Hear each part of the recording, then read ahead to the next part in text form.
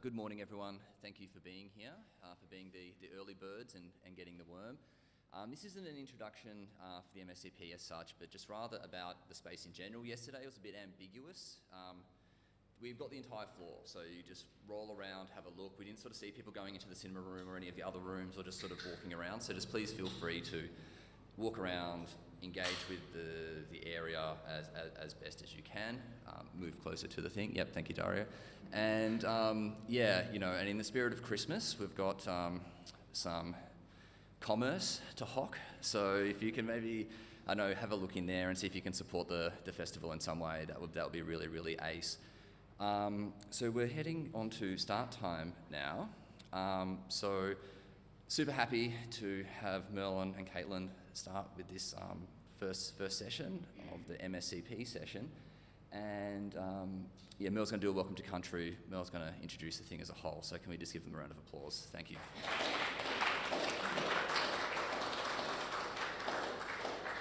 Thanks, Van. I'd just like to begin by acknowledging the traditional owners of the land on which we meet today. The Wurundjeri people of the Kulin Nation and their continuing connection to land, waters and community, and pay my respects to elders past and present. Just briefly, Claire's not able to make it, so we'll just carry on without her. Thanks everyone for coming. My name's Merlin McCuskey. I'm a member for the Melbourne School of Continental Philosophy.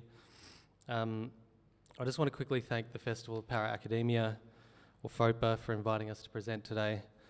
In particular, Matthew Cater, Lucy Loy and Dario Vasurka for their unspeakable efforts in organising the second iteration of this wonderful event, as well as their fleet of tireless volunteers. Thanks also to Joe Norster at Bellum and tech savant Kieran Stewart at the back there for lending their operational nous to Fopa and the team. And finally to the MSCP and its members for supporting my co-conspirator, Caitlin Lashuk, and myself in realising another one of these days under the enigmatic and polysemous sign of Beckett's gnome. So in a sense, it's a day of seconds, and with any luck, with several futures too. So what follows is a series of introductory remarks to ease us into things and hopefully rouse some thinking. I've also formatted some sections of this document with square brackets, which denote, at least for me, what Nietzsche called the strange powers of infirmity. So these are little signs that indicate for you and for me where I've wandered off into the fog. As some of you may recall, the first Beckett Day ran back in June 2023 and focused on the problematic liaison between his oeuvre and the various philosophical responses his work has attracted. Indeed, under the notion of the non-relational, we sought to articulate in some way how Beckett's texts appear to anticipate and disperse the margins in which philosophers have sought to recognise their techniques and methods as if ready-made, leaving nothing but the thin whispers on which their composition may depend. The title we gave to this day was One Less Philosopher, attempting to exacerbate the distance between them, Beckett and philosophy, as much as we could. First infirmity bracket. Let me just briefly remark that the title of today's poem points to an originary domain of philosophy. Gnome, borrowed from the Greek, includes the several senses of thought, judgment, opinion, as well as plural senses of sayings and maxims. Its root, no, G-N-O, means to know, and in Beckettian fashion homophones its own negation. Additionally, it's translated into Latin as sententiae, meaning opinion, full wisdom or decision, and is also recognisable in sententiousness or pompous moralising. Moreover, the general consideration at play here, Beckett poetry and philosophy, also shifts the terrain of philosophy's interest in Beckett's work to a much older problem for philosophy in its negotiation of and proximity to poetry. Equally remarkable here is the way in which philosophers invoke poetry as a key genre for his oeuvre. For instance, Gilles Deleuze will say that, quote, from the beginning, Beckett employed a style that would at the same time proceed through a perforation and a proliferation of tissue, a music proper to a poetry read aloud without music, end quote. I'm absolutely certain that Deleuze has in mind the infamous 1937 German letter, which is a critical touchstone in Beckett's studies. In particular, and quoting this letter now, as we cannot eliminate language all at once, we should at least leave nothing undone that might contribute to its falling into disrepute.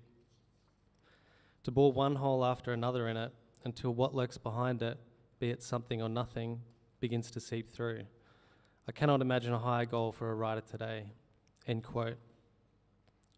Beckett later dismissed this letter as German bilge. Similarly, Alain Badiou makes his case when he says, quote, "Behold Beckett, the confident poet of mildness, the rhythmic master of sarcasm, the constructor of metamorphoses," end quote. Or the Romanian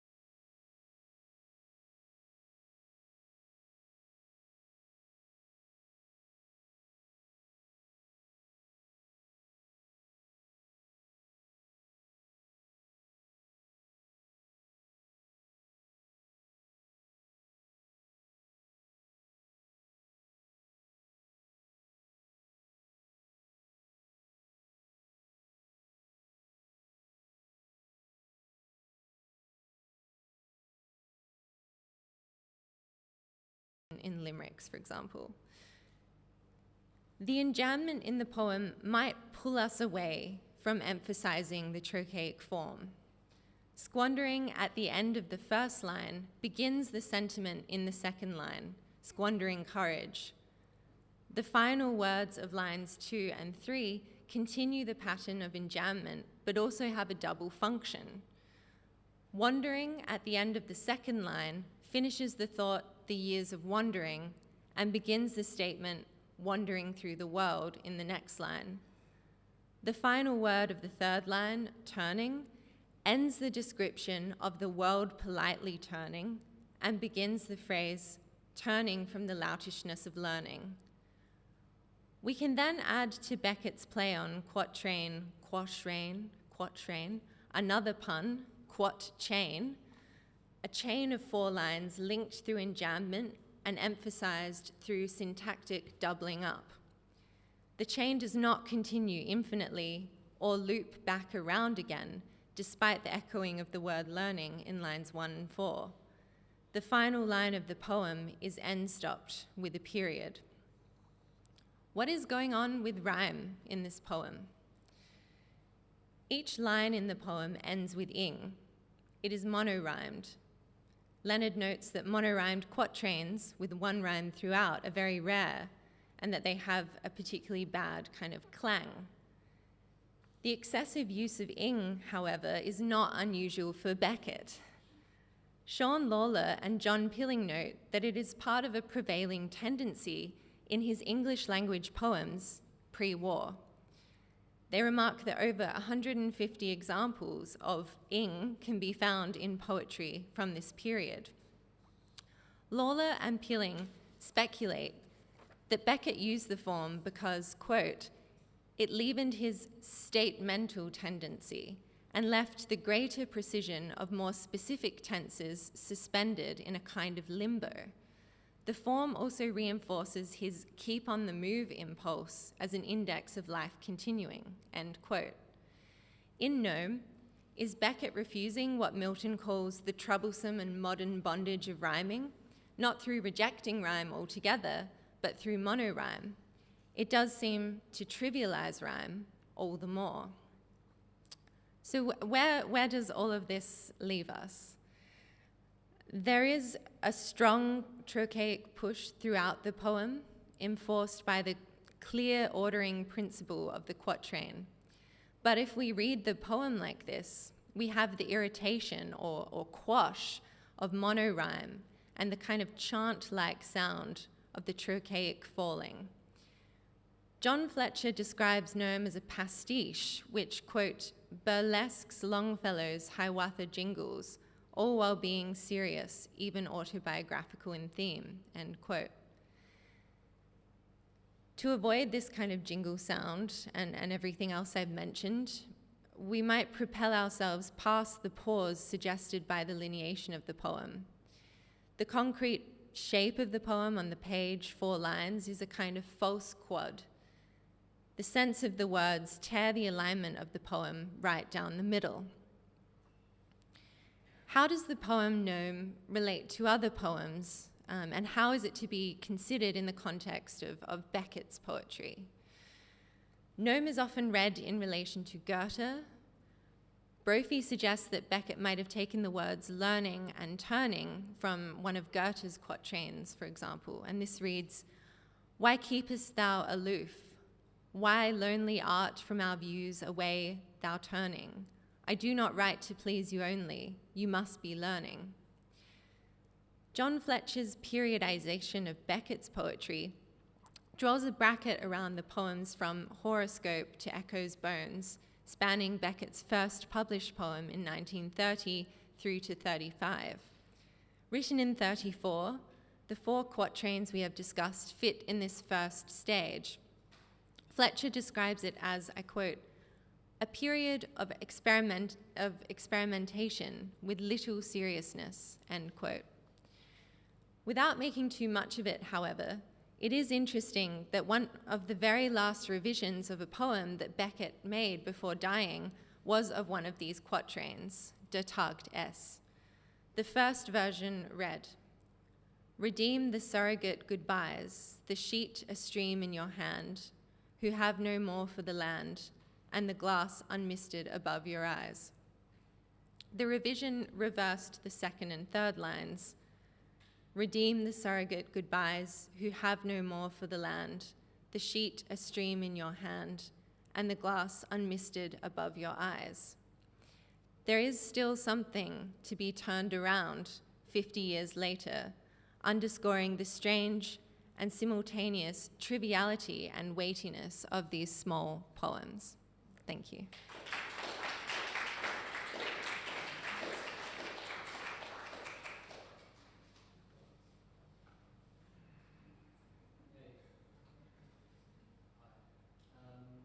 We've got a bit of time for questions.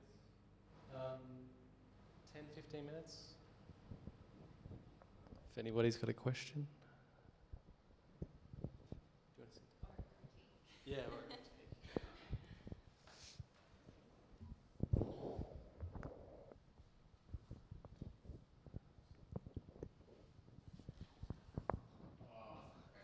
Go for it. So early, I can't really formulate this as either a thought or a question, but squandering, wandering, turning, learning.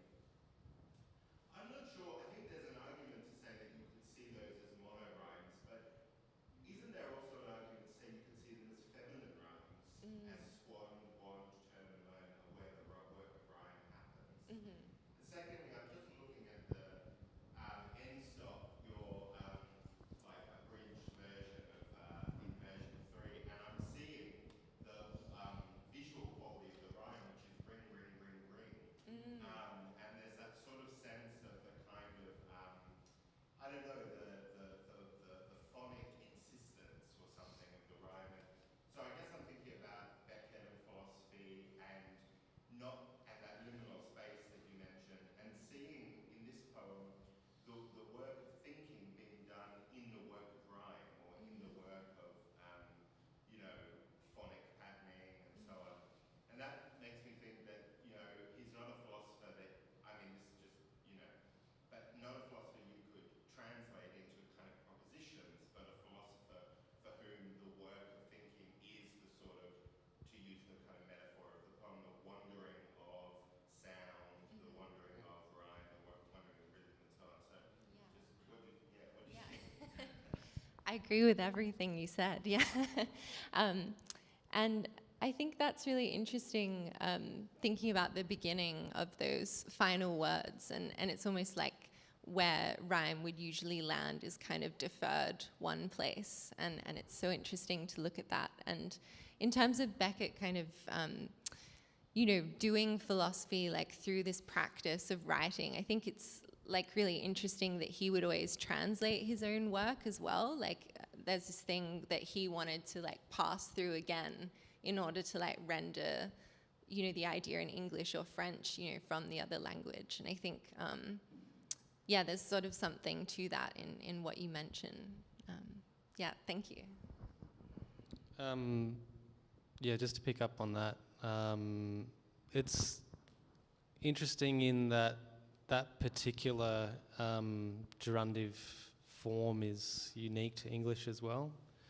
And the fact that the sort of termination of each line, sort of just putting enjambment to one side, they all finish in G as well, which seems to sort of cryptically pick up on the fact that the G of the title is it's silent.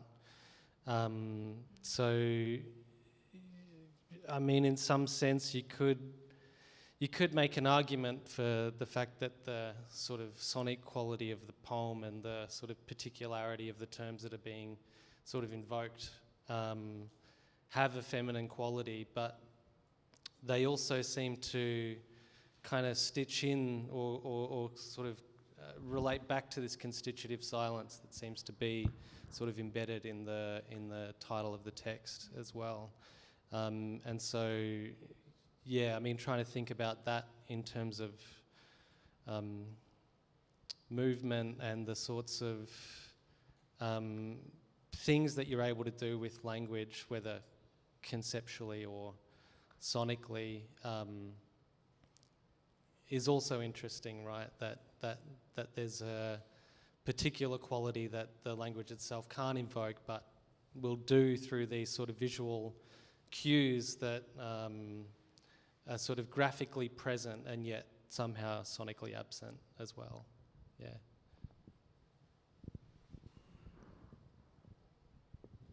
Justin. What great paper! Really fantastic, both of them. Could we go back up?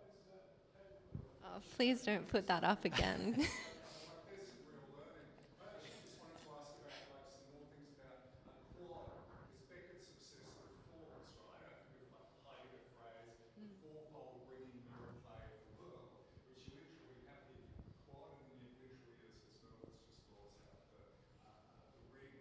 So this was, and the ring of the ring, and the ring of rings, which are all ringing together with each other. So I'd like you to, could you guys say something more about the obsession with fours and Beckett, if that's relevant, and then to come back to the silent G, which then gets as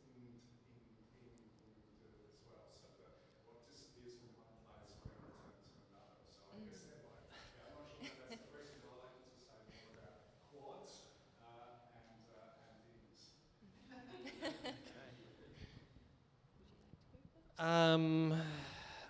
I'm not sure I can sort of capture the four in so far as it kind of applies to all of his work, but I mean, the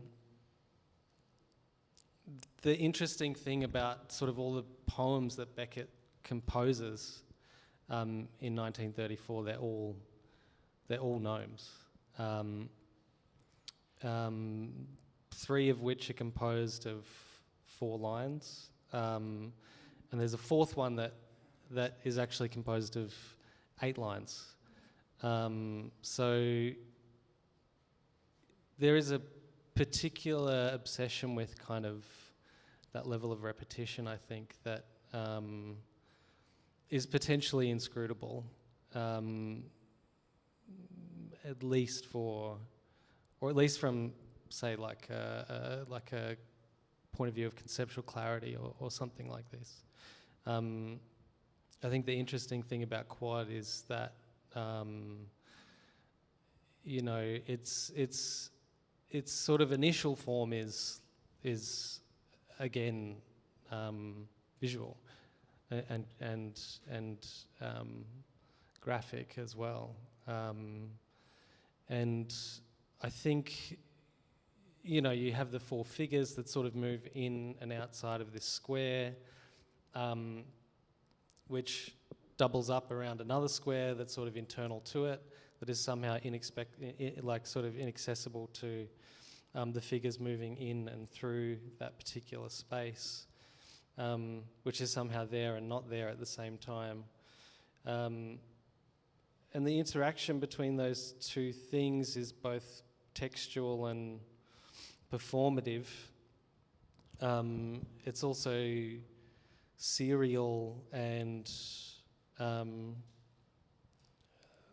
touches on permutation as well, where there seems to be a particular drive toward not just the replication of a certain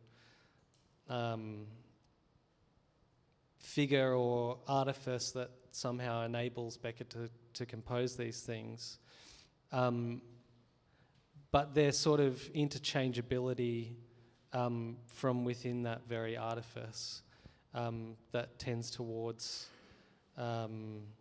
exhaustion, as Deleuze will say. I mean, I guess I would say it's not necessarily an obsession with a particular number, but rather fashioning a relationship to exhaustion that sort of peters out or takes to the end, the way in which those terms would actually combine. Like, the sucking stone episode, where it's, not just, sucking the stones in a particular order, but somehow kind of like taking them in their kind of singularity. I think, I don't know. I guess maybe that's what I would say. It's like a particular obsession for a singularity of the composition of those elements and how they permute. Yeah, I guess on the point of ing, I think this really underlies like a lot of Beckett's kind of statements. It's sort of present in the I can't go on, I must go on, I'll go on. And it's also in this letter where he ends it, signs it off, I grow gnomic, it is the last phase. It's never like I have done this in the past tense or something. Like there is this like movement that always continues, like no matter how dire the situation. So I think you can kind of see like an obsession with the ing maybe in other places where you don't have like the exact kind of sound. But yeah, with quad, I think it's really interesting that the problem of for and the problem of kind of structure and errancy is treated in almost every medium in Beckett's work. It's not like a problem that's solved in poetry or in language. It's like the same problem that passes over into his like work in television or film or like quad, which is like weird choreography, I guess. And as always, it's kind of like the point of errancy that is the condition of that structure, right? Like it doesn't break it. It actually seems to be like the thing that gives it form as well. So, yeah. Yeah, and all those poems are kind of, at least from that period, they all concern, I guess they kind of take up that concern from the position of like endings or how to conclude as well, which is sort of a difficulty for him. And so you can sort of see, that sort of condition of structural sort of risk being a kind of solution to that problem of how to end as well. And that German poem was about the death of his father, or the one with the German titles. Yeah. I was going to say on the structural ending, as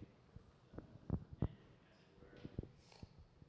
I mean, either way that one reads the poem, the end stop is almost just kind of there. Like if one reads it in a more dactylic sense, or as a straight quatrain, it just kind of flows endlessly, either line by line or sort of tumbling over itself. I don't know, is that... Yeah. I think that's really interesting. Like there's a sense in maybe we are wrenched by that end stop from like how we want to say the line, and maybe that sense in which we feel like propelled beyond. So that's a really good observation. I think you're right. Yeah. Maybe we'll just take one more. We've got about 2 minutes. Ali? Great talk. So I've got a sort of a comment / question and a complaint. But so it seems to me that exactly as Kathleen said, if this is a sort of where the gnomic is where the poetry and philosophy overlap, it seems to me that the poem should be 3 lines, like a classic syllogism. And there's a reason that the haiku is 3 lines and the rest of it. So the fact that you have the 4th line to me is like a way that the quatrain writer is pushing back against the philosophical aphorism, so that the poem won't be reduced to the status of a philosophical statement. The 4th line subtracts from philosophy, and I'm thinking about this, but also like the quatrains of Omar Khayyam, which are intended not to be philosophical. He doesn't want people to take them too seriously as philosophy. So I'm wondering if there's something like that going on here with the 4th line of the poem, which does seem to make light of any kind of logic that might develop in the syllogism of the first 3 lines, possibly. So that's the question. Complaint. Merlin, why did you remind us that Beckett won the Nobel Prize? That ruins this. I'm recovering from the disgusting aftertaste of the Nobel Peace Prize that was given to whoever it was given to, and I'm like, oh no. Yeah. Apologies. Yeah, I guess that was just sort of an appeal to the way that Fopa has sort of invited its presenters and the punters to kind of think about it and why we're here. I also kind of found it because it's a massive institution, right?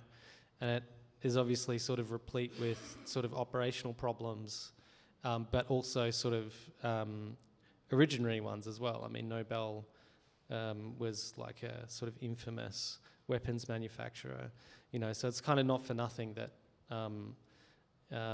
Beckett's partner at the time, Suzanne Demisnel, kind of called it a catastrophe. And maybe I wanted to kind of invite that catastrophe here. But I also really just wanted to kind of read out those lines from Osterling because he, as I said, he was like one of the kind of like decisive members for kind of awarding the prize, and he really was against giving it to Beckett for the reasons that I gave. But none of that formed part of the official kind of statements that were given by a lot, or the minutes that were published. They only came out sort of recently, and I thought that the sort of evident tension that Osterling sort of points to and recuperate in terms of like what's difficult about the relationship between Beckett and philosophy is a sort of capacity to categorize his work, that he sort of deferred to poetry as a way of sort of accounting for and equally sort of dismissing his relationship to the institution, which he was sort of moderating. So I didn't mean to suggest that, we should somehow take this as a kind of like apex point for like thinking about Beckett, but kind of rather the reverse. They kind of generate these crazy statements as well, and that's kind of why I liked it. So, yeah, thanks. Very quickly, just to add to what you said, Ali, which I think is completely right.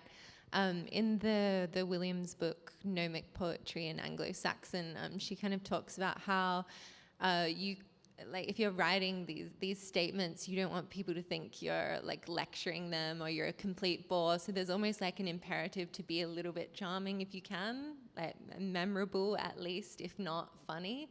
And so maybe Beckett's also tapping into that kind of spirit of the gnome, I think. So yeah.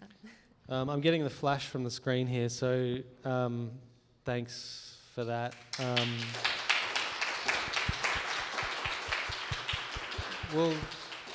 We've kind of scheduled like a brief break, so we'll come back at 10:15.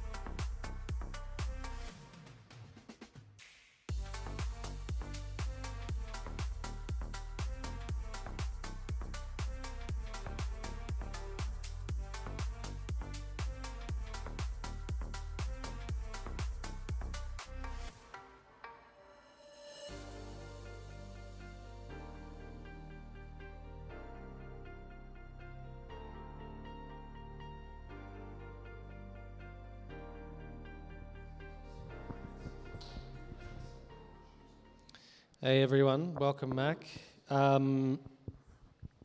We've got the Keynome scheduled until 11 with Anthony Ullman. He's a distinguished professor at Western Sydney University. He's written 2 monographs on Beckett, a collected edition called Beckett in Context, and the editor of the Journal of Beckett Studies. Okay, fantastic. Thanks, Anthony. Okay, thanks. Okay, thanks for inviting me. This is great. Really a lot of fun, I think. So this paper has 3 sections, and it's built around an idea that I'm working on, so kind of a work in progress, around the nature of literary criticism. And the sections will relate to, firstly, a textual reading, secondly, a contextual reading, and then thirdly, a dramatised personal reading with anecdotes. And I won't necessarily be attempting to stitch them all together, but I'm positing a hypothesis that there are two approaches, although one way more important than the other, that are important to understandings of literature, or at least the process one I'll talk about is also important, but there's been less work in it. So the first, inspired by empiricism like Russian formalism, Anglo-American new criticism, attempt to define the literary object as discrete and fixed. So you cut it from context and you focus on the literary object itself. Paradoxically, there's other critical approaches which emerge in parallel that accept the existence of such an object, but also insist on considering works in relation to contexts, in extraneous things like history, philosophy, psychology, the personal history of the writer, sociology, and they do this by importing methods from other disciplines. A second approach understands both the literary work and responses to that work, academic and non-academic, to be ongoing processes rather than fully fixed objects. Processes that account for how works and their meanings shift over time and in different contexts. So that process stuff will kind of be in the background, because what I want to argue here is that it constantly is invading any of these other kinds of readings. So this idea of the fixed and then the process relates to an opposition which we see in philosophy and other areas, the opposition between the continuous and the discontinuous. And this is well known, has been a foundational opposition in philosophy, seen in Plato's Parmenides with the relation of, or the non-relation, since we're in a Beckett thing, of the one, which is continuous and indivisible, and the many, which is infinitely divisible. And it might be posited that these poles characterise possibilities of thought itself, that it's then seen in many domains of thought, including linguistics and literary theory. So I discussed this idea a couple of weeks ago at the ASCP in a paper related to the work of Henri Bergson and others. And this is relevant to Gnome, which was first published in Dublin Magazine when Beckett was living in London in July 1934, because Beckett read Bergson closely, lectured on him at Trinity College Dublin in 1926, published a book, Proust in 1931, that draws heavily on Bergson's ideas, including the idea of habit and conceptions of voluntary and involuntary memory. Indeed, he intended to add a conclusion to this book, Proust, that contrasted Proust's treatment of time with Bergson's, but he found himself unable to do that, and so he never did write that conclusion. But rather than revisit that paper, however, I'll turn to another example of a discussion of the divide. These are the pictures that illustrate what I just said. Another version of the divide from French philosopher Georges Canguilhem. So in 1947 in France, Canguilhem published what can only be described as a polemical note. Here he enters into what he clearly perceives and feels to be a vexed space, the philosophical milieu of France, not only from post-World War II, but extending back to the turn of the previous century. And his principal line of thought traces an antagonism he sees at the heart of French philosophy. The antagonism sits between what he calls biological philosophy, an impetus that includes thinkers such as Bergson and Raymond Rieu, which seeks to consider the problem of reason via the problem of life itself, how we respond to the world as living organisms, even in mechanical or instinctual ways. And he situates this as being opposed to what he portrays as the dominant tendency, rationalism or positivism, which seeks to explain the world through recourse to a mechanism or materialism that is based on mathematical logic. So following Canguilhem, a pure material positivism cannot be allowed to pass for the truth of what it means to be rational as a human being. And he says, it seems to us that the revival in France of metaphysical and no longer merely scientific interest in biological problems could have far-reaching practical consequences for our civilization, namely to put mechanism in its place, in life and for the sake of life. And he ends by opposing two ideas of rationalism: the biological philosophical that considers it a faculty, quoting, a faculty of apperception of essential relations included in the reality of things, or of l'esprit, or the mind or spirit, and the positive definition, which is a faculty of instituting normative relations in the experience of life. And he affirms that the former must be included too, because it is as rational as what is called rationalism. Okay, so all of that is by way of background. So now returning to Noam, and this is the textual reading. So in literary criticism, we can see this different approaches that might be taken to Beckett's poem, Noam. And one which seemingly emphasises what is fixed, focusing on the literary object divorced from context, and the other which might focus on contexts that surround the work, situating it in the context of its composition, its reception, and the milieus from which it emerges. What I want to underline, however, is that while I've spent all this time setting up these distinctions between the fixed and the discontinuous, that Beckett's poem, and his works more generally, trouble or even attack these categories, making it more or less impossible to think of either the fixed without the moving or the moving without the fixed.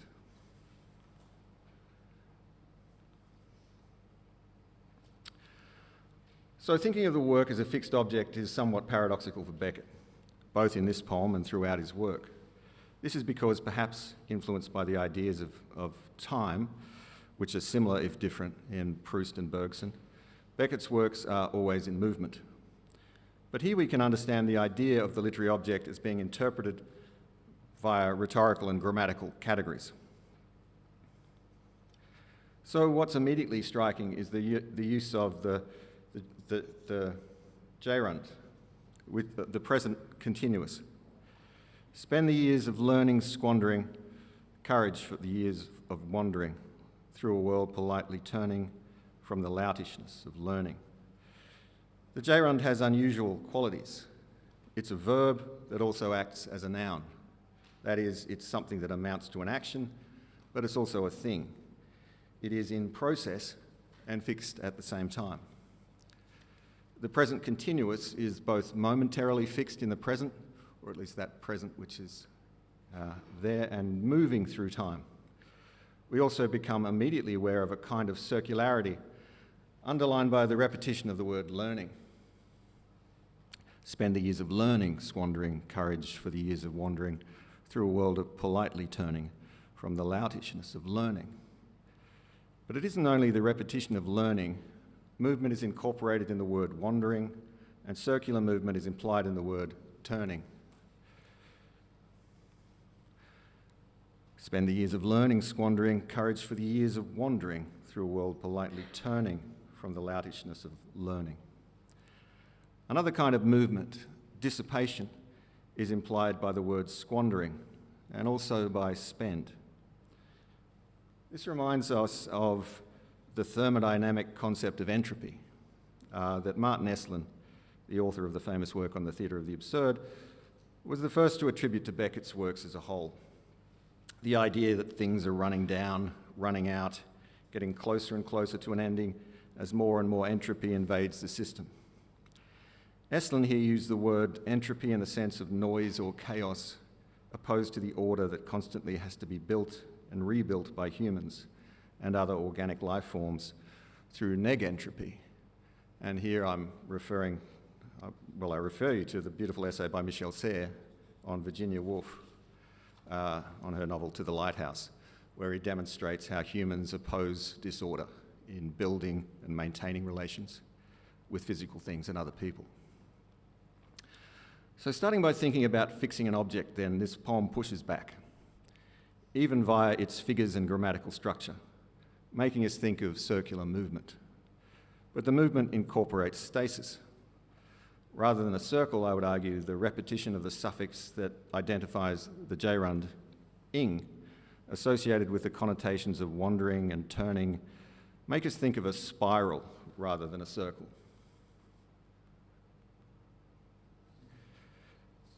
Nico Israel has written in interesting terms about Beckett's interest in the spiral and how this interest can also be found through the work of modernist painters and sculptors.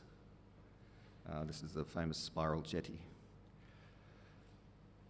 Vladimir Nabokov, who met James Joyce but never met Beckett, also professed an interest in spirals. The spiral is a spiritualized circle. In the spiral form, the circle uncoiled has ceased to be vicious. It has been set free. While for Nabokov, the spiral relates to the movement of dialectical thought and is productive, for Beckett, it is seemingly linked to an entropy without final end, a petering out that never quite goes out. I mean, this was touched on in the previous session. But there is, of course, a lot more to it than just the gerund and the spiral. Spend the years of learning squandering courage for the years of wandering through a world politely turning from the loutishness of learning. The word courage acts as a kind of break or stop. We're led through enjambment to the word courage, which moves across the first line to the next in the phrase squandering courage. But the meter stops us and underlines the word courage. Courage is diminishing. It is being or has been squandered while learning. And yet, without it, there is no possibility of wandering, which takes place over years, stretching out even as energy is flagging. Another characteristic of Beckett's use of words becomes apparent here. There's an emphasis on the abstract. Things are cut from context. Nouns are abstract and indefinite. Courage, years, world, but also somehow concrete. The subject of the poem is implied rather than directly or indirectly identified.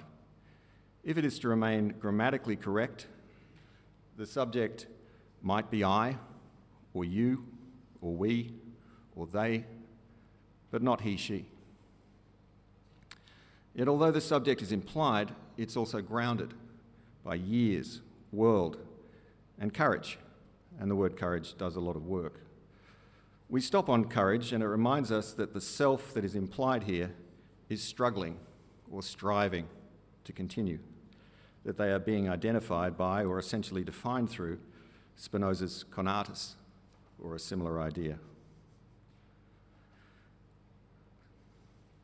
Spend the years of learning, squandering courage for the years of wandering through a world politely turning from the loutishness of learning. Courage is also associated with a minimum context. Here the context is established through modifying parts of speech. World is modified by the adverb attached to the gerund turning, politely. Here a world is personified, and we imagine it looking away from something appalled, pretending it isn't there, to save the one who is disgracing themselves through their behaviour from further humiliation.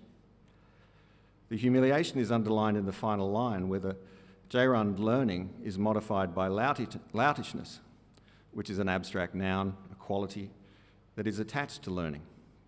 Here the gerund takes on its power of being a noun, an attribute that is also personified. The one who is learned is a bore, an obnoxious, loathsome presence. But here again, things are somewhat unmoored. Loutishness is a quality, but seemingly not the complete sum of qualities that pertain to learning. Here, the preposition of allows us to see that learning is likely to have more than one quality. So too, politeness is attributed to a world, somewhat ironically. The judgment the polite turning implies is not absolutely endorsed. In fact, somehow the polite turning seems to provoke learning's loutishness, as if the two things are simultaneous, and it's difficult to discern which attribute or quality or judgment causes the other. Here things seem fixed or static, like a painting.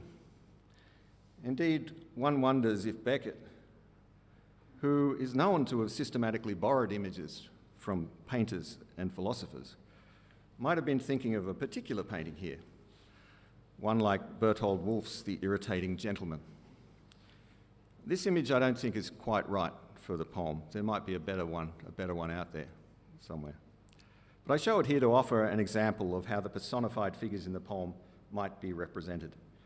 I imagine it to be more ambiguous than we see in this image, where the irritation of the young woman is obvious here and clearly justified.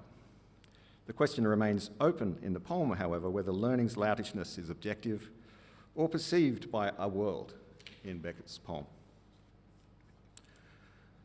Okay. Contextual reading. So if the first critical mode which fixes the object finds the object resisting being fixed, opening to movement and process, the second mode, which attempts to account for processes of composition and possibility and processes of reception, can equally be said to work through methods that also attempts to fix things in place. So Beckett finished Gnome in 1934. Well, actually this is open to question. There's a critical disagreement on when the poem was written. When he was living in London. So he publishes it in 1934, but when does he write it? Okay, so he's living in London, attempting to make a career for himself in the precarious space of intellectual work.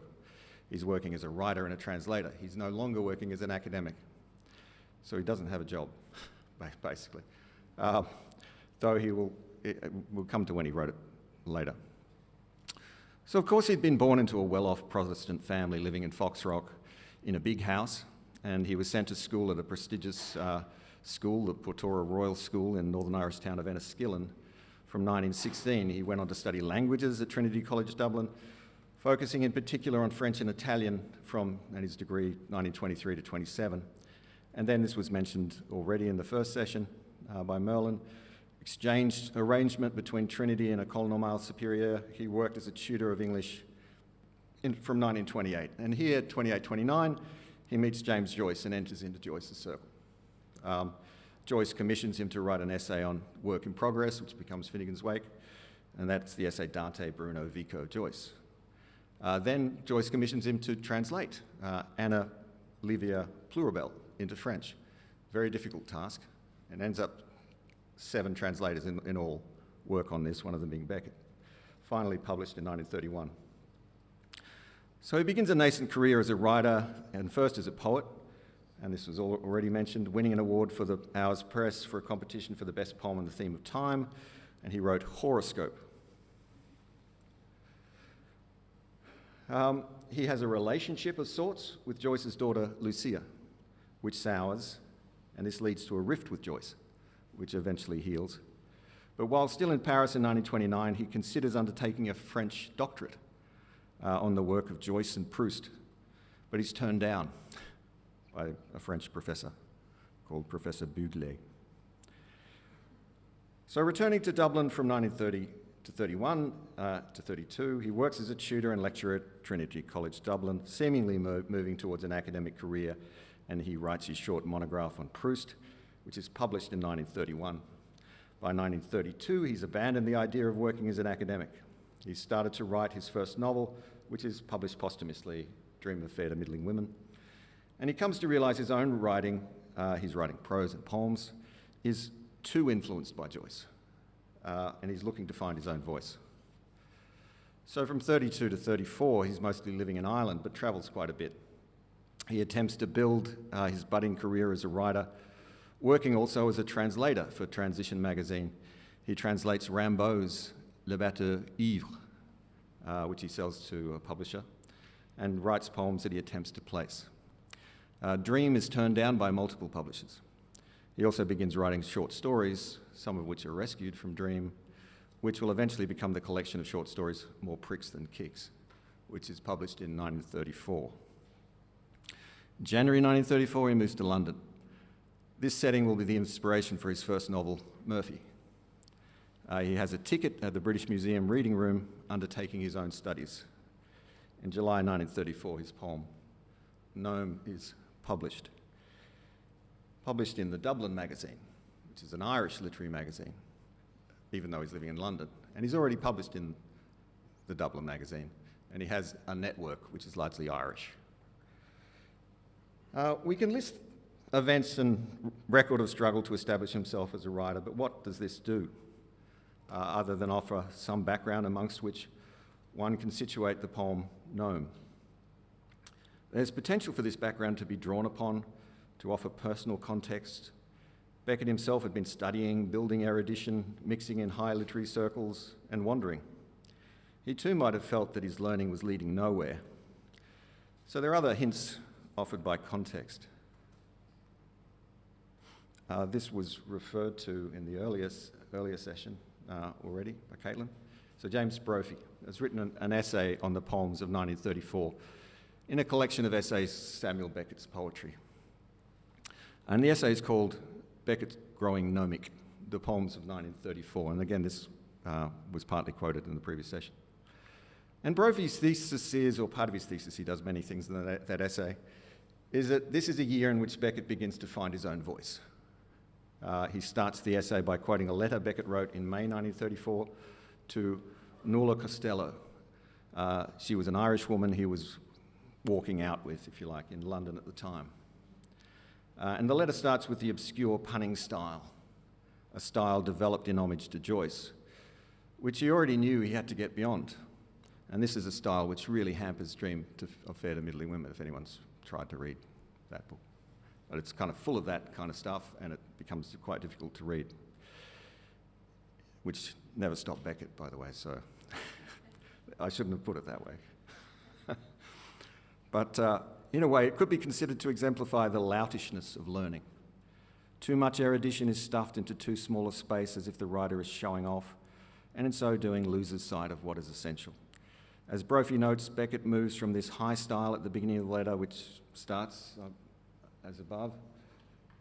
But then he says, there should be, actually, I should have put square brackets and ... I cut out quite a bit of this letter. It ends, Brophy says, in a mature Beckettian style with an unpublished poem called Up He Went. And then, I grow gnomic. It is the last phase. Beautiful greetings, which was already cited in the previous session. So this is another story that can be told about Gnome. The reduction to an essence, to an idea, a short statement that encapsulates an idea, an aphorism, taken from the Greek word thought. Again, all of this touched on in the previous session. The story here is that Beckett begins to become the Beckett we recognise. Here it's Beckett himself that seems to renounce the trappings of eruditions, the loutishness of learning as it's represented in his style. So Brophy's argument is seductive and compelling, but it's slightly contradicted, or maybe that's too strong a word, by an earlier story told by Lawrence E. Harvey, an American professor who travelled to France in the late 60s and spoke to Beckett on numerous occasions, getting direct information from him about his work, and in particular his poetry, which he wrote up later in his 1970 book, Samuel Beckett, Poet and Critic. Quoting Harvey, he resigned his academic post at Trinity and shortly thereafter, in a poem called Gnome, delivered his brief indictment of the scholarly life. So Brophy knows Harvey, knows of Harvey's work. He doesn't talk about that particular point, or well, actually, have I made the point yet? Which is that Harvey claims that Gnome was published in 1934, but written shortly after he resigned his position at Trinity College of Dublin in 1932. So that's the key point Harvey makes, which is different. But this is kind of a riposte from Brophy. He cites Harvey. He doesn't address the question of the moment of composition, But he argues against Harvey, suggesting that the emphasis should not be on the renouncing of academia, but on the importance of style. Many critics who evoke Nome do so as a biographical marker of Beckett's leave-taking from the scholarly world of Trinity and the relative safety of an academic career. There's more to it, and Matthew Feldman and David Admin suggest Nome predicts Beckett's famous advice late in life to Anne Attic. You have to get back to ignorance. Okay, so it's about is it about style or marking a moment of renunciation of an academic career? I think in effect, Harvey and Brophy make somewhat similar points, as Harvey is also talking about style, but that Harvey adds another interesting insight. In Home Olga, the poet expresses his need to free himself from literary masters and strike out on his own. In Nome, as we saw, this need becomes quite explicit. There, Beckett turns his back on the years of study and accuses the intellectual life of jeopardising direct experience of existence. So it's not just an intellectual career is sacrificed, and because of this, Beckett is for a number of years left lost. And here Harvey quotes Beckett, who, as I said, he'd been interviewing, not knowing what to do. There's something else. The erudite style that one adopts in working as an academic, it's suggested, gums up the machinery of writing as a poet. Thinking too much of as an academic stuffs you up as a writer. At least that's a line that Harvey, or a suggestion Harvey wants to make. We can note here in Nome the suffering of the poet who longs for self-expression, who has been cast as an intellectual, a learner, an analyst of the ideas of others. The notion of escape from intellectualism is also implicit in the narrator's accusation of Belacqua, as someone who excels in wriggling out of logical impasse. But notice the double response like two holes in a burrow. Belacqua was an avatar of Beckett in Dream of Fair to Middling Women and More Pricks Than Kicks. Okay. Personal reflection. So all of this is plausible in an academic argument, but there's something missing, I think, which is how these ideas are felt or experienced. In order to try and make up for some of this impasse, to somehow sketch the lived experience that animates poetry, moving it from a series of discrete ideas and situating it amongst a reader, I'll give a couple of examples from my own experience. Okay, the loutishness of learning. In 1993, I began my PhD thesis on Samuel Beckett at Sydney University. And I felt the best way to get my bearings was to attend a major international conference on Beckett, and there was one advertised to take place in Holland later in the year.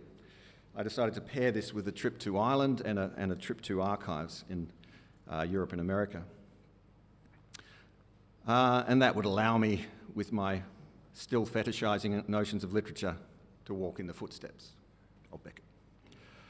So I travelled to Dublin. My sister told me her best friend was currently living there with her family, as her best friend's father was a historian with strong expertise in Ned Kelly. I mean, we're in Melbourne. And he was a visiting professor at the University of Dublin. So when I was staying with him, I spoke to my sister's friend Justine, who was studying at the university, which was James Joyce's alma mater. During one conversation, she complained about the almost obnoxious cleverness of some of the students in her class, who were constantly making erudite jokes, a kind of smart-assed crake. And I immediately pictured scenes in Joyce's A Portrait of the Artist as a Young Man, opening sections of Ulysses, Oxen of the Sun, as well as a number of sections in Beckett's Dream of Fair to Middling Women and More Pricks Than Kicks. So obviously it's not only the Irish who are into that highly educated banter where double meanings, allusions and puns flood the conversation, but I had found it was less common in my experience and her experience, she said, of Australia, and it brought those books alive for me in a way, knowing that this tradition was still existing and being practiced. At times annoying, at times embarrassing, possibly loutish, crake. On the same trip, I travelled to Dartmouth College to look at the Beckett archives. The archives there, which are kind of off the mainstream of the archives, house a collection that belonged to Lawrence Harvey, the author of Samuel Beckett, Poet and Critic. I was astonished by a few things I found there. Firstly, I asked for the typescript draft of his book. It came and I found it to be many times longer than the published book. Throughout the typescript, page after page was struck out in pen, and what I realised was Samuel Beckett's hand. Delete. I told you this in confidence. Again and again, page after page. One day someone should do another edition of Harvey's book, which was full of rich background given to him by Beckett on a number of years, and it was written a number of years before the first biography by Deirdre Bair and the later biographies. So I wondered what was going on, what had happened. Surprisingly, I found out elsewhere in the archives. So looking at the correspondence, which is not published in the published correspondence, I found a letter from Beckett to Harvey which detailed a moment of perceived betrayal that enraged Beckett and broke the close bond he and Harvey had developed. It spoke of an audio recording that Harvey had made of Beckett reading his poems. Harvey claimed he needed this to understand the correct intonation and cadence of the poems. Yet Harvey had then taken these recordings and played them to his literature class at Harvard. And somehow this news had got back to Beckett through one of his many spies. So Beckett was filled with outrage and gave voice to this in the letter, telling Harvey he had only made the recordings for Harvey's private use and that he never meant them to be heard by anyone else. Harvey's responses were missing from the correspondence, but it could be pieced together. Beckett wrote back to one of these letters and in a deeply sad tone, agreed to meet Harvey when he next came to Paris. Yes, Beckett said, they could meet again in the ruins of our old haunts. Finally, I found a tightly bound package. Written clearly over the sealed package, which had been in the archives since Harvey left it to Dartmouth on his death, were the words, "Not to be opened until after Beckett's death." I stared at the package in disbelief. Beckett had died 4 years before. Naive research student that I was, I built up the courage and went to the reference librarian. "But Beckett is dead," I said. He had a breathing difficulty. Perhaps he was slightly asthmatic, or perhaps he had allergies. It was spring. Breathing audibly, he said yes, and went to ask permission of the head librarian. Soon enough, he returned and summoned me to follow. I already knew that there are very, very few existing recordings of Samuel Beckett's voice. It was rumoured that he was superstitious about his voice outliving his body, that he found this idea appalling. It needed to end. He needed to fall silent at last. At least that's how I and others I spoke to imagined it. I followed the asthmatic man to an office where there was a reel-to-reel tape recorder. I was familiar with the mechanisms when I was a child in the 70s. I'd been given one and I used it to record the radio. And I knew you had to hold down 2 buttons in order to thread the tape through the head. The reference librarian did not know this. He looked at the machine puzzled as he tried to insert the tape between the playback heads of the machine. I knew he was doing it wrong, but I thought it was rude to tell a professional how to do his job, so I didn't say anything. At last he forced the tape and it snapped. He panicked and ran to his superior. The tape was confiscated. I was assured they would make a cassette copy for me and it would be posted to me. Of course, it never arrived. I reported the incident to Beckett's biographer James Knowlson later in the trip, urging him to get the tape and make it available. He seemingly never did. I don't know if anyone has listened to it. Perhaps it has been confiscated by the estate. It nevertheless haunts my ideas of the poems, the idea of a voice that I held in my hand but never heard. Perhaps a curse acted on the moment. And that was a moment of specialist knowledge I could have had. It was both denied to me and experienced. Can it be called knowledge or learning?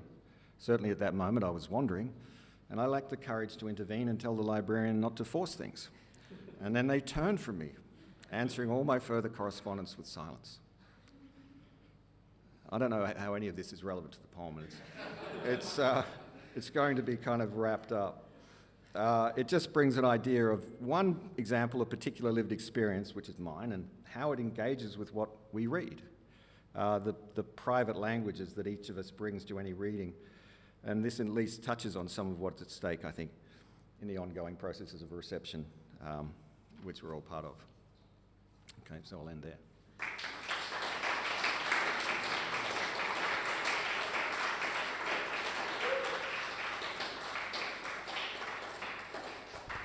Thanks, Anthony. That was fantastic. We've got about 7 minutes for questions.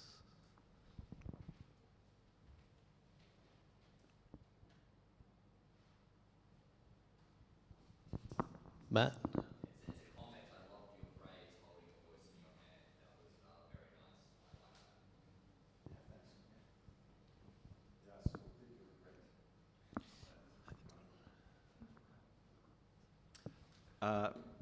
Thanks. Yeah, I'm told to contextualise the question. So it was asked about, or a comment was made about the holding of a voice in your hand. Yeah, I mean, it was an interesting experience to know that I held this object and that it still exists.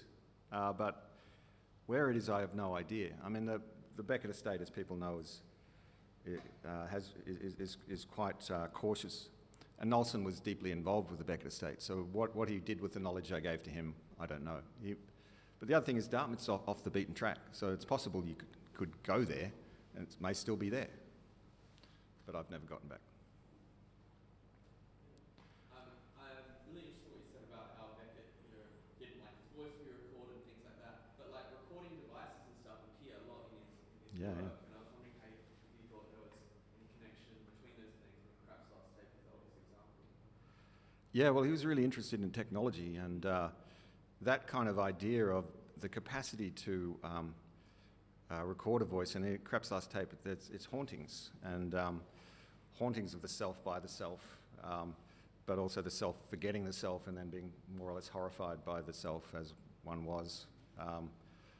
But there is another tape recording I know of. I mean, there's one I think on the internet recorded by Barney Rossett when they were making film, and Rossett hid a reel-to-reel tape recorder under the table. And I actually was given a copy of that, but it's really bad quality. It is actually very interesting to hear him speak. I mean, he does have a distinct Irish accent, very learned sounding one, but he's very, very careful and precise with how he pronounces words. So I think what Harvey was saying is probably quite true. He may well have had a particular way of reading, but whether or not that's the only way or the definitive way of reading, obviously not. But it would have still been interesting to have heard it. It would still be interesting to hear it if it ever gets made available.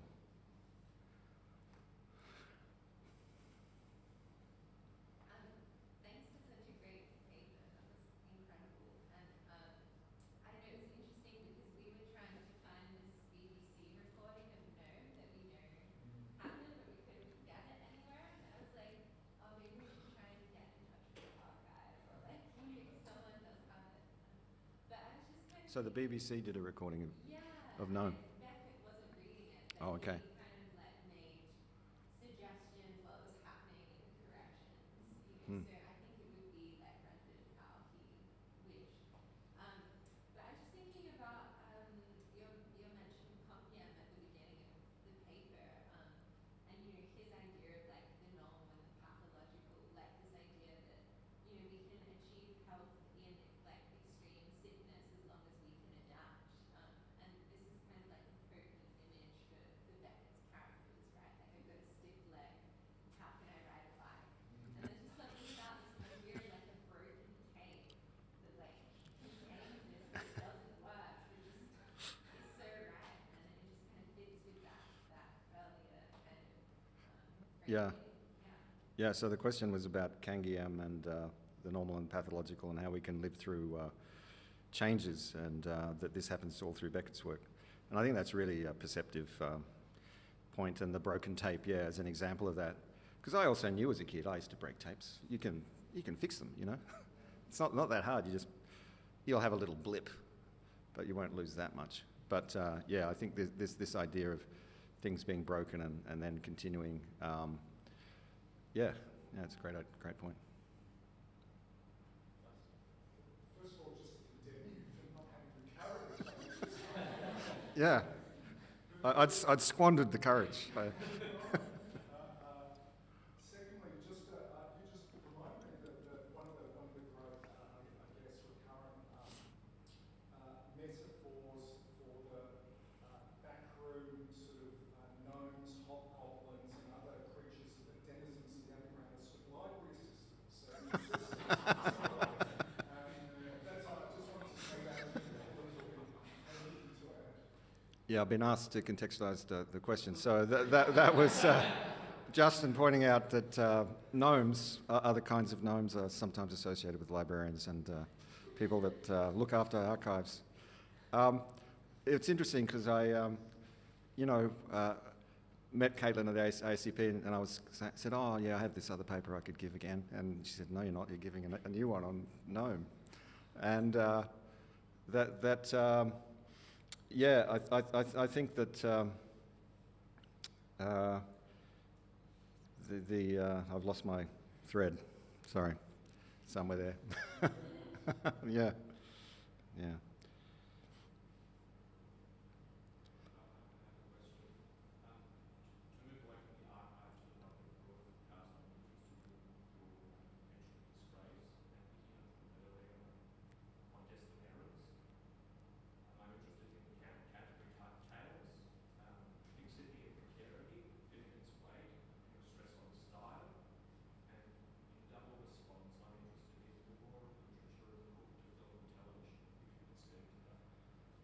Yeah, there's quite a bit there. I remembered what I was talking about before, and that was going to AI, and when you put a gnome into AI, it tells you about little gnomes, not.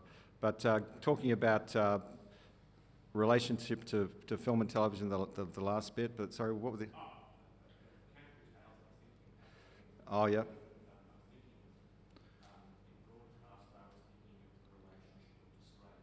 Yeah, yeah.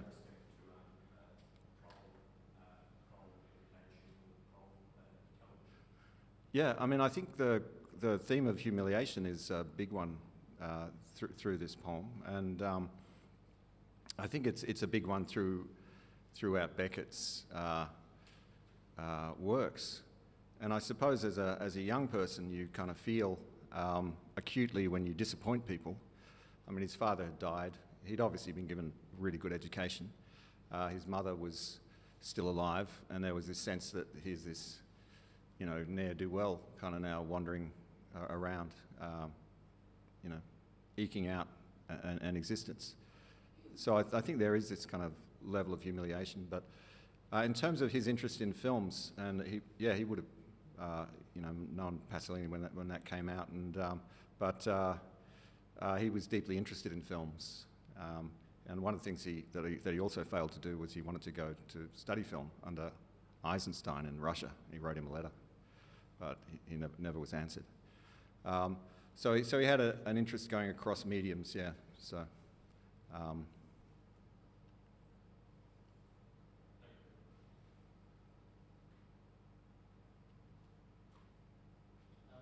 Maybe I'll ask one last question, Anthony. The text that you drew on Lawrence Harvey's Beckett, poet and critic, is, or at least was one of the, or was the only monograph on Beckett's poetic works until recently. There's a text that came out called Beckett's Lyric Failure. The author's name sort of escapes me, but I wonder what you think that might say about not only sort of the relationship of poetry to learning and Beckett, but maybe poetry and learning more generally. Yeah, I mean, I won't name the critic, but he was an English critic, and I met him in Tokyo. He's published quite a lot. And he said, the amazing thing about that book is Beckett was neither a poet nor a critic.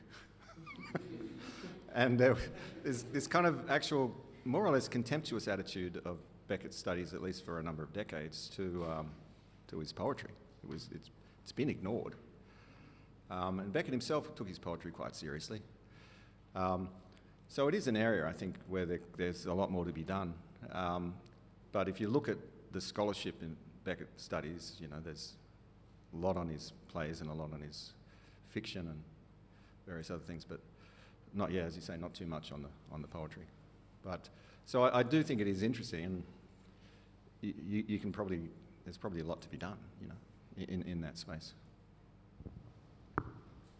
Cool. All right, let's thank Anthony again.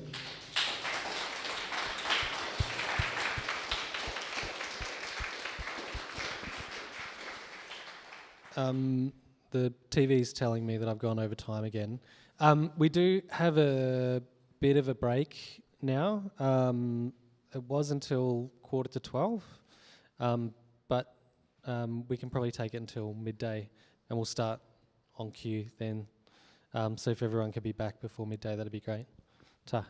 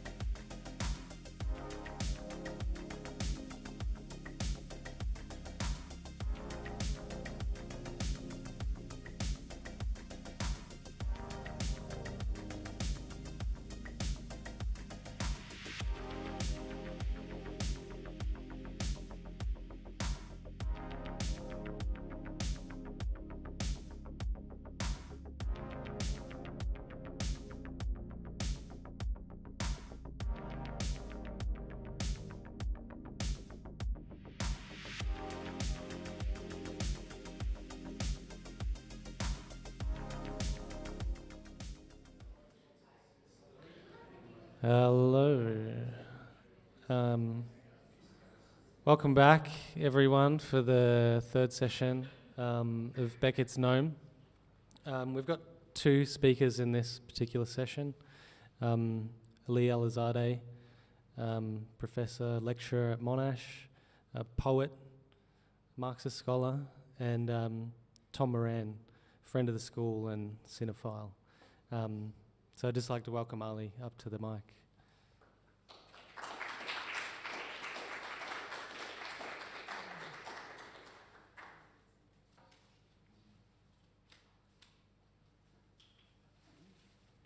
So my paper is called Gnome de Guerre.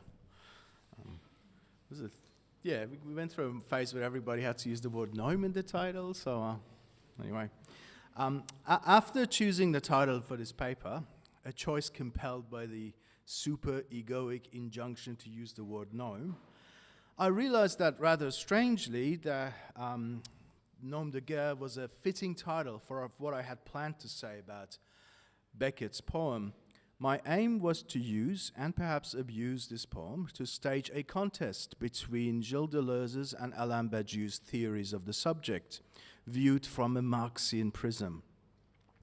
Whilst I don't think Deleuze's and Badiou's differences and disagreements amounts to anything like a war, I am pleased to report that the image of war appears in both thinkers' theories of the subject.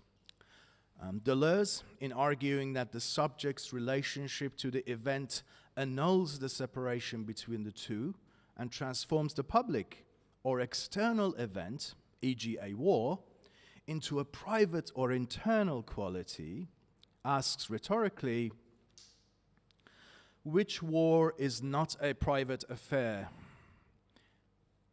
And conversely, which wound is not of a war and a path for the society in its entirety? Badiou also cites war in qualifying the subject. Badiou quotes a passage from the great war novel, The Red Badge of Courage, to illustrate the courage-anxiety dialectic. In the story of the warrior, we have a space where the unity of the contradictions of anxiety and courage literally produces the subject, in the double sense of the hero and the subject of a novel. So, if both thinkers see the subject as a warrior of sorts, then why do I contend that their disagreement is worthy of a 20-minute paper, and what would such a disagreement have to do with Beckett's poem? What connects these is courage. I think it's a word that we've all kind of, we think it's a little bit weird in the poem, and it sticks out in many different ways. What connects all of these three, Badiou, Deleuze, and Beckett, is the word courage. The addressee of Beckett's poem, who may or may not be the gnome of the title, is told by the poem's speaker, who may or may not be the gnome of the title, to squander courage. It seems to me that this instruction is the key to unlocking this mysterious poem's own theory of the subject. For Badiou, seeing as courage is inherently excessive, its squandering, i.e. its excessive use, would negate it and submit it to anxiety and to cowering before the event. For Deleuze, however, the instruction to squander courage would be to act extravagantly and will the event. In short, it seems to me that Beckett's gnome, whether they know it or not, and they most certainly do not, seeing as this poem was written long before Deleuze's Logique de Sens and Badiou's Théorie de Sujet, is a proto-Deleuzian and not a proto-Badiouian poem. Sad. Okay. Deleuze's notion of willing the event designates the revolutionary who repudiates the power of oppression within society. Whereas in Ludwig Wittgenstein, the event of the will is one instigated by the subject, Deleuze's will is the result of subjection to an event that is initially not the result of one's own doing, an event such as plague, war, wounds, and death. The willful subject is one who neither rejects nor resigns to the event, but one who becomes worthy of what happens to us. Within the putatively disastrous or shocking event, the subject finds the splendor and the magnificence of one's own capacity to be reborn after the disaster. To discover the true event, the event with capital E in English, is not what occurs, an accident, it is rather inside what occurs. This is not a fanciful description of the will to survive. The will to the event is the spiritual will that results from a break with the organic will. A subject with the will to the event does not simply keep on living beyond the event. The subject is born out of the event's negation of the life lived prior to it. The death or negation of one's individuality and personhood presents one with the occasion to become the actor of one's own event. The subject, as an actor, can now assume a completely different and more truthful role, with the proviso that the role played is never that of a character. It is the theme, the complex theme or sense of the components of the event. The event is hence transformed from that which negated the old subject into the genesis of a new subject. This new subject is not a figure of a return to the organic positivity that existed prior to negation by the event. The will to the event acts as the negation of the negation, at the point where death turns against death, as dying becomes, in Deleuze's original French, comme la destitution de la mort, like the destitution of death.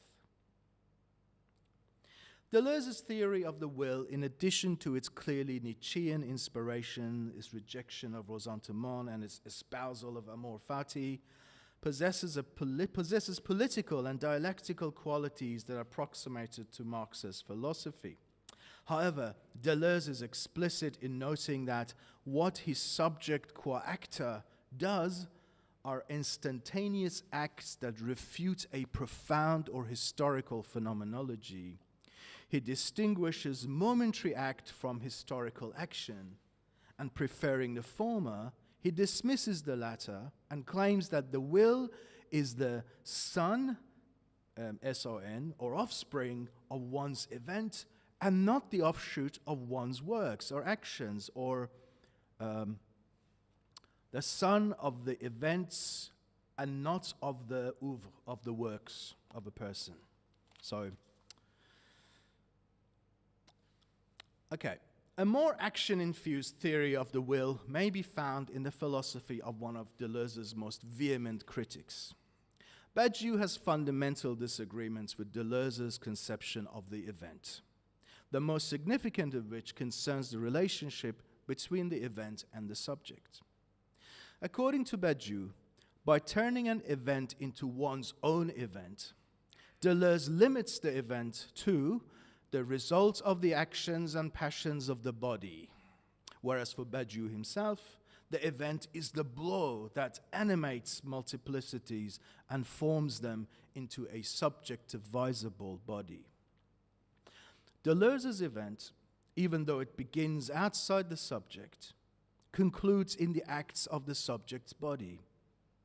Badiou's event occurs entirely outside the subject, and it is through a distinct modality of a relationship with the event that subjectivity takes shape. Put more simply, for Deleuze, the event is the result of subjectivity. For Badiou, subjectivity results from the event. Based on this comparison alone, we may assume that Badiou would reject the very premise of the will. If will means, à la Nietzsche and Deleuze, the capacity to submit the world and its events to one's desire for either power or revival. But the will can have other definitions, such as the abnegation of one's personal desires in Rousseau, or the compulsion to move one's own body towards the world in Wittgenstein. And Badiou, despite the prominence that he affords to the event, does not think that the subject is subjugated by the event. The subject can respond to the event in different modes and with different articulations, one of which Badiou titles courage, which strikes me as his preferred term for the will. Courage is not, according to Badiou, a feature of a certain type of subject, but a space in which a subject may have certain effects. One becomes courageous, or one can produce the effects of courage upon entering a specific material region. This region is entered through a point that courage shares with anxiety. However, whereas in anxiety one is paralyzed, in courage one acts to negate, or in Badiou's parlance, one acts to reverse, paralysis. Movement is the courageous act, precisely where anxiety compels immobility and inaction. Courage is, Badiou writes, passing through where it did not previously seem anyone could pass.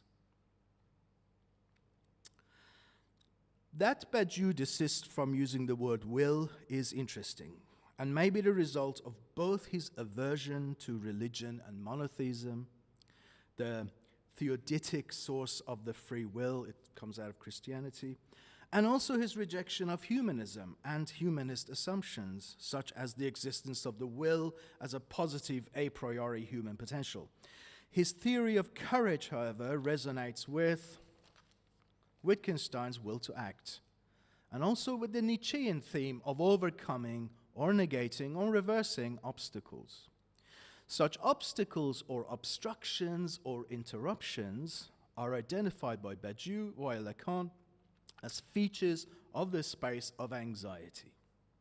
Courage, as the act that breaks and breaks away from anxiety, is Badiou's name for what I term the will to negate the negativity of fear.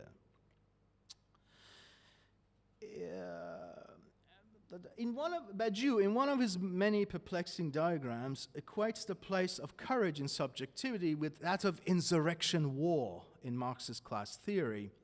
But this equation does not explicitly specify the quality of the courageous act of the will. If we were to become an insurrectionary subject, if we were to enter the tenebrous places hitherto barred to us by the darkness of anxiety and fear, and if we were to collectively seek the object of the desire for justice there, would we not need to first negate our inhibitions and abhorrence by preparing ourselves to assume a role that we are fearful of assuming, by doing that which we find fearful, distasteful, and abhorrent? Would we not need to become one with our abject fears? Badiou hints at this aspect of courage by noting that the courageous act would be found in indecency. Why so? Because anxiety compels decency, civility, and timidity. And hence the most immediate and elementary break to make would be a break with the basic imminent compulsion to be decent. Which brings us back to Beckett's poem.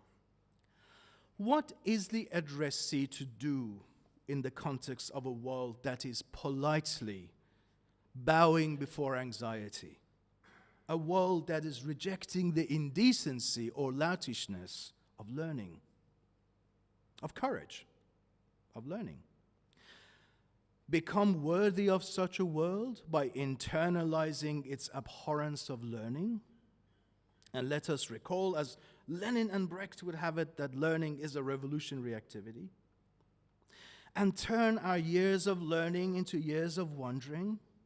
A transformation that requires the negation of courage via the tautological formulation, squandering courage. Tautology, because for Badiou, courage is already excessive, so it's already used. By being courageous, you're kind of already squandering anxiety, in fact. You're getting rid of it, you're using it up. Beckett's gnome is a lively Nietzschean wanderer, but they are not a courageous Bedouin warrior. I'd like to conclude by rewriting Beckett's Deleuzian poem, A la Badiou. Spend the years of wandering, seeking courage for the years of learning. Sorry. In a bourgeois world politely turning from the loutishness of proletarian learning. Thank you.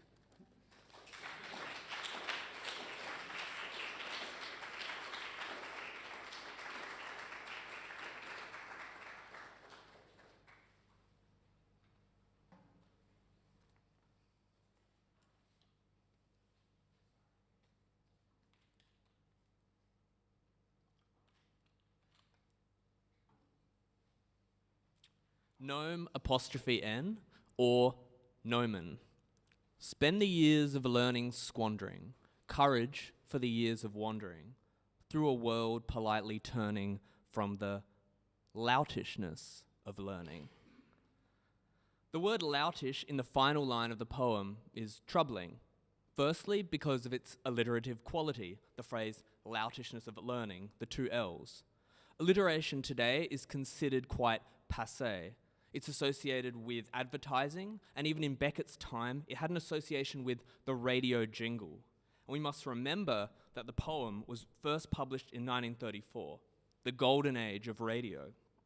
The poem finally found its way onto the airwaves in 1966, when the frequent Beckett collaborator Jack McGowan, read it out on the BBC. And interestingly, Beckett believed that was the first time that this poem had ever actually been published, forgetting its earlier publication in 1934. And I think that's something to bear in mind. But secondly, the word loutishness is troubling because in this poem, it appears to be used in a negative sense.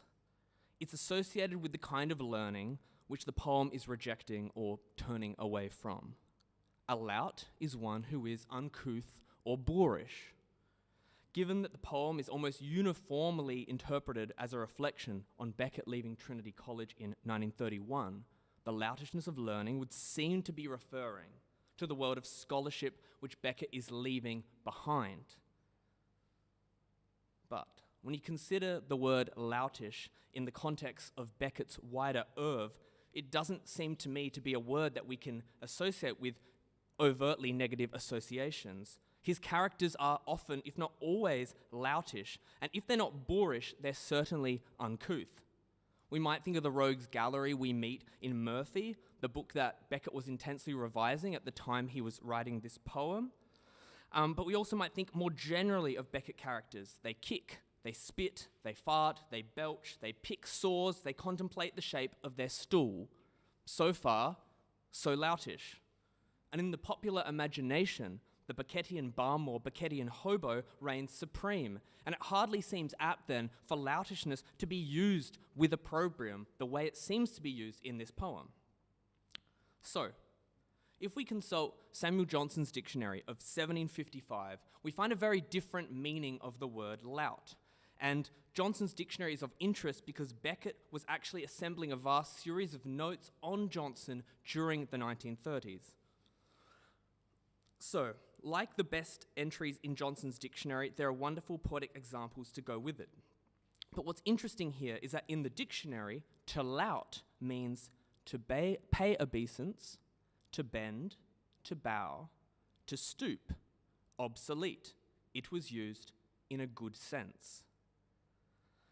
So Johnson's dictionary is a vast compendium of literary quotations gathered by Johnson, but which were finally assembled, according to some sources, by two Scotsmen he kept in his attic. And what couldn't we do if we all had two Scotsmen in our attics? So, here are the examples he takes that Johnson puts in his dictionary, right? The first is from Spencer. He, the fair knight, louting low. From Ben Jonson. Under the sandbag, he was seen, louting low like a forester green. And finally, from Drayton, the palmer, grey with age, with countenance louting low, his head even to the earth before the king did bow. So while Beckett's characters are certainly loutish in the more familiar sense, they're not louting at all in this particular meaning of the term. They certainly aren't fair knights louting low, bending or bowing, certainly not to authority, although their bodies may stoop or bend under the weight of the years they have spent wandering. So the learning that the poem is turning away from might be better understood as learning which pays obeisance or bows to established authorities. And it is learning of this kind that is loutish, which squanders courage for the years of wandering to come. But it's this, I think, double meaning of loutish which also makes the poem gnomic in the ancient sense. That is, as a kind of philosophical puzzle which emerged in ancient Greece in the 6th century. Wilhelm Windelband, a writer that Beckett was also reading at the time, described the gnome as akin to the first actors stepping out from the chorus and speaking as individuals on the tragic stage. Beckett was not the only writer composing gnomes in the first part of the 20th century either. The Romanian pessimist, Emil Cioran, who Beckett befriended in Paris later in life, was also a connoisseur of this ancient form. We may venture then that to be gnomed in Beckett's sense is to confront a fundamental dizzying truth about language. Its capacity to shift, yes, to evolve, and yet to remain somewhere within its structure to retain the earlier usages of the word in question. The title of the poem, of course, reflects this as well. It's both the gnome of philosophical poetry, the gnome of Renaissance alchemy, which appears in Goethe's Faust, but it's also the humble garden gnome. And I can't believe I'm the first person to say this today. The word politely in this poem has a similar doubleness, and once again, Johnson supplies us with the definition. He begins with polite in the common understanding of the word, meaning elegant of manners, and the example he chooses is from Alexander Pope.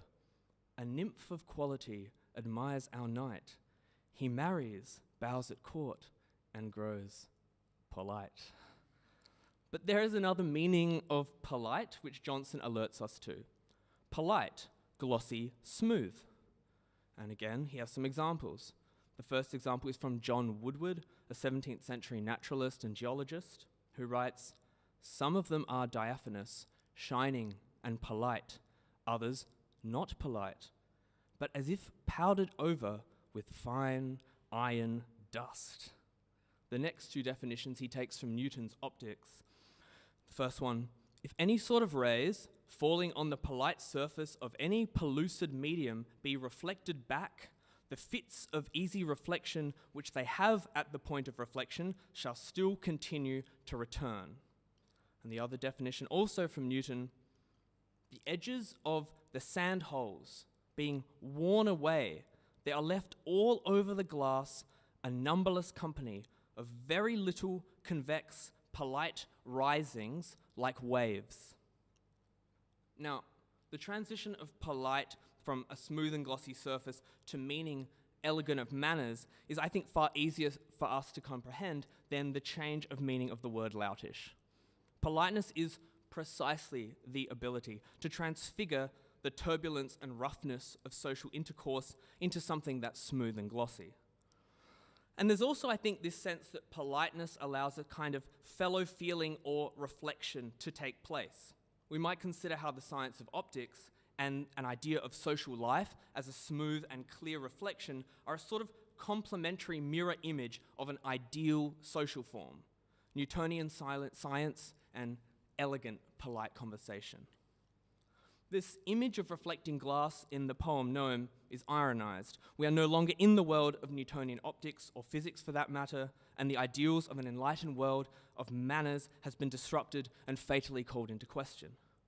While the world is politely turning away from the loutishness of learning, it's also impolitely turning away from the capacity for the world to politely turn at all. So, we're gnomed again, confronted by language's capacity to contain meanings which have outlived their usage. We are among the waste and detritus of meaning, obsolescent understandings which refuse to disappear. Poetry is, of course, that which puts into play these different registers: optics, manners, the planetary turning of the spheres, and the sense of turning away from or rejecting, rotating away from a certain kind of learning and its attendant form of life associated with servility and civility. But if Beckett's turning away from the loutishness of learning, what is he turning towards? Well, he had two ideas of what he wanted to do once he left Trinity College. The first was to become a pilot, and the second was to make films. So I think there's a connection between these two desires, right? For the air and for the camera.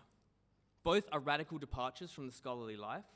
Both are technical disciplines concerned with the operating of, quite complex machinery in both cases. And both are technologies that fundamentally reconfigure space-time. But while the dream of the air faded, I think, the dream of cinema remained with him for most of, if not all of his life. Beckett wanted to learn the techniques of filmmaking, and he hoped to travel to the USSR to study with Sergei Eisenstein, as Anthony mentioned earlier. He wrote to Eisenstein in 1936 to ask to be considered for admission to the Moscow State Film School. In this letter, he noted that he was born 1906 in Dublin and educated there. Educated is in the letter in inverted commas. Another reference to this problem of learning he's facing. Yet in the same letter, he's also requesting a new kind of education, a new kind of learning. The letter continues, "I have no experience of studio work, and it is naturally in the scenario and editing end of the subject that I am most interested. It is because I realize that the script is function of its means of realization that I'm anxious to make contact with your mastery and beg you to consider me a serious cineast worthy of admission to your school. I could stay a year at least." This letter is also partakes of a genre. It's a kind of begging letter, or what today might be described as a cover letter. In the United States, they call them admissions letters, which you have to write in order to enter college. But what is it also? It's a louting letter in the old sense of bowing and scraping. It's an attempt to convince Eisenstein that he is worthy of admission to his school.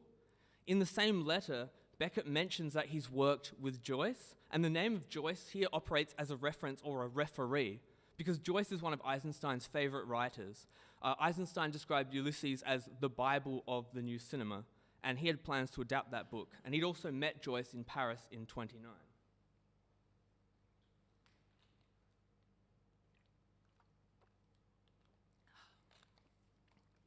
So, much has been made of Beckett's apprenticeship to Joyce, and we can view this letter as Beckett's attempt to find a new master and learn a new craft. I'm anxious, he even says that, I'm anxious to make contact with your mastery, just to touch the hem of Eisenstein's robe, which would allow him to make movies. It's also interesting that the poem Gnome has been inspired, and I think other people have made some references to this, by Goethe's Bildungsroman, the Wilhelm Meisser's apprenticeship, right? So in the years of wandering of the 1930s, Beckett, like Goethe's protagonist, is searching for tutelage. But Eisenstein never ever replied to this letter. It was sent in 1936, the year of the first Great Purge. Stalinism was entering its terminal phase of death and self-annihilation. Eisenstein was busy working on the film Bejin Meadow, a film that was plagued with difficulties. It was censored heavily and eventually completely destroyed, or at least it hasn't been found yet. But just as Beijing Meadow still exists as a lost film, a lost object which continues to resonate within Eisenstein's oeuvre, we might think of Beckett's lost apprenticeship as a filmmaker as having its same own legacy and afterlife. There is an implicit message in this unanswered letter. Beckett does not find another apprenticeship under Eisenstein in the USSR, and instead must get down to business of truly renouncing the loutishness of learning. Nevertheless, filmmaking remains as a kind of technique or structuring principle latent within Beckett's work. In his essay on Joyce from 1929, he notes that work in progress, later to become Finnegan's Wake, is to be listened to and looked at as much as read. We can see this visual quality at work in Gnome. Each line ends in the suffix ing, squandering, wandering, turning, learning. The ing functions not only as a monorhyme, but as a visual motif created by the shape of the letters I, N, and G on the page. This preoccupation with visual and sonic detail will be increasingly prominent within Beckett's work. He will create works that are to be listened to and to be looked at. The plays are, of course, the most famous example of this, but we might also think of the meticulous stage directions he included in a lot of the plays. We might also think of his increasing interest in the sonic possibilities of radio. There's a play, All That Lasts, that he wrote for radio that was broadcast in 1957, and the increasingly diagrammatic obsession with gesture and motion, which reached their apotheosis in Quad from 1981, the play for television that's composed solely of actors moving around a square. But I think there's something specific in how Beckett understands film, which is related to what I've called the gnomon element of language. By the time he's written to Eisenstein, he's already lost much of his faith in filmmaking as a form. Like many lovers of the silent cinema of the 1910s and 20s, the coming of sound into cinema is greeted by Beckett as an artistic disaster. This disdain with sound cinema, or talkies, was expressed in his short story, Lightning Calculations. The protagonist notes, he could not forget his father's death, the entire process of which, from the falling ill to the internment, had become a talkie in his brain of almost continuous performance, featuring himself in postures that impressed him as ignoble. Later, when asked by the famous actor Peter O'Toole, whether Waiting for Godot could ever be filmed, Beckett said, "Godot can never be filmed. No film with dialogue has ever succeeded." It is telling that when Beckett finally did make his film, entitled Film, in 1965, it was set in 1929, prior to the introduction of sound, and starred the slapstick virtuoso Buster Keaton. And the only dialogue in the film is a hushing shh, which sets the scene. Silent cinema was understood by many of its theorists and practitioners at the time as a universal language. That is, a language composed of gestures and symbols. As Bela Balash, a famous film theorist from the 1920s, argued in 1924, in the motion picture screens all over the world, we currently witness the development of the first international language, that of facial expression and physical gestures. Eisenstein similarly speaks of the capacity for images to become what he calls visual hieroglyphs, and understood silent cinema as having an inherently internationalist tendency. For Eisenstein, sound would not only destroy the universality of silent cinema, but make the image subservient to speech, destroying the rich gestural power of acting and the expressive power of montage that was developed in silent films. But silent cinema can be also understood as a broader desire for a universal language that flourished in the early part of the 20th century. It captured the hearts of both avant-garde artists and lexicographers who worked to develop what was called universal auxiliary languages. The most famous example is Esperanto, but the other one is C.K. Ogden's idea of basic English. Now, basic English would reduce English to 850 words and include only 18 verbs, which he called operators, although he believed, and I quote, "the total elimination of verbs would be a welcome simplification." Such a simplification of verb use would be a disaster for Beckett's poetry, and for Noam in particular. Neither wandering nor squandering appear in Ogden's list of 850 words. Turning appears only as turn, that is what Ogden calls a thing, it's a kind of a noun, so it would refer to a turn in the road and not the action of turning away. This is the same with learning, which is also only present as a thing. Naturally, loutishness is nowhere to be found. So Ogden's Dictionary of Basic English can be also understood as a kind of anti-Samuel Johnson dictionary. It does not luxuriate in examples or delight in the pleasure of obsolescent meaning. Rather, it strives for clarity, communicability, and efficiency. In this way, we may say, I think that Beckett follows Johnson on a path of austere luxury. Noam is small and appears clipped, but it has a dense undergrowth of meaning. The fact that we can have a whole day talking about this one poem, I think, proves this. Now, Beckett's interest in silent cinema is also not identical to that of those who desired a universal language either. If we return back to the notion of politeness I introduced earlier, politeness understood as a reflecting surface, Beckett is far more interested in an impolite understanding of cinema. Not a language of clarity, but one in which gesture can attain a gnomic function. Cinema exercises an impolite influence over Beckett's work, and following one of the examples that Johnson uses for polite, we may say that it leads Beckett to create works which appear as if powdered over with fine iron dust. Thank you.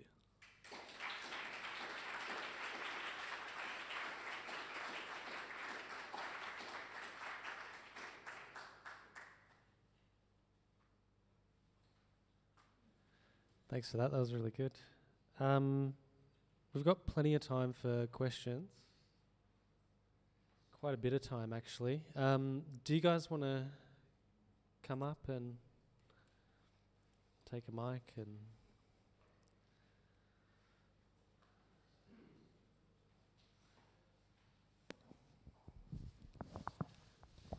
does anyone have any questions?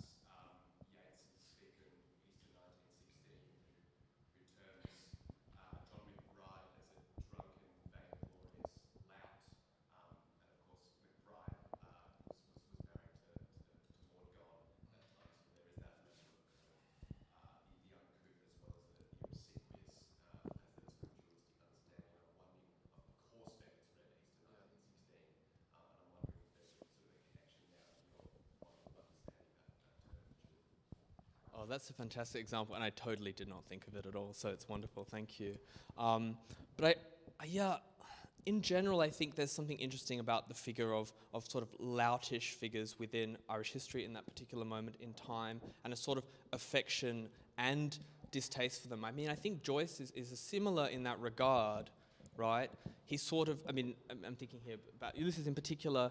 The book is full of sort of characters like that who are over the top, overly expressive, sort of soapboxing their ideas all the time, unable to stop themselves. Joyce himself in his personal life wanted to totally pull away from this, and yet found himself obviously drawn to that. I wonder if there's a certain relationship there between sort of speech and speechifying and this figure of the lout, right? Because I think that kind of lout, the lout that's in the Yeats poem, is someone who's able to sort of let language overflow them and sort of become almost, I mean, it's not quite the same thing, but a kind of vessel for where you think the words will take you. I think Beckett, wants to resist that, and a lot of his work is sort of pushing back against that kind of relationship to language. Although I think, oddly, he said about some of his poems, the best ones were the ones he wrote with his eyes closing. So almost like saying, as I was submitting to something else. So I think it's an interesting parallelism or tension or something. Thank you.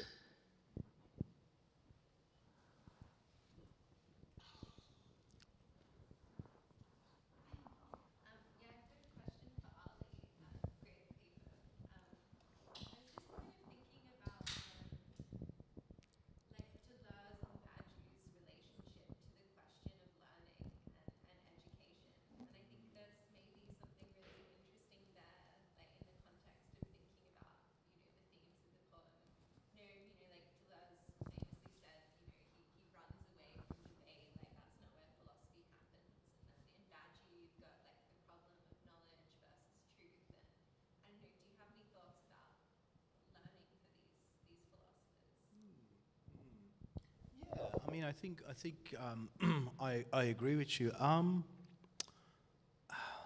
mean, there is just going back to the question of events. It seems to me that for Deleuze, it would almost happen in the midst of experiencing life. If I've read this part of Logic of Sense correctly, it does seem very Nietzschean and vitalistic, and it's good. You know, if you had a shit life, something bad happened to you, you know, read Deleuze. That's going to help you.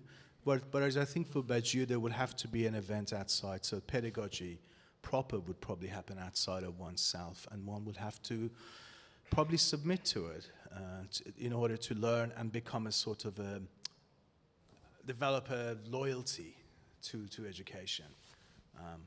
So I think that's that. But I think also, yeah, what Tom was saying about, I did not read loutishness and politeness in these more interesting, sophisticated ways that you did. But I think even that sort of works if loutishness does mean sort of like being, not being subservient. Yeah. So it has that element. You kind of you're a bit of a, well, loudmouth, Yeah. but you're still subservient. That's yeah, maybe Badiou would like us to be, well, no, yeah, he would like us to be a bit more like that, ultimately kind of subservient to education, which is for him an education in truths, because I can't find my own truths for Badiou. It's just, that's Deleuze. Whereas Deleuze says, you know, your life will give you all the truths you want. And you can pick and choose which one you think works better for you. Why do you think both of these philosophers turn to Beckett why do they both turn to Beckett, and then why do they both get such wildly different readings of Beckett? Why do philosophers turn to Beckett, Merlin? I mean, Beckett and Joyce, we've already mentioned him. You know, I think these are like really important writers that happen at a particular point. I think importantly, they're multilingual. I think that plays a part in it. I really don't know. I mean, in my own work, I find plenty of interesting philosophical ideas in low-grade horror movies.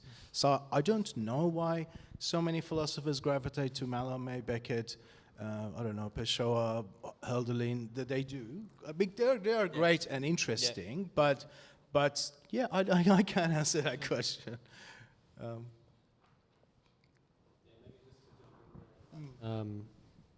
Not trying to answer it, but problematize it a little bit. Like, I think it has a lot to do with the fact that, at least for Deleuze and Badiou and Beckett, all sort of taking, you know, all their work sort of taking place in the 20th century, the rise of structuralism and I guess, I mean, in one sense, you could say the over-identification with language as a material or medium for kind of resolving problems, but then also, in some sense, like being off the kind of like institutional chain. Like, I think somewhere there's a section in Saussure's General Course on Linguistics where he says that language is everybody's concern, and for this reason, the institutions that, or the institution of language, basically rejects like revolutionary praxis, precisely because it's immured to such an extent in the fabric that it corresponds to, that like changes of magnitude would be like pretty disastrous.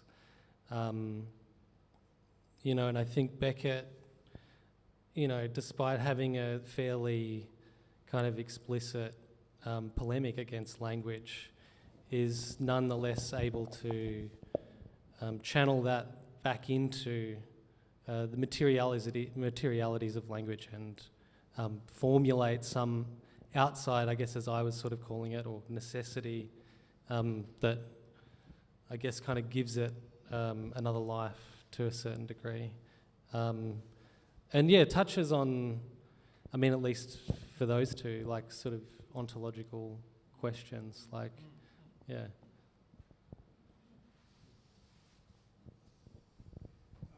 Just an observation, Tom, and honing in on a very, very small part of what you said. You mentioned the rhymes, which are kind of internal and hung at times, you know, with the present participle of ing. Of course, I mean, the ghost of that present participle is also the gerund. And what happens in the poem is that the gerund, which is usually derogatory in English because it means like an action, or a verb has been turned into a static object of an inognitive sense of thing. But it can flip the other way, doesn't it? I mean, you know, like the noun can sort of become alive and jump into an action. But the curious thing about the poem is the way in which these gerunds appear and disappear exactly as they're spoken. And that puts you, I think, it kind of like suspends the action as much as it causes the action. It brings the past tense of wandering into the present tense, but as a kind of failure of action. And it strikes me that the dramaturgy of the poem is a little bit like maybe something like Rot, you know, where you can walk all night, but you spend the whole night in a ditch, lying in the ditch inert, and yet there's still this sense of an action. I'm wondering if that can be actually expanded a bit, maybe that experience of the poem at a stylistic level, which is quite microscopic, but whether it might have a larger, maybe, you know, a larger implication in terms of the event and the subject. Well, phew. It's interesting. You mentioned the gerund, and so did Anthony before as well. And it seems to be but it seems to be a really important and interesting form, right, in this poem. But the thing that really struck me from every time I read the poem, I would kind of land on a different word, and that word would shift in terms of how I understood the poem. And that was obviously why I focused on loutishness and politeness, right? But it's true that there is something about certain words in the poem that seem to serve like both two functions, but also kind of two lines, right? They give meaning to the thing that came before and the thing that is about to come. That's interesting for me because it's true that there's a sort of a will to inertness in Beckett's work, but it's a positive kind of inertness. It's sort of like preventing certain things from escaping and then allowing a sort of precision, I think, right? But at the same time, and this is what interests me about it, there's a really kind of negentropic function that Beckett's always getting into with language, because there's always the associations of words reaching backwards, right? And that's something that didn't really hit me until I read this poem, I think in particular, and these poems from this era, which allowed me then to think again about the poems in general. Because, I mean, on one level, they seem to be so tiny, right? Tiny little things. And yet in the tininess of them, that actually is what allows you to focus in, I think. So it's not quite answering your question at all, but in relation to the dramaturgy of it, this is fascinating to me because I think of this poem as like a silent film in language. Yeah.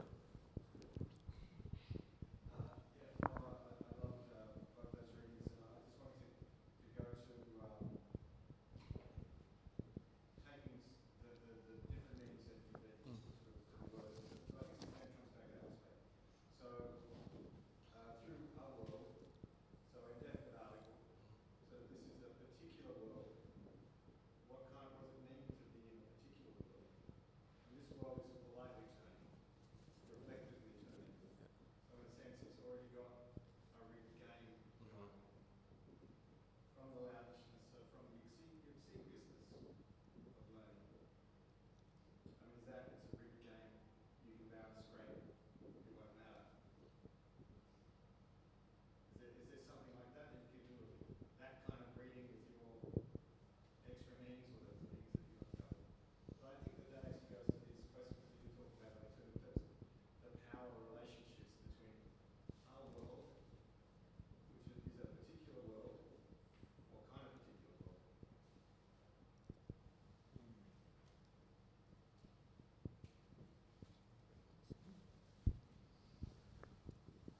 Well, to speak very generally here, I mean, I just don't believe that language is a prison.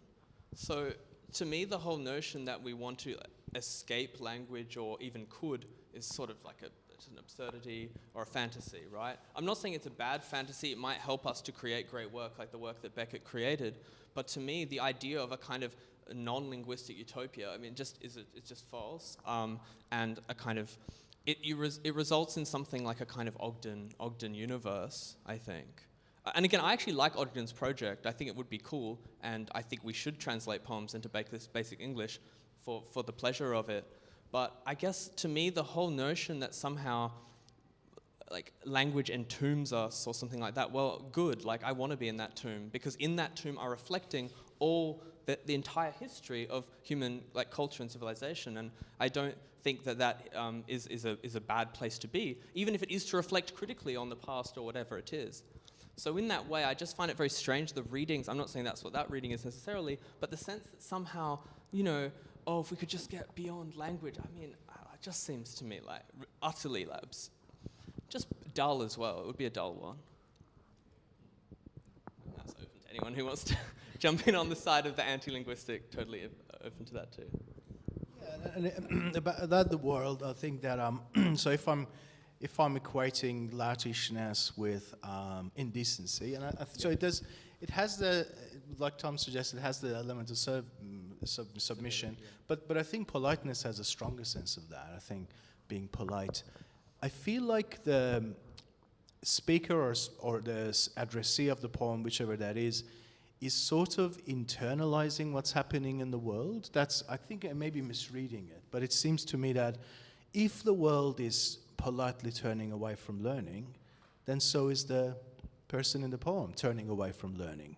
And in that way, yeah, I feel like that's where it kind of connects with what I think is a kind of a Deleuzean reading. But I feel like, yeah, loutishness is a fairly complex idea. It's not, even if it does imply some loss of control, it probably also implies a real act against anxiety. And I think that's a really important one. I do feel like it's almost like, I know this is not the meaning of the poem, but like, you know, working in academia or whatever, having had a son who was a high schooler, I know a lot of kids who turn away from learning because they found being in class too anxiety-inducing. They get anxious being around other people. And when I thought about this poem, like, no, Beckett in a way is doing the same thing, turning away from the anxiety of learning. And I think the courage, that's why he has to squander courage. That's why he has to waste it. I think that's an interesting thing. I have to be mindful of the enjambment. I think Caitlin is right. We have to be mindful of the enjambment. The squandering has to function on its own before we connect it to courage. I'm reading it a bit too prosaically, I think.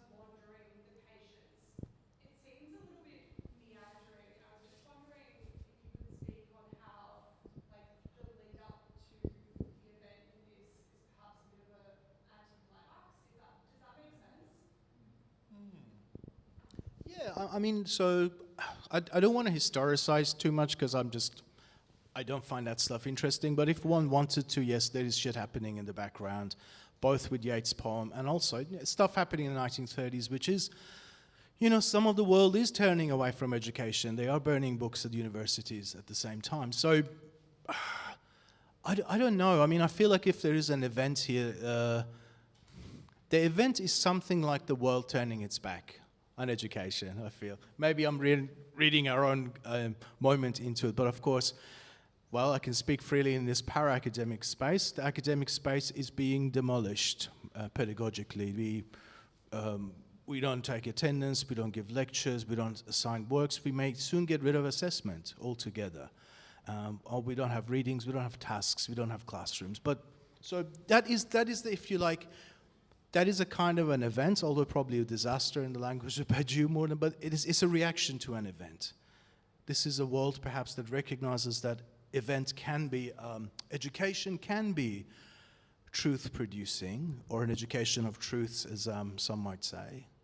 It chooses to obscure that truth. How does the subject respond to it?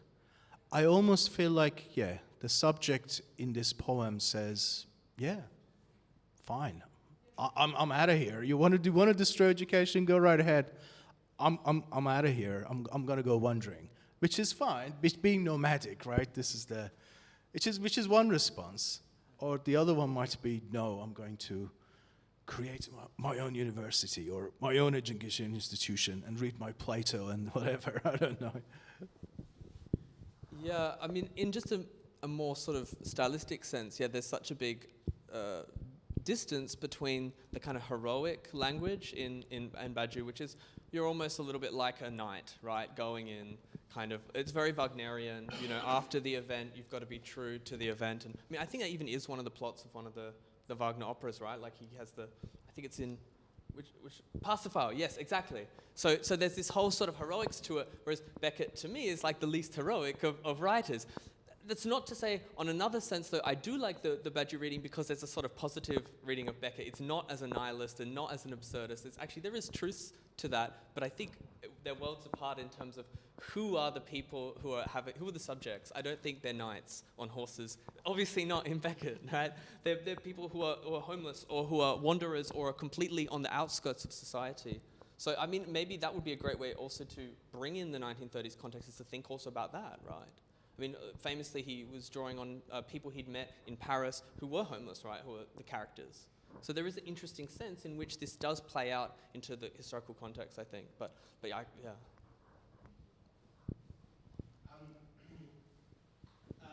would just to suggest maybe another way of thinking about Badiou in this poem. I mean, I was just struck by what Anthony said before about the turning of the world and its kind of own predetermined temporality. And just looking at the poem, the word that's repeated is years. So you've got this sense of years and years and years, you know, time moving, so to speak.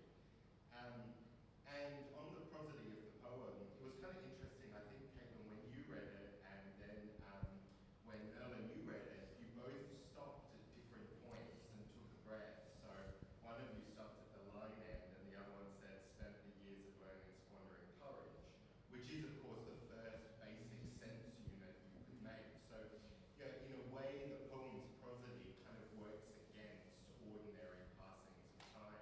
You don't just stop at the line end, you have to continue, which wouldn't matter, right, if we were hearing the poem on the radio, but does matter because it's so highly stylized and quantitative when written on the page.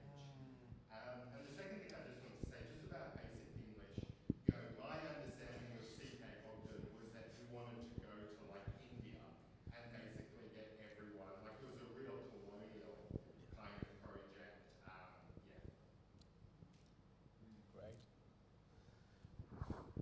Yeah, no, that's true. That is the context for Ogden's Basic English. His idea, though, was sort of, I mean, a similar one to, I think, the Esperantoans or Esperantists or whatever the word is for a group of people who want us all to speak Esperanto, was that this would lead to some kind of like world peace.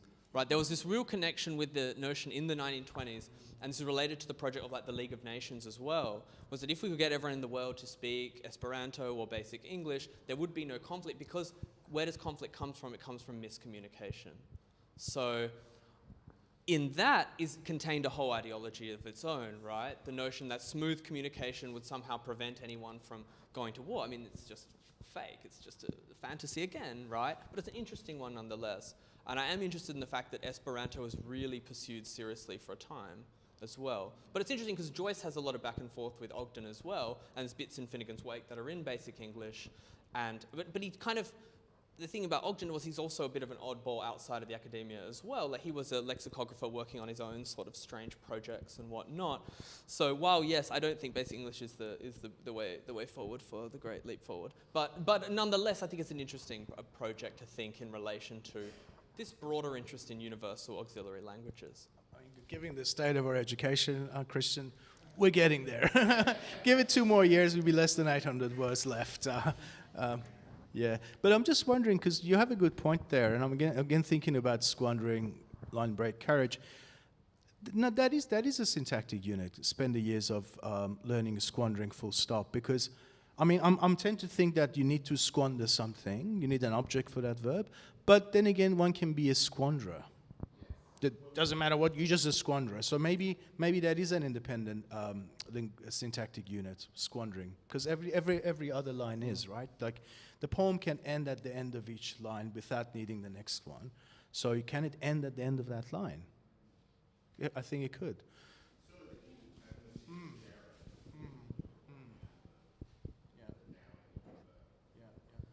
And in general, I like what you're saying about the fact that everyone's read it slightly differently. But there's this tendency within, I suppose, modernism and of the kind associated with Beckett for total control over the object in some ways. And Beckett, I think, is partly part of that tendency to try to have a total control over the artwork in some ways. Right? Even the fact that quad is just a diagram, right? You can't mess up quad if you follow the diagram, right? And so it's interesting because there's one tendency within modernist art which is to kind of diagrammatize and to total control, nothing can escape, and the other is sort of, is squandering, right? Is the opposite, is free-flowing, get rid of it, whatever happens, you know, we think of like Artaud, we think of like John Cage, different, but again, contingency's got to enter in. Interesting for a writer like Beckett, where does contingency sit in his work? I mean, aside from the fact he's a person living in the world in which contingency obviously strikes you, he strikes me as a writer who's trying to prevent a lot of these contingencies happening, and yet, of course, we all read the poem very differently.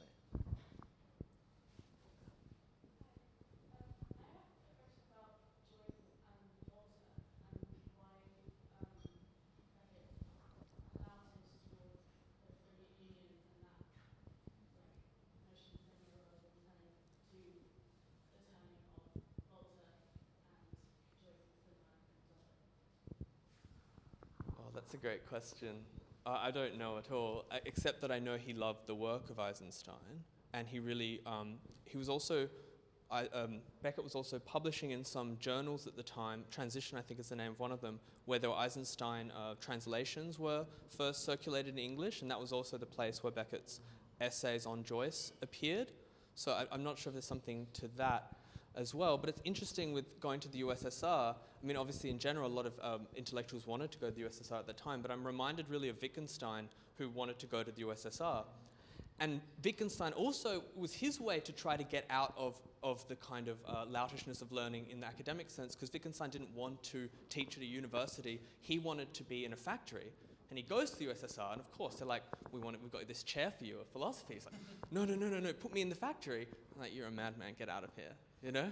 So it's interesting that both of them, I think, see an escape in going to the Soviet Union at the different times. But again, this will take me out of my old life, and I will enter a new workers' society. I will assume a new role. There's a utopian element to that, and also a completely fanciful, ridiculous one too. Thank you. I think as well with Volta for Joyce was predominantly entrepreneurial export. Trieste at the time was the sort of cinematic capital of the Austro-Hungarian Empire, like 18 cinemas. And so he got this consortium of Trieste investors and couldn't even really manage the cinema in Dublin. So it failed miserably by the time Beckett thought it could even conceive of the sort of cinematic experience. Yeah, absolutely. And Beckett really wanted to learn the nuts and bolts of filmmaking itself. That was the big thing. He didn't just want to be around film people or show films or just vibe out with films. He wanted to actually learn montage specifically. He went to someone in Dublin, whose name escapes me now, to ask for help to learn how to edit. And the guy was like, no, I'm not going to teach you. Thus, then next stop, well, let's go to the best. Let's go to Eisenstein. So he really wanted to actually make the movie itself. And that's the thing, even though film is like a film, he didn't actually he didn't know how to use a camera, he didn't know how to edit, but he did have a lot of control over how he did it. Nonetheless, it does remain this dream for him, I think, to actually get to his hands on the film, hands on the footage, and do that. Oh, thanks. Still a couple of minutes left. Since there's only a few minutes left, I'll just make an observation for Tom, and I imagine you probably know this film, that there was a movie made in the, I think it was in the mid-60s, entirely spoken in Esperanto. Oh. It was a horror movie called Incubus, made in the United States. Young William Shatner, before he became Madness. Captain Kirk. Yeah. He absolutely enraged the Esperantists who attended the premiere Mm. screening because no one in the film understood what they were saying. They learned it entirely phonetically. They had absolutely no idea what the script was. And the Esperantists were absolutely furious because the pronunciations were completely wrong. The curious thing about that film, in terms of like the project for an international language, is that it was almost Pentecostal. It was like gibberish. No audience knew what was being said. The actors didn't know what was being said. And it, in effect, was like a silent film. You Yeah. could really only follow it by, in terms of the visual tableaus that were being presented, which were modestly kind of cut dry like, I guess.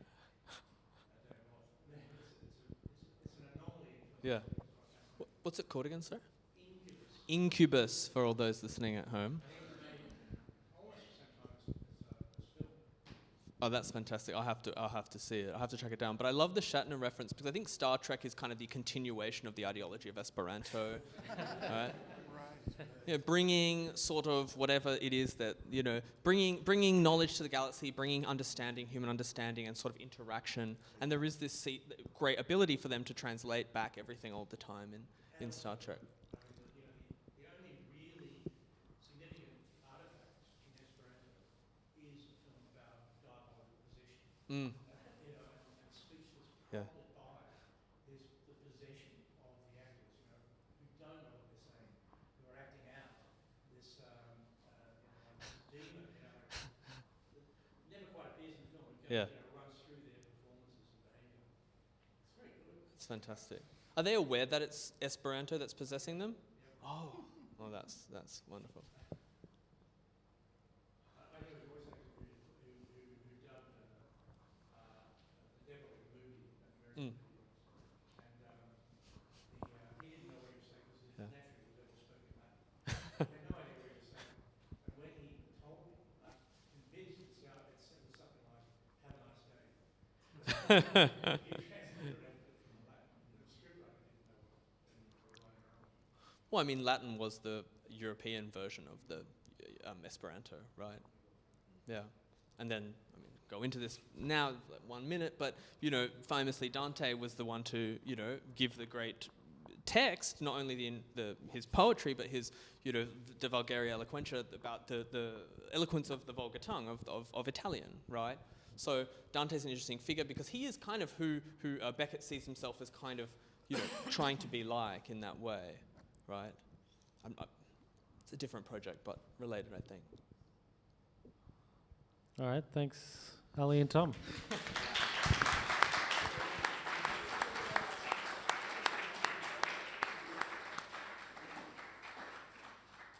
So guys, just a bit of an announcement. Just downstairs, Joe is putting on fish or tofu barbecue rolls.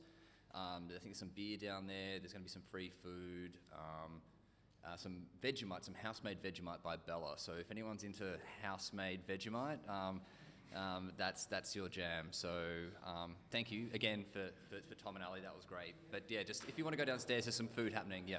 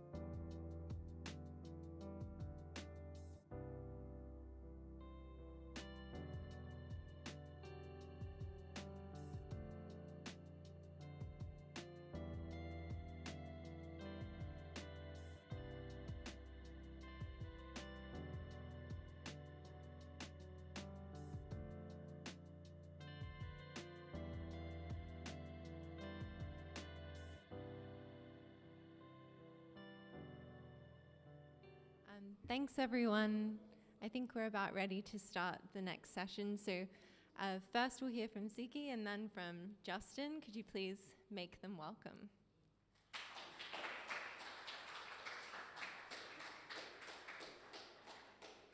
Thank you so much.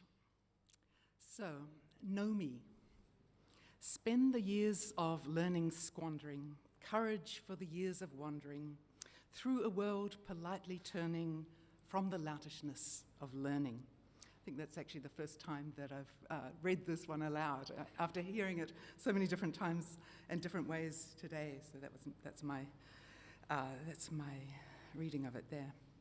So every poem has its own gnome, some odd little creature, a silent letter, a near or false rhyme, or some nearly insignificant formal aspect that unnecessarily recalls to us the fact that what we are reading is poetry.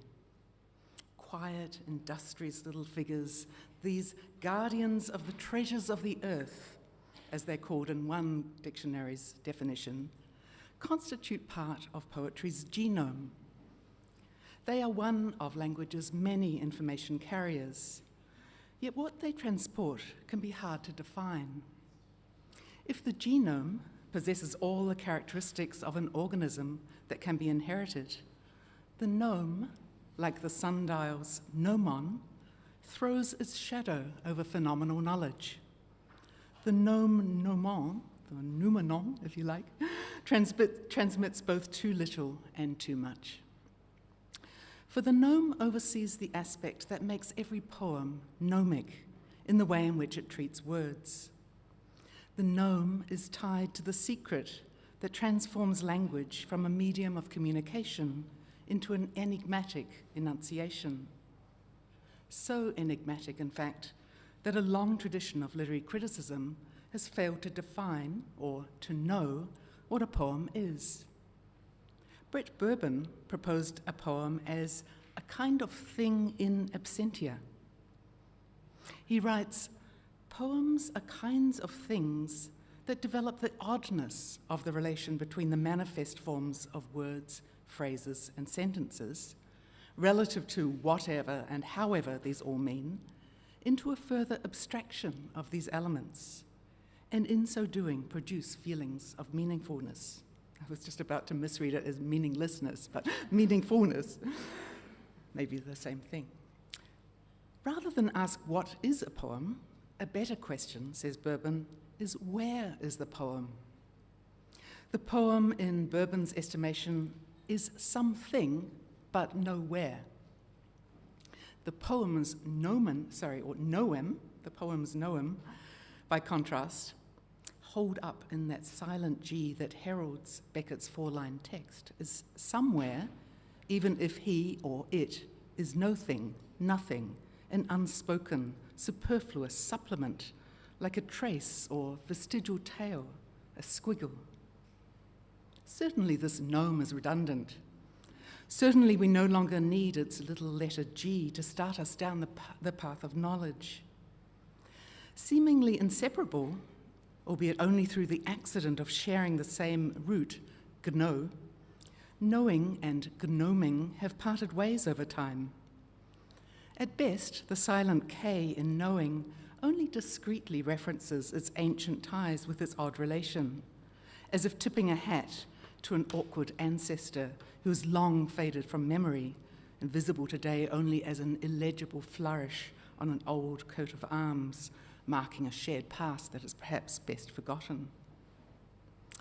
Now, etymology teaches us that the English word knowledge emerges from the early 12th century knowledge, meaning acknowledgement of a superior honor, worship, whose second element, leche, has associations with the idea of action or process, or lock, as in wedlock.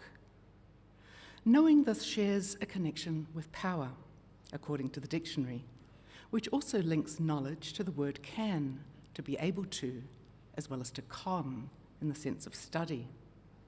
This assigns a noble parentage to knowledge through the words kenning and kith, also to narrate, to notice, and to form a notion. but passed over in the pursuit of learning in favour of its more elevated kinsman, the inglorious gnome heads us down another path. With its short, pithy statements of general truth, returning knowing to its ignorant and ignominious origins, the gnome's silent G erupts gutturally into the history of knowledge, asserting another legacy, peopled by cunning and notorious relations. And knowing knows this legacy as the tragic reversal of its fortune in the anagnorisness.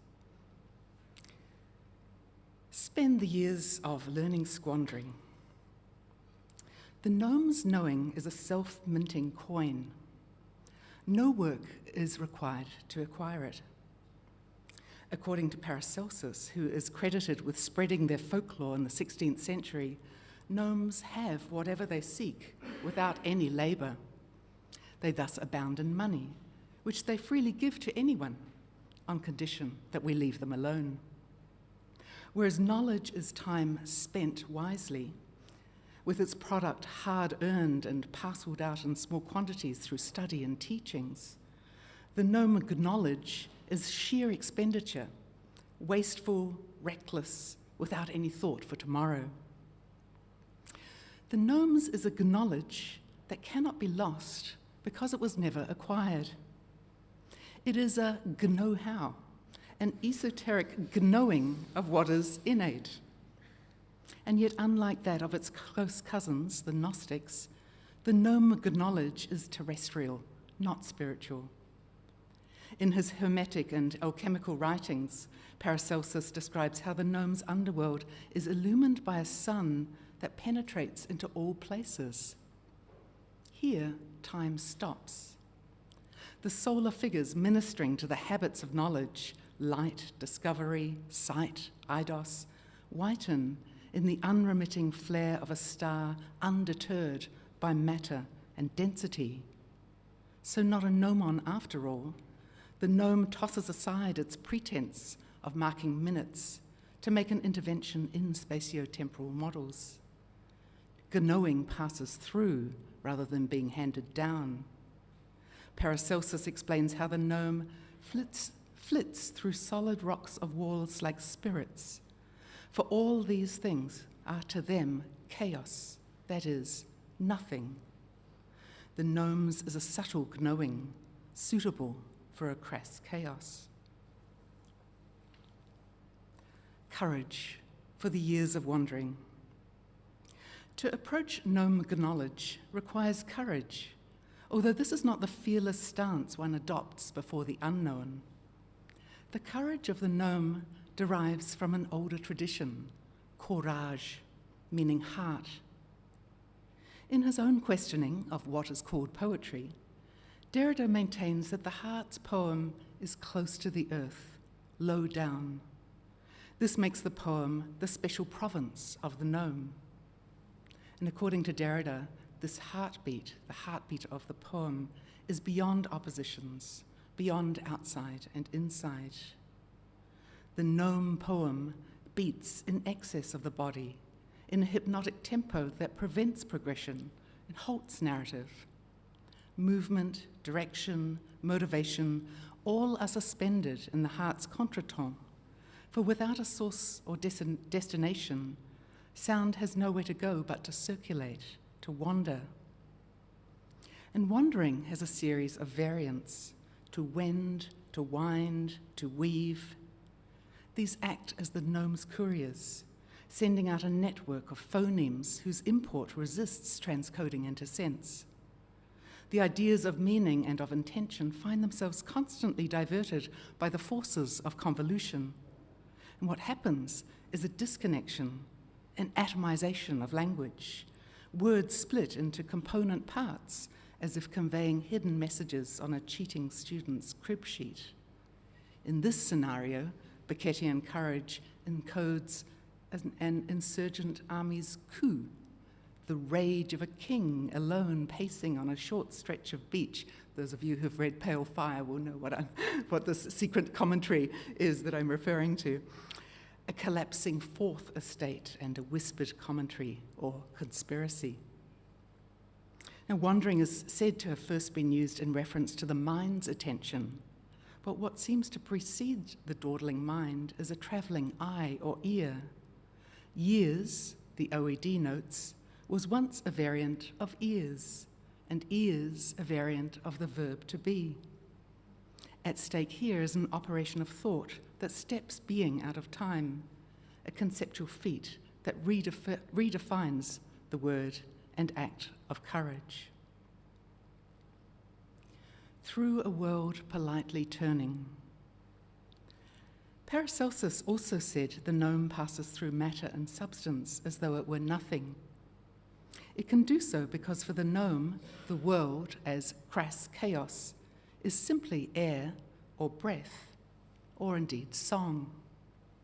According to William Muir, the Greek word gnome, this time spelt without its G, originally referred to music or air, only later taking on the reference to the poetry or words of a more dignified form of musical composition, such as a hymn sung to honor the gods.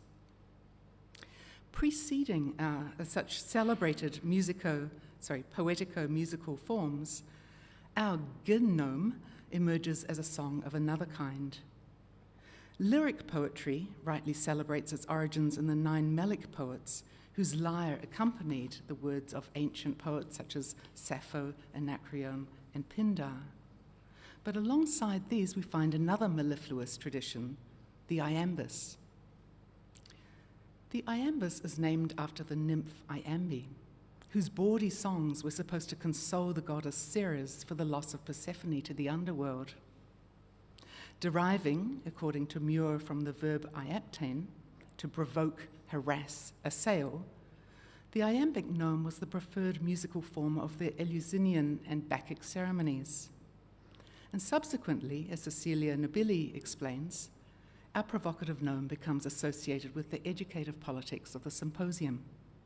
She reminds us, quote, that the typical characteristics of iambic poetry are a sympathetic setting, blame, and laughter. What we learn in the gnomes' school, stolen from an early book of Plato's Laws, is drunkenness and shame. In The Music of the Laws and the Laws of Music, Nomoi in Music and Legislation, Eleonora Bracconi observes that the gnome is situated at a turning point in the history of the world, before music and law went their separate ways. Nomos, from nem and alternating with nom, traces back to the primary meaning to distribute.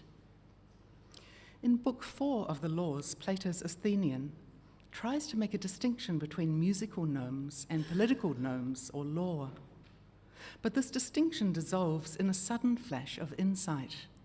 He says, "It struck me just now that the laws we were then stating are something more than simply double, and consist of these two things combined, law and prelude to law.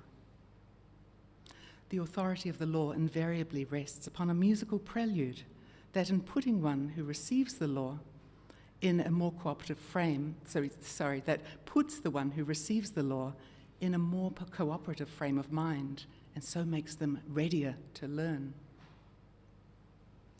From the loutishness of learning.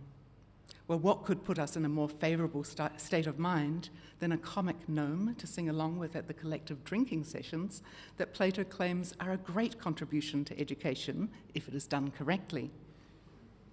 And yet what can come from such loutish behaviour? Plato's answer is not unexpected.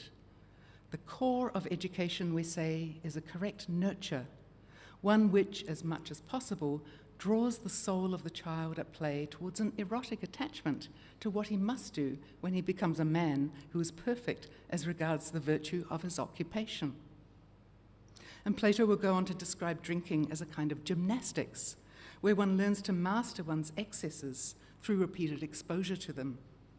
As I mentioned, this program enlists shame as the handmaiden of learning. In her school of ridicule and laughter, we're taught to become moderate. Our assignment is to see that the real or political gnome is reinstated, while the prelude to law, the childish idiom, is emptied of its sonorous power. unless. The OED gives a secondary meaning for lout as to low or bellow. It notes the first written instance in the following line from John Palsgrave's 16th century French grammar: I lout as a cow or bull doth. Palsgrave, who was the tutor to Henry VIII's sister Mary, stated his purpose as a teacher of languages in terms of, quote, opening the diversities of phrases between our tongue and other languages. This, he continues, in my poor judgment, is the very chief thing that the schoolmaster should travail in. Learning now shifts from a school of shame to a scene of instruction which produces differences. The cow or bull's louting is not a word, but a transliteration of bovine calls. To lout like a cow or a bull is to draw into the English language a de-anthropomorphizing bellowing sound. And this louting returns us to the treasures of the earth and their strange little guardian, the gnome. This louting, stooping figure, the OED, as we know now from Tom, gives a further variant for lout as to bend, to bow, to stoop, to droop the head.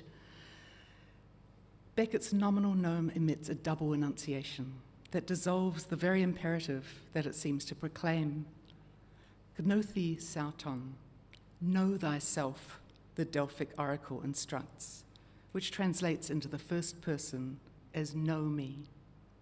But immediately this knowledge of self becomes indistinguishable from its opposite and its negation, know me. Know me splits the tongue, not only between, but within languages. It ends the ability of speech to know what it means, returning the subject to a sight before knowledge, and rescinding the I whose self-certainty initiated the Enlightenment's erring journey. The gnome is something that diversifies words, a figure for what hums on language's inside. It is perhaps no accident, that giant gnome is the name for the largest species of hummingbird, the Patagonia gigas. It inhabits mountain regions. Its plumage is typically cinnamon brown or rufous with a whitish rump and base. Thank you.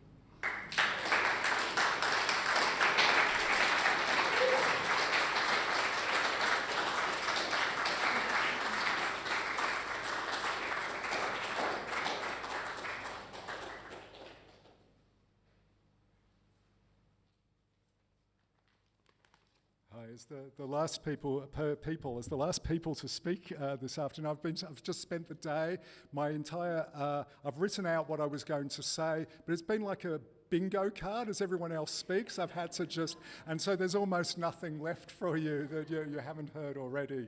Spend the years of learning, squandering courage for the years of wandering, through a world politely turning from the loutishness of learning. As I said, you've heard it all already. Gnome, a word, a genre, a mythical shrunken homunculus. Perhaps its nomenclature derives from the ancient Greek gnosis, to know. Translated by the medievals as sententia, it becomes a sentence. Whether of life or death is the question. A gnome is a compacted phrase of wisdom hovering between philosophy and poetry, undecided or indecisive. Henry Peacham, in his Garden of Eloquence of 1593, gives one of the first attested English uses. Gnome, a saying pertaining to the manners and common practices of men, which declareth by an apt brevity what in this our life ought to be done or not done. It shouldn't be confused with something that Ziggy's just mentioned, with the nome, N-O-M-E, an ancient Greek musical genre near homophonic with gnome, with a G, obviously, itself deriving, as Ziggy has said, from Greek nomos, law, but here in the sense of a regulated habitual practice as well. In a corrupted section of the Poetics, Aristotle invokes dithyrambs and nomes in their relation to character. Do they present people better, the same, or worse than they are? We'll never know. In any case, it's clear that the genome's domain is that of ethico-existential decision on the basis of a diligently practiced strain. That isn't why the Swiss toxicologist Paracelsus, again mentioned by, it was like I was copying from Ziggy without knowing, but of course, while copying something I didn't know about, it's a little bit worse. So think of it as a kind of gnomic echo of Ziggy. But his book, Ex Libro de Nymphus Sylvanus, Pygmaeus, Salamandrus, and Gigantibus of 1566, gave the name to the elemental earth-dwelling spirits. Gnomes, pygmies, and mani guard the treasures of the earth, the metals and similar treasures. Gnomes can move through earth as through air. Terra altum nomus tantum chaos est, illi enim transeunt solidas parietes saxe scopulus insta spiritus. And this is also something that Ziggy quoted, and I did want to quote it in the Latin note because for gnomes, earth is their chaos. That's one of the words. For gnomes, earth is their chaos. For they move through solid walls, rocks, and stones like a spirit. Obviously, the word chaos, which we also find at the beginning of Hesiod's Theogony, where it is the first existent or existence before becoming the word gas. It becomes gas, chaos, with Jan van Helmont in the mid-17th century. Alexander Pope in The Rape of the Lock is likely responsible for the creature's first poetic use in English. The graver prude sinks downward to a gnome, in search of mischief, still on earth to roam. That's 1712. In the letter that prefaces the poem, Pope informs Mrs. Arabella Fermor, the addressee, of the Rosicrucians' doctrines. According to these gentlemen, the four elements are inhabited by spirits, which they call sylphs, gnomes, nymphs, and salamanders. The gnomes, or demons of earth, delight in mischief, but the sylphs, whose habitation is in the air, are the best conditioned creatures imaginable. Air conditioning is sylphic. The earth, a graver domain, is unconditioned. The mid-16th century had also seen the emergence of the homophonic gnomon in English as the pointer on a sundial. John Floriot's grandiloquent World of Words, 1598, gives us gnomon, and the gnomon, K-N-O-W man, or gnomon, G-N-O-W, man of a dial. That's the gnomon as the pointer. The point of a gnomon's shadow gives the time on the dial. As Ben Jonson has it in Cynthia's Revels, her nose, the gnomon of love's dial that tells you how the clock of your heart goes. So we know, man, that Beckett knew Florio, what becomes what man. That is a translation of no man, who is also a no man, into a steam power man. As Lucky perorates in Waiting for Godot 1953, given the existences uttered forth in the public works of Puncher and Whatman of a personal God, qua, with white beard, qua, outside time without extension, who from the heights of divine apatheia, divine athamia, divine aphasia, lives as dearly with some exceptions. So you couldn't get a more anti-Platonic as well as a post-Christian utterance. But to come back to something that a few of the puns that Caitlin was making this morning, it's not just a quatch train, which it is, but it's a qua train.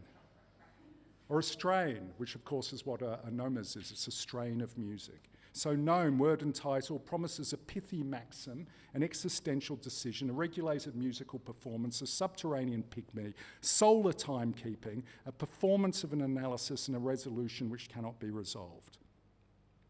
Now, modernity is defined by time. Modernity is a time that names itself a time that is no longer old time, makes a break in time by means of a new relation to time through new technologies of time.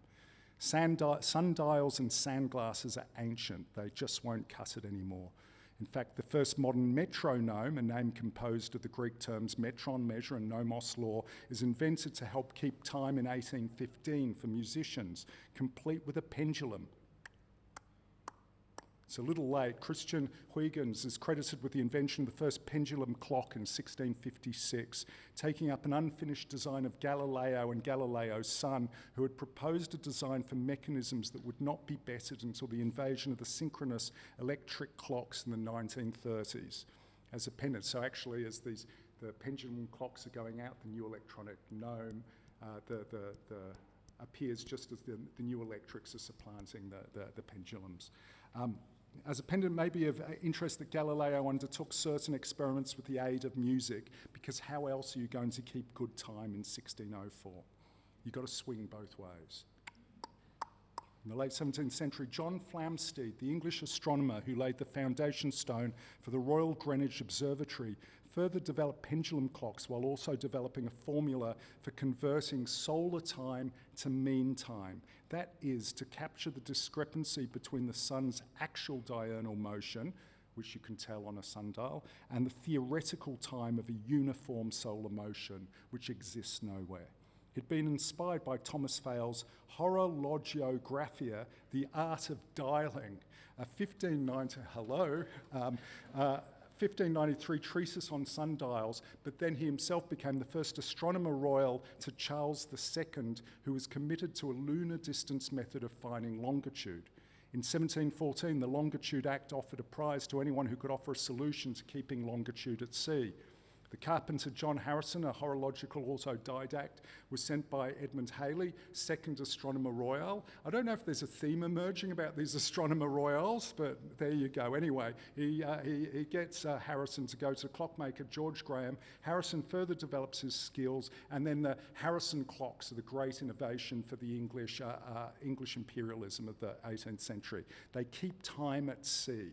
H1, unveiled in 1735. H2 soon after. H3, it's a bit NQR, but for H4, this guy, John Jeffreys, was commissioned to make a watch with a new kind of balance that would help keep time. Now, despite Harrison and the Board of Longitude falling out, probably over money, and the soon-to-be fifth astronomer royal, oh my God, Neville Maskelyne, tested it on a trip to Barbados. What a place, in 1763. In 1767, Maskelyne introduces the nomical almanac, tables of lunar distance based on Greenwich observations that would soon become planetary standard time. So, from the 18th century, Britannia rules the waves thanks to Greenwich, its mean time and its clocks. And thanks to Watt man, or at least James Watt, it will rule the earth as well. Watt's improvements to the steam engine were crucial for the Industrial Revolution. Next thing you know, you're on a train. Clock on, clock off. The establishment and coordination of global time zones spreads with the railways. In 1840, the Great Western Railway introduced railway time. By 1847, all other British rail companies adopted it. It became Britain-wide in 1880. Railway time is the first national standardisation of time. It became Britain's and thereafter the world's as Greenwich Mean Time. No more Roman on the gnomon, now it's Keynes on a train. As the great economist J.M. Keynes, who as a child had been obsessed with train schedules, wrote to Lydia Lopakovka in 1929 about Wittgenstein's return to Cambridge. Well, God has arrived. I met him on the 5:15 train. Instead of the diurnal rhythms of the cosmos, we have a rectified imperialism coordinated by printed timetables deployed for mass public transport systems, whether for soldiers, wage slaves, or now even God himself. Modern time is a mechanical assault on the domination of the earth by the sun and moon, but as it brings universal light to the factories and the provinces, the world becomes an artificial hell. That's why the sun never sets on the British Empire. Every time zone is theirs. And it's no wonder Joseph Conrad's anarchists and the secret agent aim to blow up Greenwich Observatory. But let's not even get started about the water sylphs, the sprites of the air, and the salamanders of fire. World War I introduces air assaults, bombings, and gas strikes, that is, literally chaos attacks, deliberately disrupting any expectations of regulated time. Flee the water, air, and fire, the sprites, sylphs, and salamanders, the realms of Gnostic bloodletting. Is it time to go underground?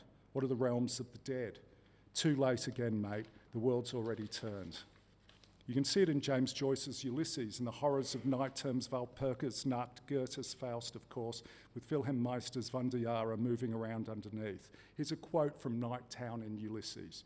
On a step, a gnome, tossing among a rubbish tip, crouches to shoulder a sack of rag and bones.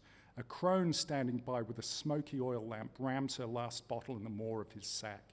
He heaves his booty, tugs askew his peaked cap, and hobbles off mutely. That is Beckett, right? He reckons. So Beckett, the young gnome, has come too late, so late, in fact, that he recognises his own beloved literary father has already named him a derisory subhuman scavenger amidst the waste. Yes, that's not all. One of the decisive poems of English language modernism, itself drawing on a planetary scale vision of disruption from a mistranslated Far East, had already consecrated the deconstructions that literally brought the Hades of artificial illumination and speed beneath the earth itself. Wind your watches, twiddle your knobs, wait for the invention of the tape recording. Ezra Pound's In a Station of the Metro from 1913, very, very famous little poem. The apparition of these faces in the crowd, petals on a wet black bough. Grunding maybe, but no gerunding here. Grund, going underground, right? The grounding. Beckett in his notebooks will later coin the anti-Platonic neologism ontospeleology.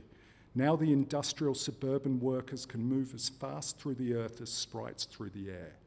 On the metro, in a station of the metro. In the practice of everyday life, Michel de Certeau notes, in modern Athens, the vehicles of mass transportation are called metaphori. To go to work or come home, one takes a metaphor, a bus or a train. A metaphor was always a form of public transportation, just a linguistic one. In modernity, public transport is metaphor itself literalised. We used to talk, as people do, about the feat of poetry, as has been raised today. But when you're on a train, your feet are pretty much residual. The train's mechanical rattle overwhelms whatever rhythm of your feet that you would like to put of it. So, Paris has a metro. London has the underground. Dublin never got one. On the other hand, Ireland had got Greenwich Mean Time. It had got in 1916 following the Easter Rising, which forcibly synchronised Ireland's time with the rest of Great Britain. The clocks and the timetables brought the renewed imperialist message to the masses. It's almost a joke. How can you tell time underground by means of a timetable? There's no sun, there's no gnomon, there's no gnosis, you're not even an old mole a la Hamlet or Hamnet, maybe at best an Irish leprechaun, or if you've got your problems with being Irish too, maybe that's all that's left to you is to become a deracinated Germanically infected gnome. And that's why you're on a quad train. You're literally on the train underground in the carriages with every other worker or worker killer getting from work to home and back again. Gnome time then bespeaks a decision that enforcing yourself towards it, you no longer have the courage to survive the consequences. The gnome of the father, as Yuri Moll says, or perhaps even the genome of the father, as Ziggy just said, does not get you very far even when you're standing on their head or on their heads. Whether it's your real dead dad or your live lit dads, we all know how important Joyce is for Beckett. But here Pound's imagistic disorientalisms help to show Beckett the way, the wrong way.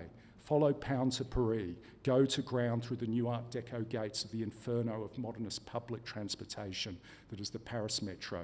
The precious metals of the earth, the trains, will now literally be guarded by stunted proles. Abandon all hope, all ye who enter here? Absolutely. Beckett had been a fan of the ill-fated French revolutionary writer Nicolas Chamfort since at least the late 1920s. Chamfort had himself written newfangled versions of gnomes for his own times. Here's Beckett's version of one of Chamfort's gnomes, done in the 1940s. Hope is a knave befools us evermore, which till I lost no happiness was mine. I strike from hell's to grave on heaven's door, all hope abandon ye who enter in. You guys can all do overtime if you like. For his part, Beckett does undertime.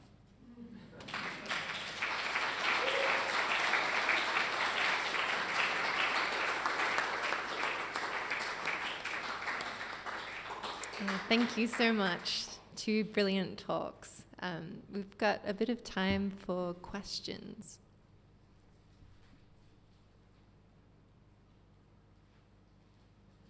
Yes.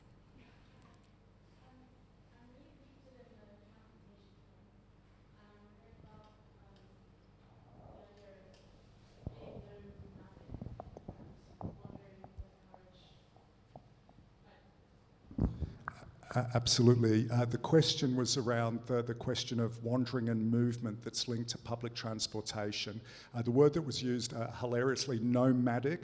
Unfortunately, someone who was meant to speak today, Claire Colebrook, and couldn't make it, she had nomadology as her title, which I'm sure would have answered this question much more successfully than at least I can do. But one of the things that has come up today, and I was trying to point to in what I was saying, was that the problem of wandering, what happens when you no longer have feet to wander, or whether the feet were, you've now been completely displaced by the new mechanical, the new public transport systems, and those public transport systems are much more effective in every possible way than anything you can possibly do with your body. And indeed, all of the kind of rhythms of, say, that we can point to in that Beckett poem Gnome themselves are quite you can scan it in a number of different ways, but part of it is, you think, being on a train and the rattling of the carriages, you get a different rhythm, but it's no longer simply the rhythm of your body.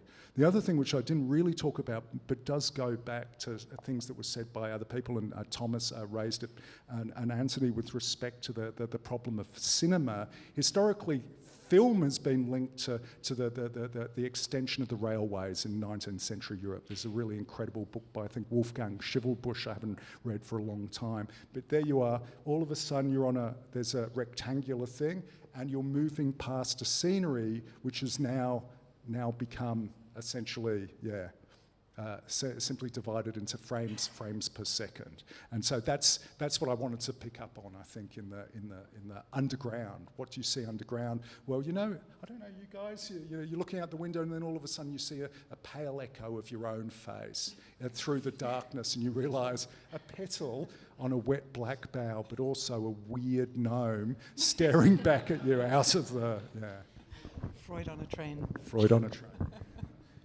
Oh, exactly. Right? He sees himself in the, right, exactly. Absolutely. Right. Ziggy's talking about this. Freud's on a train.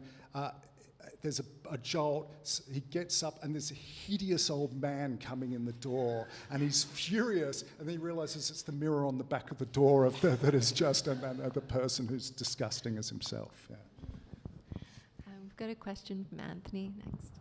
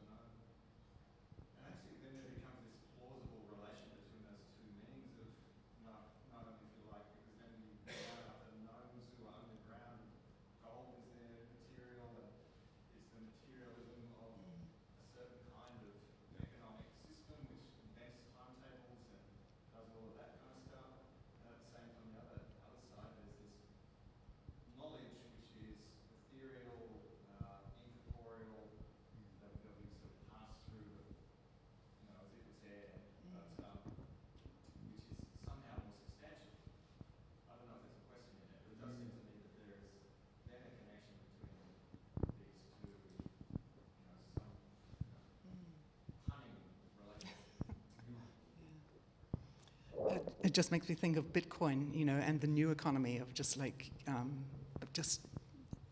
NFTs and just the nothingness that is the,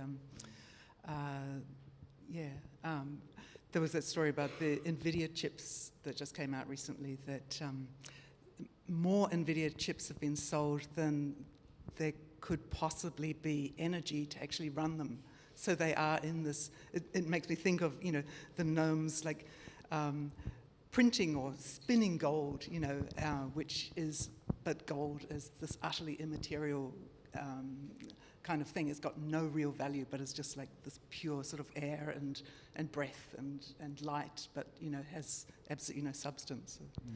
Or as Freud says, in all of the fairy tales where you make a deal with the devil, the gold he gives you before you go to sleep, and you wake up and you find it's turned to literally excrement. And I think that's where we are with these NFT gnomes. Gnome FT, yeah.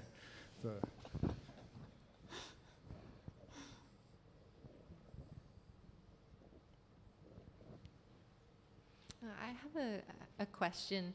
I suppose thinking about what you've written about Nabokov, I was wondering how you interpret, the things we can find in this poem and other works of Beckett's that seem like ciphers for his work, but of course he's always kind of playing with that expectation too. And do you kind of see similarities between how these two writers kind of code things into their work, and how might that play out for Beckett?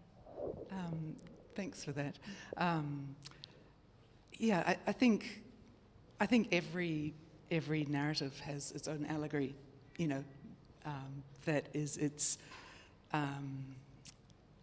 secondary narrative about, de Man, of course, would say it's failure to be read, but maybe it's not just a failure to be read, but that it presses itself, in different kinds of ways, different sort of pressure points.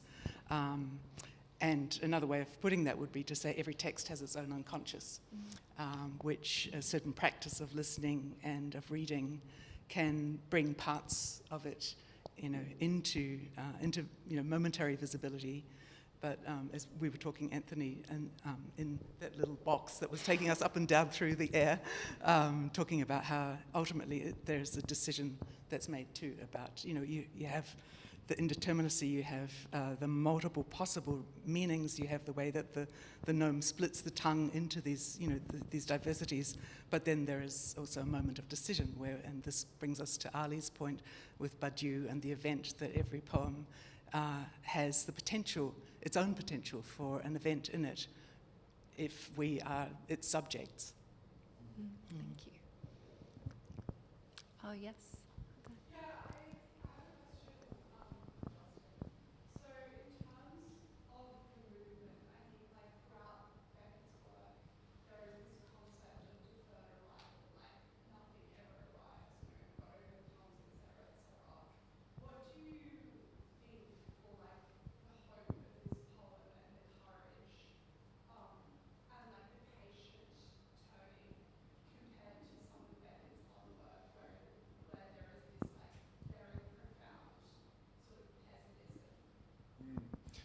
So the question is around in Beckett's work, there's often a sense of profound pessimism and a never arriving and endlessly deferred sort of thing. I hope that's right. But in this one, it might seem a bit different, and I think that's what all of us have been talking about during the day.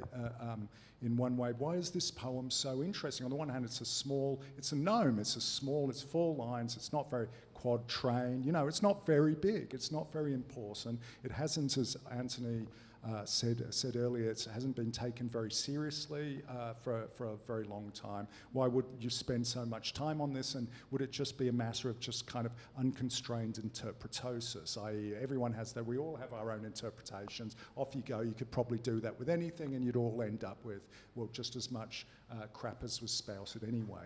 But I think actually what you're pointing to and what, say, Ali really brought out is that they're a gnome in the most ancient sense between philosophy and poetry. Yes, maybe a bit kitschy, maybe a bit quatchy as it goes through the centuries, but it's neither poetry nor prose, really. It's definitely existential. It's a bit riddling and enigmatic, right? That kind of hovering around a decision is super crucial. And one of the things I think that Ali was really pointing to and really brought out was, well, you actually have to make a decision about what kind of a decision that gnome is presenting, because it's presenting at least 2 kinds of decision which are incommensurable with each other, and it's holding them there simultaneously.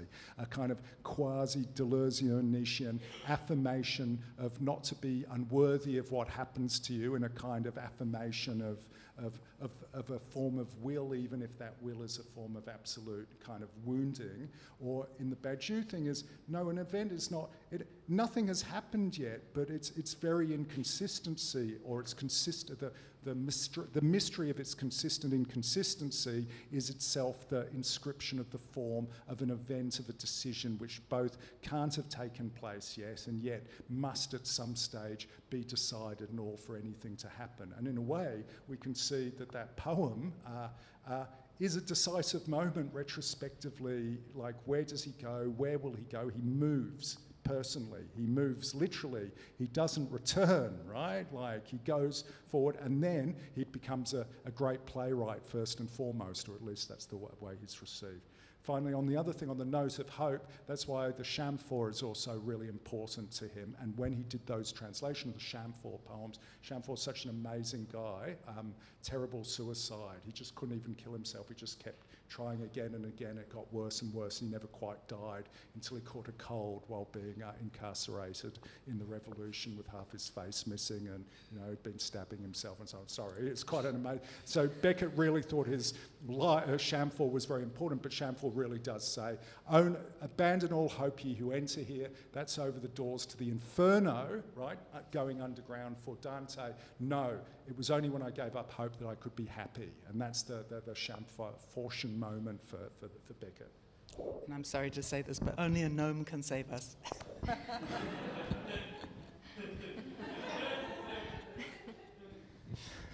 I feel more and more diminished. Spent and stooping. Where's my sack? Has anyone got used bottles? I can like.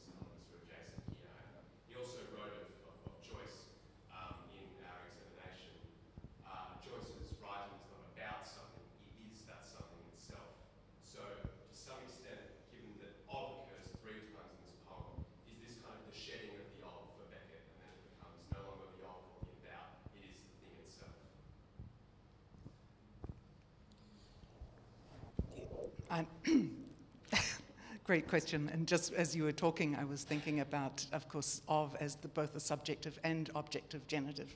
So, the desire of the other. So is it the other's desire or the desire, for the other? So it has, even though it seems like it's substantive, it contains already within itself that doubleness, that duplicity. Absolutely, and and again to echo Ziggy here, obviously, I'm sorry to say this, but obviously Jean-Claude Van Damme is a guy from De. So it's a very interesting particle in French and in English, and one of the things that is really, I found really difficult, like not that I can really know any other languages, but when you're learning French or Italian or German or whatever, the fucking preposition, fuck me, what the fuck is happening? They of, for, against, in front of, these transform in a very, very radical way, in a very, very unpredictable way. They're the most difficult, vanishing. They vanish in a gnomic way, exactly as Ziggy was speaking about, but also they're lines of affiliation and inheritance with regards to the father. You are of, you are of, you are of. And so I think this, the triple repetition, the only triple, as you point out in the poem, of this disappearing particle, which nonetheless can't work without the of. It is a farewell, as I was also trying to say, to his real dead dad and to two other dads, one of them Joyce and the other one Pound. And what he was going to do is he's going to go underground. But once you go underground, there's a point of coming up, reborn from the earth, or a kind of resurrected without any fathers. So there's a farewell to arms, or farewell to of in that sense. We have time for one or two more questions.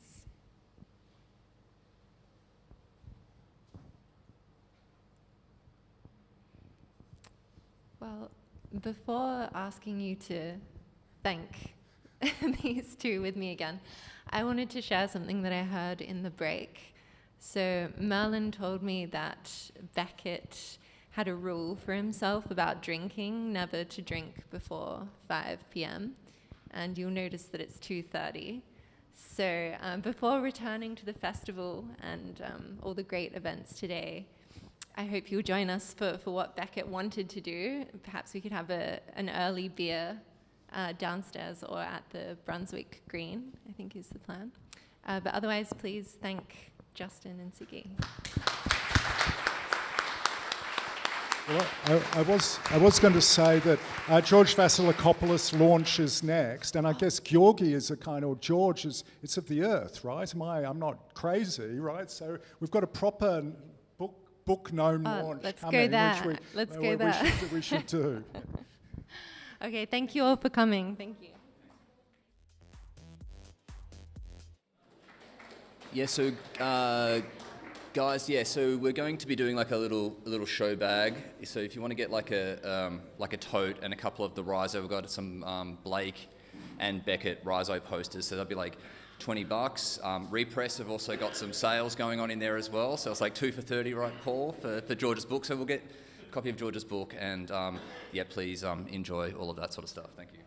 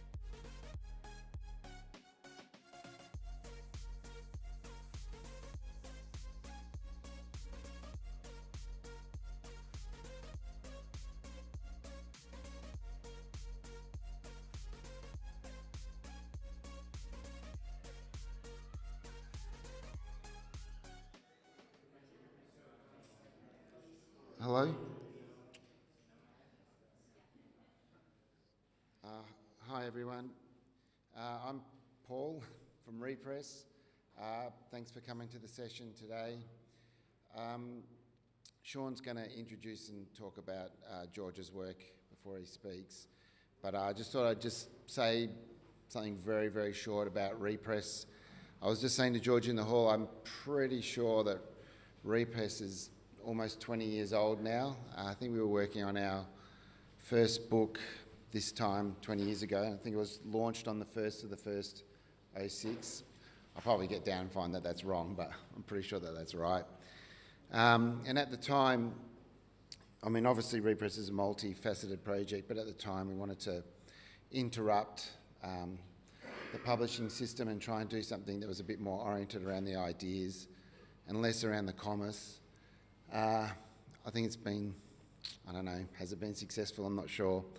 The works that we've produced have been successful, but as a disruptor to academic publishing, not so much. I read the other day that the Australian government now hands over about $1 billion a year to corporate publishers through subscriptions or just handouts. So I guess that's, I don't know if that's something pretty depressing. So we do our little thing in that space, and hopefully bring ideas to people in a way that's affordable and free and accessible. And of course, George, people like George have been central to that project, showed deep commitment to it from the very beginning. So, you know, it's really, you know, it's great to be here 20 years later. It's something for George. It's sort of on a personal and project level, it's really kind of, it's something. So anyway, on that note, thanks for coming. You can buy George's books. He's got 2 pretty recent books. You can get them both out there cheap. So go and buy them after the session. And Sean, thanks guys.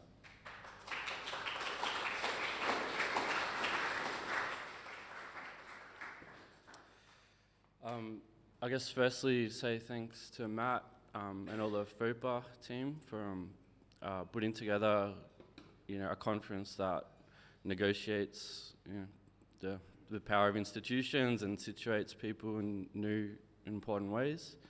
And I guess on the back of what Paul was saying, I mean, I think like what Repress does as a model and the kind of disruption to, I guess the economics of publishing is one thing. That's always an uphill battle, but I guess what you do, Paul, is create that space for like, you know, kind of an independent critical mode, which in that sense is like giving us, like, I guess as a culture, a critical culture, something a lot more.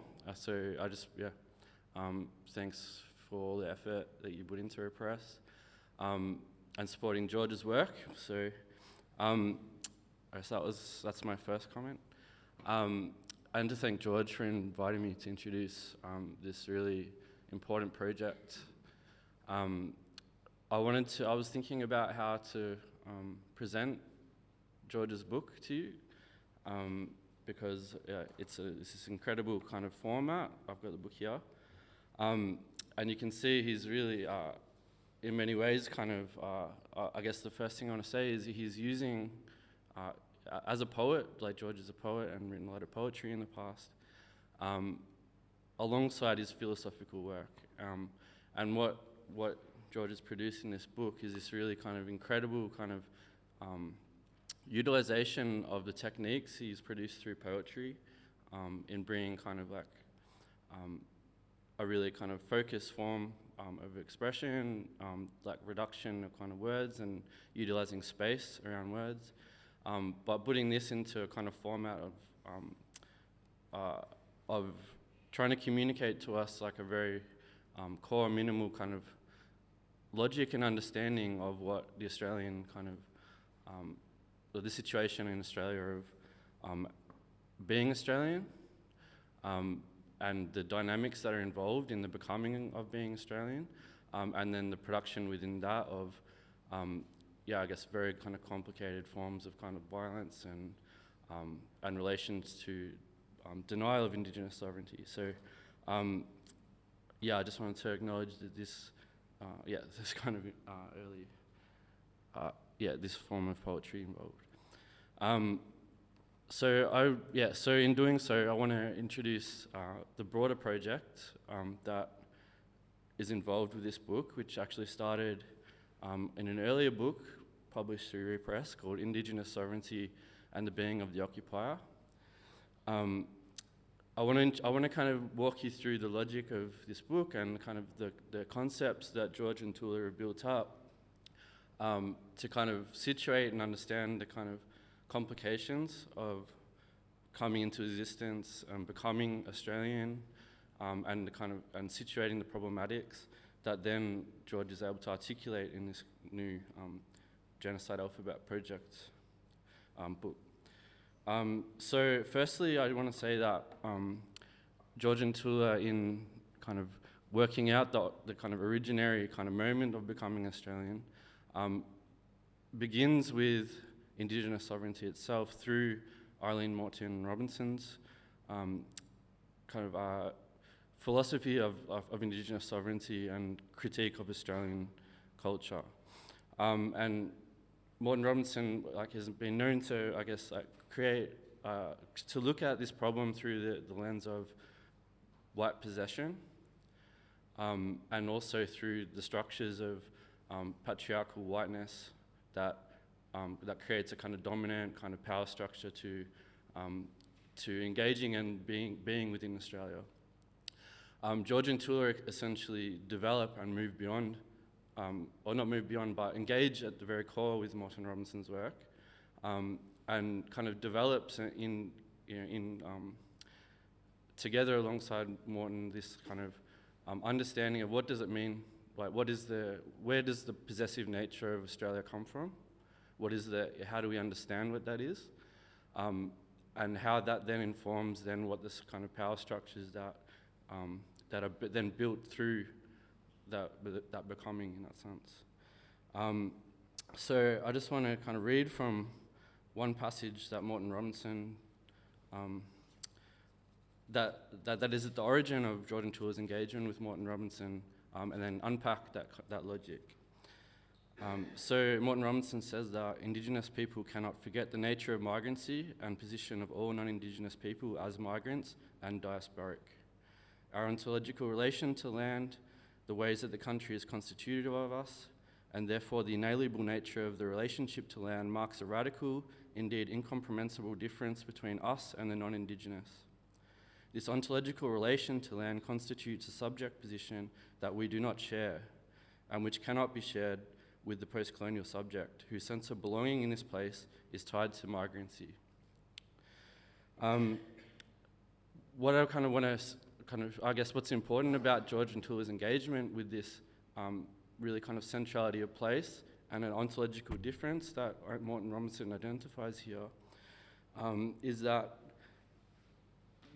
what is at the origins of being in this place and becoming something like Australian is, in a sense, appearing in the being of someone else's sovereignty. So in becoming in Australia, we appear as ourselves within someone else's sovereign being and existence. And the George and Tula identify this as being not very well understood within the Australian consciousness, and give reasons why that is the case. Because what this situation kind of entails is that we are commanded by the sovereign being that we enter into, the sovereignty of the place that we're in, of Indigenous sovereignty. That commands from us a response to say, well, who are you to come into my space, you know? You have to give an account for yourself to be present in this space. Like, who are you? What are you doing here? What is your modus operandi? You know, what is this kind of position? And George and Tula unpack from this very bare situation a range of kind of movements that occur in Australia that situate us here and also situate us amongst each other. And one really important aspect that George and Tula develop is that at kind of a base level, this is like very much like coming from the occupier kind of being, that there's a denial of the sovereignty of the other. And in that denial, there's like an incapacity, or things become stuck. Irene Watson talks about this stuckness of Australia, you know. She says that, well, whenever Australia confronts the Indigenous sovereignty, there's this situation where there's an inexorable position, like there's no presentation of the self in that sense, or the being, and then it becomes an impossible confrontation, and it's denied in that way. And you see this all the time, I guess, when, in terms of institutional structures, and when like the Australian non-Indigenous, Indigenous and non-Indigenous relations occur, there's this kind of patterning of denial. So I think George and Tula really, I kind of see this as a core position, but also identify that, well, there are actually more than one form of sovereignty coming into Australia, and it's not just the occupier in the sense of the colonizer, it's also the migrant with a new kind of position of like sovereign relation that has to be articulated in difference to the colonizer, for instance.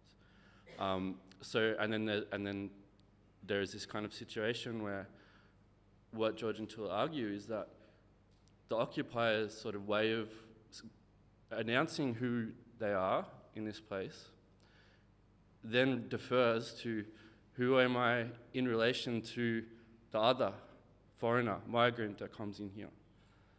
So there's this double kind of negation in a sense, but it's kind of more like, I mean, George and Tula are very Hegelian in their kind of work. So there's like the relation to Indigenous sovereignty as being like nothing, and then there's a relation to the foreigner as being like non-being, like non-Australian. And what is kind of, what they're arguing in a sense is that, well, the articulation of who the colonizer, the occupier is here, is produced in relation to setting yourself against, is like, who's the foreigner? And I'm not the foreigner, so therefore I'm Australian. And it's within that relation that being is like, that the occupier being is articulated, essentially. And I think this is like a very interesting thing because it sets George and Tula's work alongside, say, another very important critique of Australia coming through like post-colonial studies, for instance, Gaston Hage, who, you know, like looks at Australian history in the sense of like, you become Australian by being accepted by the older Australians. You know, every wave of migration, that's like the older Australians who like attain some Australianness by this regulatory kind of colonizer-occupier logic. So there's this kind of process of setting in relation the white dominance of Australian structure, and then setting that into relations to acceptance. And this becomes a dominant white Australian culture that George and Tula are trying to kind of approach here. So I think that this is a very interesting thing, and they have a concept called the perpetual foreigner within that names this dynamic and relation. But at the core, and the kind of that opens up for George and Tula a really critical, like a wide critical kind of space to then investigate. Okay, so like in what ways is that being set up? Like is that structure being set up? And how do we kind of address this and confront like the denial of Indigenous sovereignty, which is the real kind of issue that is addressed, you know, the one that will dismantle then the new kind of positioning of perpetual foreigners within, as you say. So the deeper critical space George and Tula look at and say, well, this comes from an inheritance of a Western European form of being, which is very much defined by proprietary being. And there's, you know, I think you did this really interesting kind of aspect where what is being played out here in the terms of the white Australian articulation of dominance and structuring is a specified articulation of what is required for us to be in Western European, being owners, proprietary owners of properties in many senses.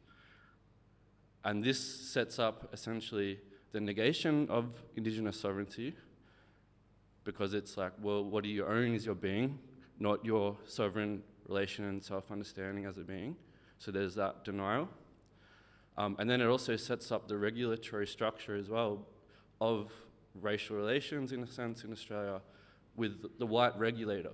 You know, you have the capacity to own, and, you know, or we will, you know, kind of like maintain structures that keep different forms of kind of privileging and gatekeeping and things like that, as Gaston talks about. So I think that this is a very important move that George and Tula make, because they provide us, in a sense, a philosophical basis. It's a very minimal basis to understand through the logic of coming into being as like proprietary, as like that kind of heritage and structure, of how that transforms into something like the criminal will to perpetuate the denial and structure.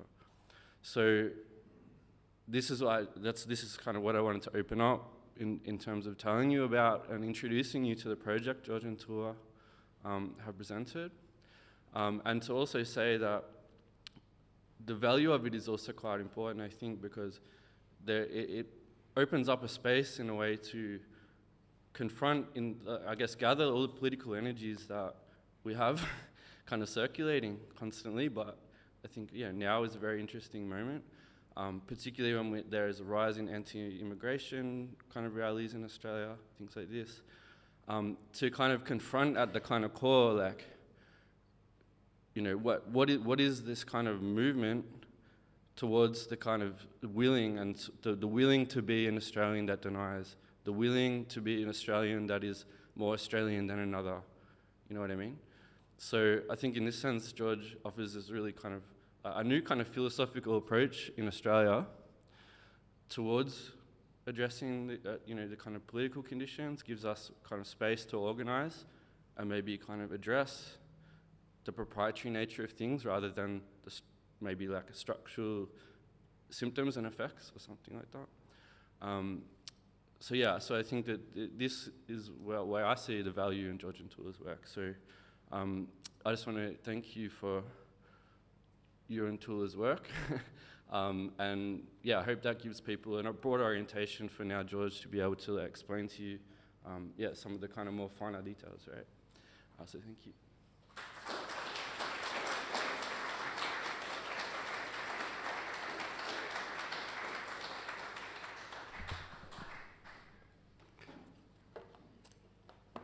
Hello everyone, thanks for coming. Sincere thanks, Sean. Thank you very much. Sincere thanks to Matt and to Paul.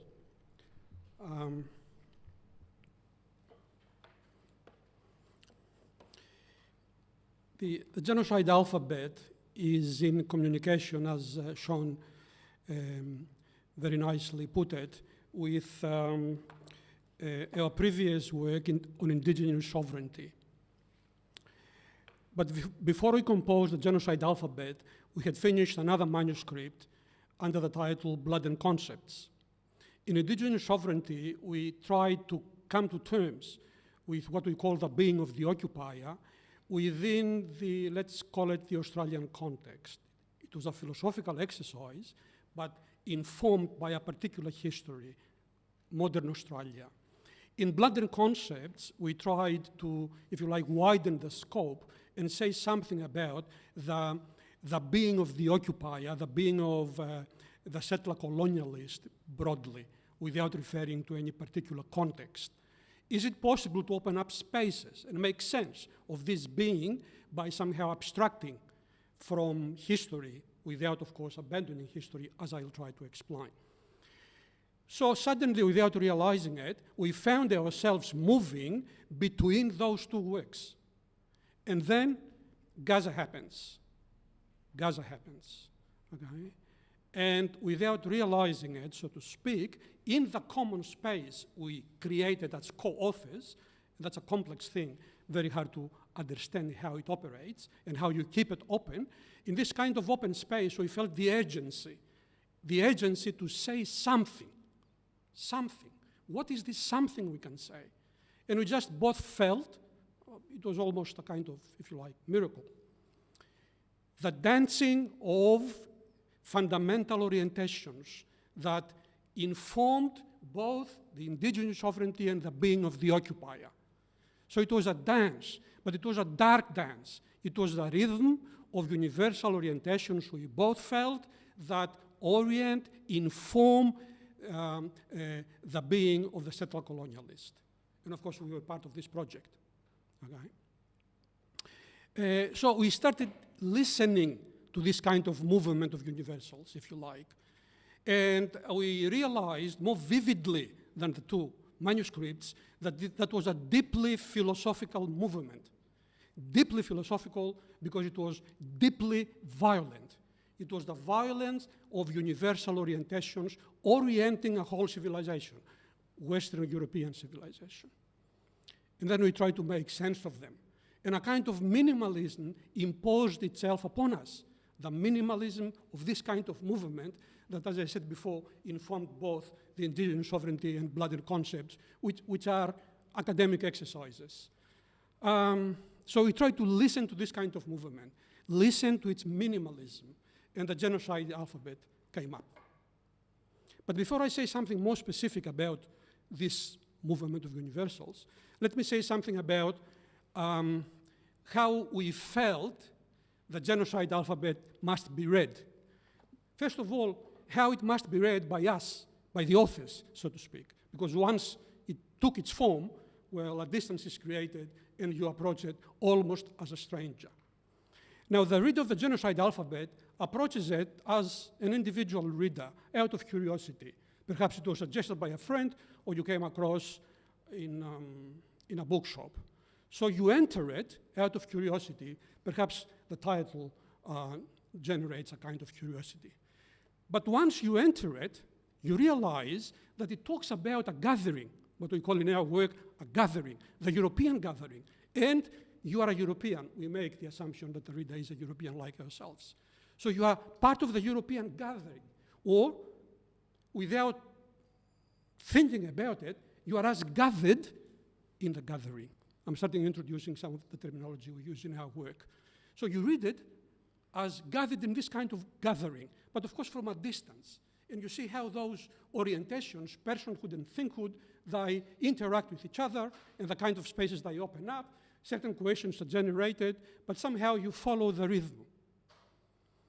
And you reach a point where, suddenly, perhaps out of nowhere, the voice of the other is activated. And the voice of the other has the authority of the bearer of a command. You are the criminal. Account for yourself.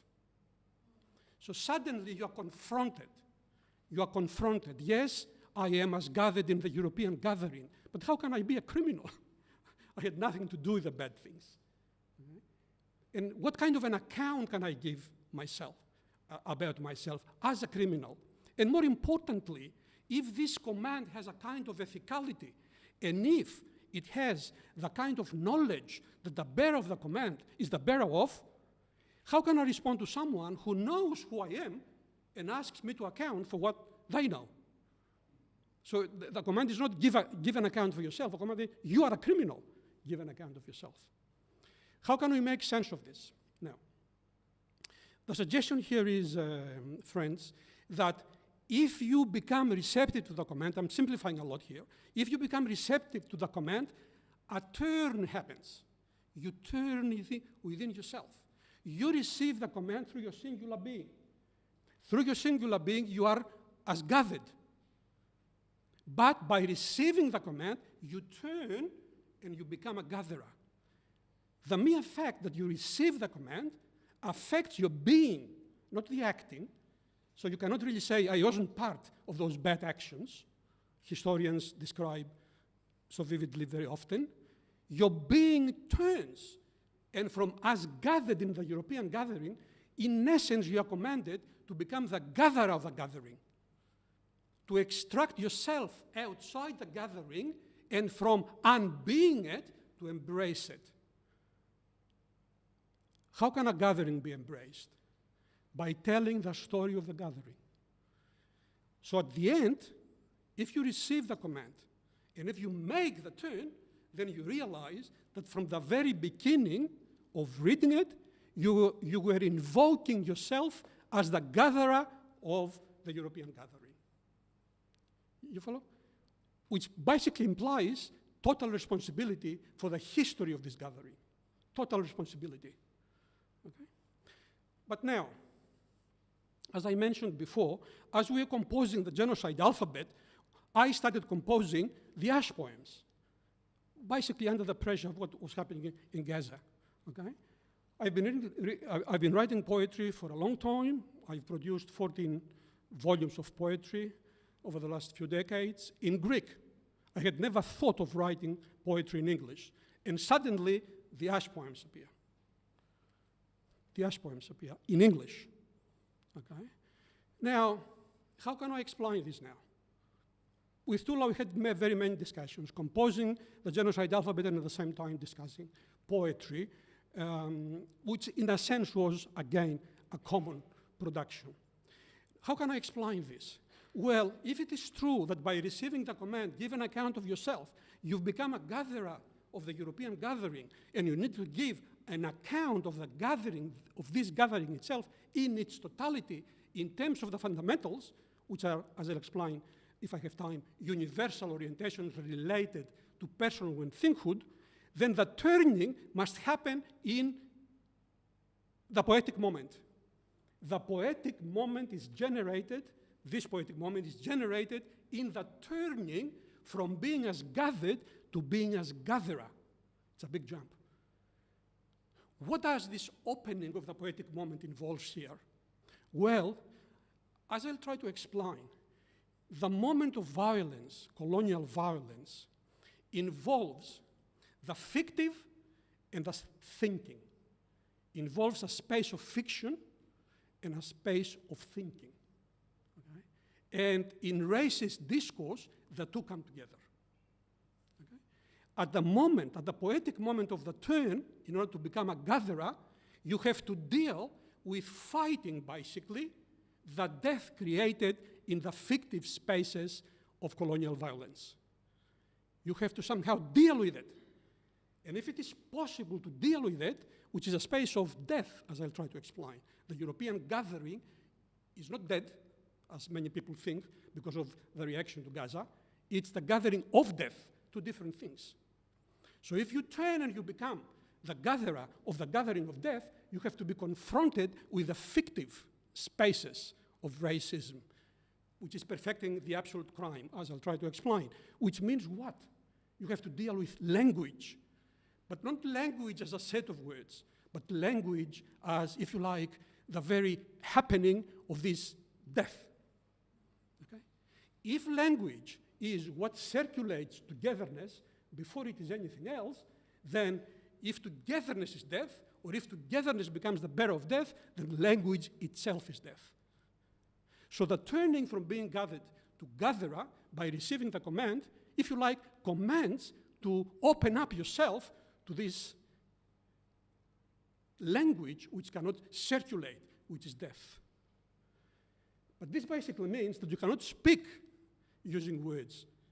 You can speak with words to language, or you have to be able somehow to let words make sense of themselves as the bearers of death and just implode into language. From this perspective, the poetic moment opens up a space of absolute transparency. Death is transparent. A poem can create many meanings precisely because, again, in this exercise, the poet is commanded to confront what is the most transparent, death. The death of a civilization, the death of a gathering, okay? A death which relates to my singular being, which I gather it without, of course, being directly responsible in an empirical kind of sense. Okay? So if it is possible to open myself up into this kind of the death of language and let words implode as becoming aware of their, if you like, of their emptiness, if you like, okay? And if you survive this kind of intensity, then perhaps it is possible to start becoming a gatherer by making the transition to the philosophical thinking involved in this gathering, which is a kind of genocide alphabet. If it is possible to go through it, which basically means read this for a second time, but now as the gatherer. If it is possible to activate or reactivate this reading as a gatherer, then it is perhaps possible to reimagine universality as the gathering, not of the gathered ones, but the gathering of gatherers. But this is the step to politics. A politics of those who are both gathered and gatherers, opened to the movement of a gathering and at the same time taking full responsibility for it. Now, let me try to make this a little bit more tangible, if you like, by referring to some of the key concepts articulated or presented rather in the genocide alphabet. In the genocide alphabet, we employ Plato's idea of the perfect crime, which basically says a crime tries to perfect itself, that is to hide itself. And what is the perfect hiding place? Justice. So if a crime is committed and can present itself as just, then this is perfect hiding, okay? And then we utilize Hegel's concept of the absolute crime, and in a sense we turn it against Hegel in a different work of ours. But anyway, what is the absolute crime? The absolute crime is committed not when I steal something from you, but when I deny from you your capacity for ownership, okay? If I deny from you your capacity for ownership, then I deny from you your ability to be present to yourself and to me. And our question here is, if the settler colonialism has something to do with the perfect crime, with the absolute crime, denying the other capacity for ownership, whatever that means, then does it have to perfect itself if it is a crime? Does it have to hide itself? And our answer is, of course it has. And how does the absolute crime hide itself? Through racist discourse. You follow what I mean? Which is always has a civilizational element, okay? Through the racist discourse. Now, this is the important thing. We make sense of all this, as Sean very correctly said, through proprietary being, okay? Which is so prominent in the Western, let's say, European unfolding of history since the Greeks, if we think the Greeks were part of Europe, but that's another kind of story. But let's say that they were, okay? I try to resist this sometimes, but anyway, okay. Now, proprietary being becomes something hugely important. Let's keep it simple. What is proprietary being? The intersection of two universal orientations, personhood and thinghood. If I say to you, this is mine, this is a thing, as a unit of indifference, if I go like this, no one will complain, okay? Now, this is hugely complex. I'm not trying to reduce complexity, but let's keep it simple for the time being. So, in owning this as a thing, I already refer myself to two universal orientations, personhood and thinghood. Personhood is concern, awareness, thinghood is indifference, okay? In this kind of proposal, we implicitly make the assumption that any form of awareness, human or non-human, is constantly engaging with indifference, constantly. For example, right now I'm able to see you. Why? Because my eyes breathe light, which in itself is indifferent. So concern and indifference go together. We have come up with a technical term. We call it erovoiding, eros and void, but I won't be using this term to explain the situation here. So for the time being, let's say that in the simple act of owning a thing, for example, this chair, those two universal orientations come together, personhood and thinghood. They intersect in my being, okay? I'm a person owning a thing. Now, try to abstract, privilege one of those two orientations. Try to privilege the moment of indifference expressed by the thing. If you privilege it, you take it out of the intersection, you have the Greek moment. Privileging the chaos of the world, or the indifference of the world. And philosophers were obsessed by this. So in the Greek moment, this abstraction from proprietary being made it possible to have a sense of the indifferent in a cosmic scale and at the same time to create a frame for proprietary being to take place. But this was an abstraction. Now do the opposite from the opposite side. Abstract concern from proprietary being. If you abstract concern from proprietary being, what you have in the Western trajectory, the Christian version of the God of love. The God of love is pure concern. Although, if we read the Genesis story, even God, the Christian God, cannot escape the indifferent because he is surrounded by the void, okay? And creates the world out of the void. But this is a different story. So in the Greek and Christian moment, we have those two fundamental assumptions that frame proprietary being, that keep personhood and thinghood together in a bigger frame. So I'm a person owning things because what, if you like, holds them together is divine love. Okay? Now imagine the colonial moment. In the colonial moment, for a number of reasons, we try to explain them in the genocide alphabet, those two intersecting orientations of personhood and thinghood are liberated. They became naked just by themselves. So if it is possible from the intersecting of personhood and thinghood in the simple act of owning things, if it were possible to create this kind of being autonomously, not by putting aside authorities like the Christian God or the Greek void, okay? If that were possible, then those two orientations must be able to liberate themselves, if you like, you see? And then reconstitute proprietary being. This liberation and reconstitution happens through colonial violence. Okay?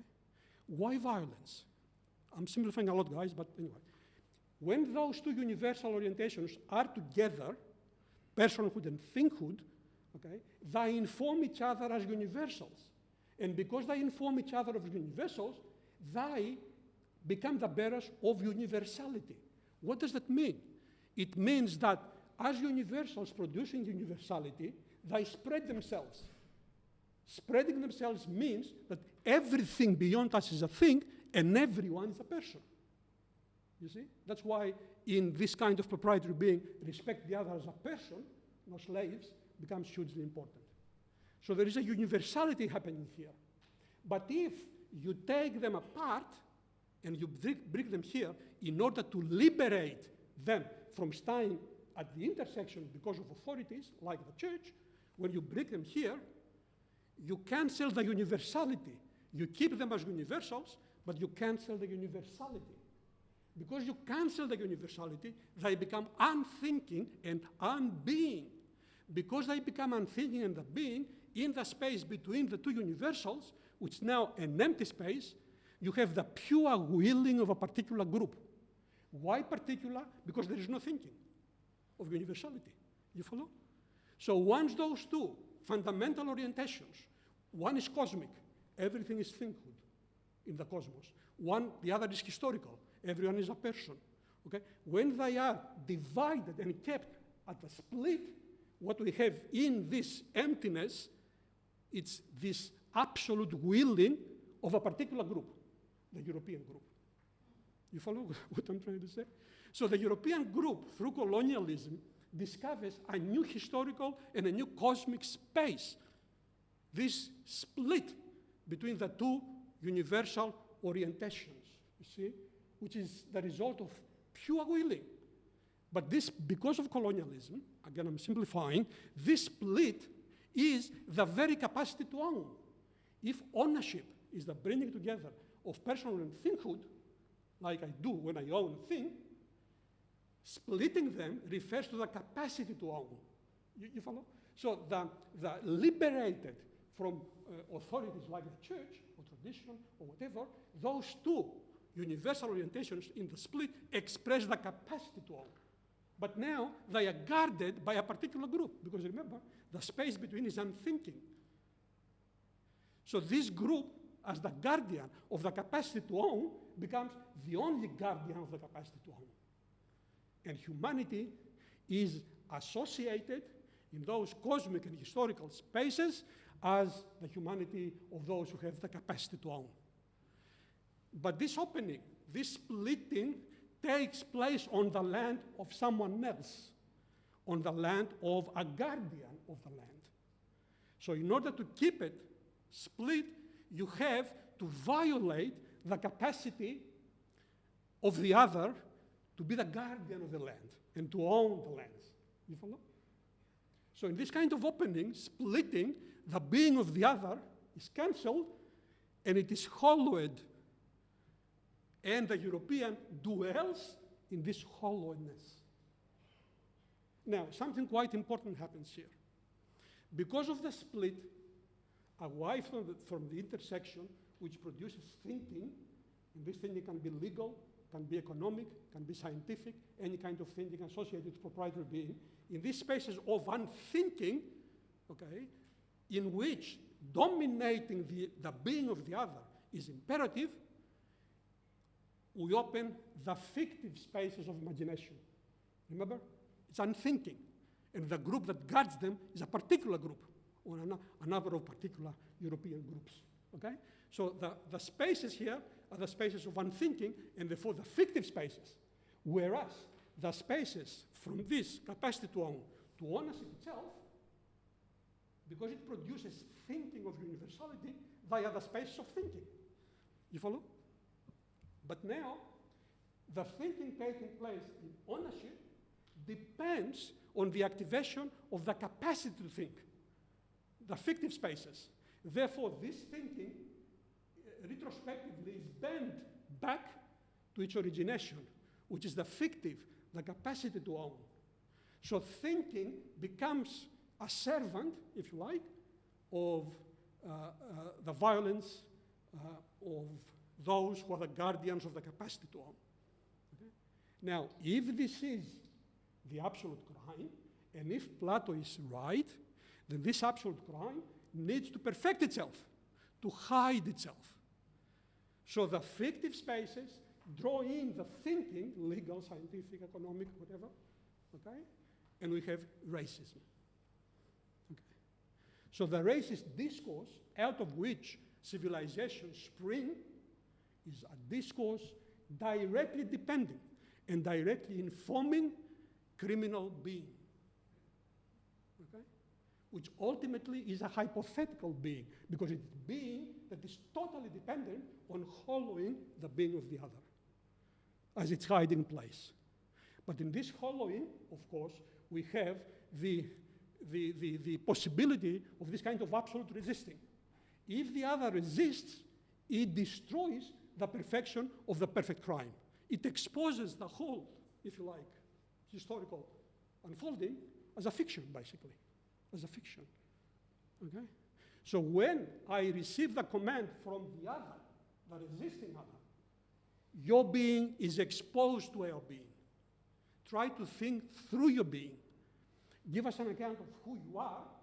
This directly addresses my being, not my thinking, not my acting, not my biography, my being as gathered, embedded in this wider story of the Western European. So in order to respond, I have, in a sense, become the bearer of the death that is produced by this gathering of colonialists. You follow what I'm trying to say? Because death here, the split, destroying the other and destroying the gathering itself by privileging particular gatherings, this death is not the death of the gathering, is the gathering of death that ultimately gives rise to the death of gathering. And why is death? Because ultimately, when those two universals, person and thinking, intersect, producing the universality of distributing those two to everyone, okay, this universality depends on universals. That's why when those two universals are split, they become the masters of the universality they produce. So if I become the gatherer of this gathering of death, through the poetic moment and through the philosophical discourse, then perhaps as the vision of a gathering of gatherers, I can point to a new sense of universality, independent of universals. You follow what I'm trying to say here? not to thinking, but to a thinking depending on concepts. So can we produce the universality of a gathering of gatherers that opens itself to history and to the cosmic spaces as a bearer of peace, if you like, or in our terminology, as a bearer of eros. Okay? So this, at the beginning, is explored through the receiving of the command, through the generation of the poetic moment, which basically for me takes me beyond my migrant agency to something much more fundamental, okay?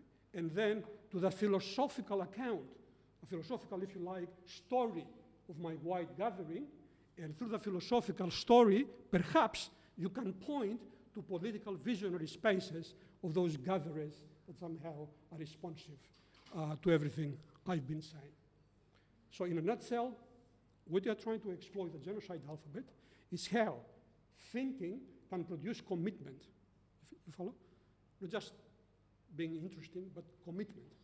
And it can produce commitment if we can receive the ethical command, if we dwell in the poetic moment, which of course doesn't mean writing poems, but being in the poetic moment, feeling the burden of the death of language itself, okay? Moving to the philosophical moment, and hopefully find a way to move to the political. Okay, guys? So that's. Thank you very much.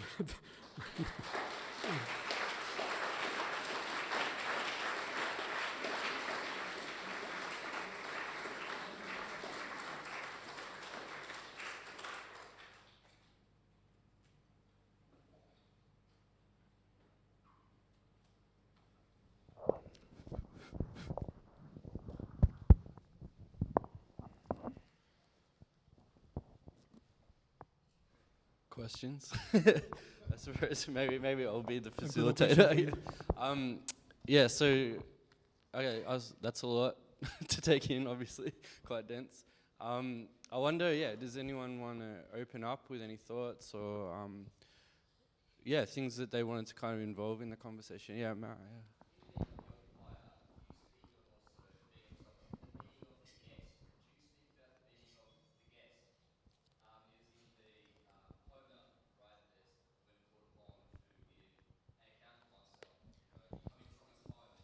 Yes, there is in Homer, if I remember correctly, there are a few instances that somehow activate the meaning of hospitality from their perspective.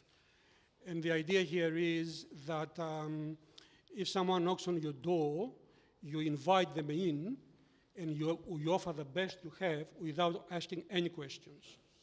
So the guest can be another human being, can be a god, can be a criminal, can be an evil spirit. You don't know. It doesn't matter. You offer the best. And after this offering, you ask the guest to offer an honest account of themselves. Okay? So if we use this as a paradigm, I'm not quite sure whether we can, but if we use this as a paradigm, the command, you are a criminal, who are you? Or give an account of yourself, or in our book on indigenous sovereignty, we use a different expression. I come from here, where do you come from?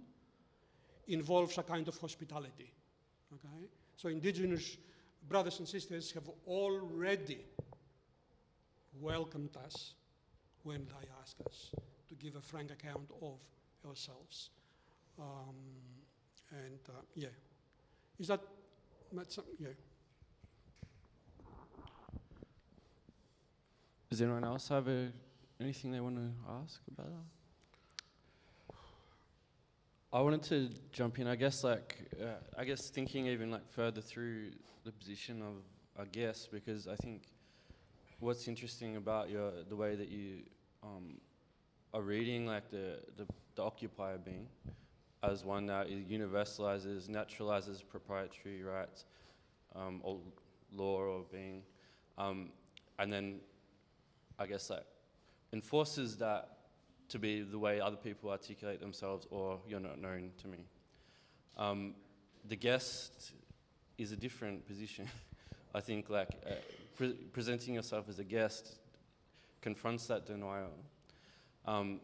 And the thing I get stuck on, I think, because I try to read your work to draw out some kind of praxis, you know, like kind of not just to understand, but how do we act and confront what is actually a persistent denial, a persistence denial as a guest.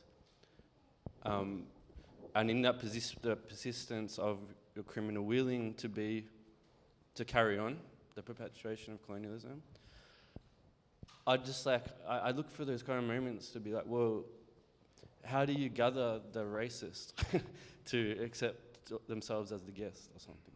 Yeah, you know? yeah. I guess, at least implicitly in our work, we point to the fact that any kind of intervention in any political color of the left or the right or whatever involves an urgency, a kind of energy, if you like. People are energized in order to intervene. And this kind of energizing is sometimes absent when we get upset, very upset, by certain things that are happening. Why? Because this kind of attitude, if you like, let itself be conditioned by actions, by activities. People have been killed, things have been stolen or whatever, which are of course terrible things in themselves. Okay? But action presupposes the perpetual enactment of being. You follow what I'm trying to say? So we try to, if you like, extract being, or unbeing, which refers to a kind of energy that creates commitment, okay, as the framing of political activity that has the potential not to exhaust itself, okay, not to exhaust itself and to create historical depth. Okay? And of course, energies can be of different kinds. Fascism was a kind of energy, if you like there was a kind of energy through, if you like, something like the French Revolution. And thinkers like Hegel and Fichte, or perhaps after the Marx, were mesmerized by feeling in the bodies, in my opinion, this kind of uplifting of energy. Death is itself energy, but it goes the other way. The other way. It makes you implode. Okay? So I have the sense that it is not easy to reimagine a universality of togetherness, or again, if I use our terminology, gathering or avoiding. At the present historical moment, we have to be able to let this energy of death shatter us, shatter our being, push us outside the boundaries of being itself in unbeing, in order to re-envisage the creation of being in terms other than imperialism or colonialism or, things like that. Perhaps it is there that a poetic moment has a role to play. Again, not a poetic moment in terms of writing poems, but of just being in the poetic moment, you see? I think Goethe somewhere said, I remember where I read it, that if we open our eyes for a minute, for a second, to the violence around us, we would simply collapse. We wouldn't be able to bear it. Okay?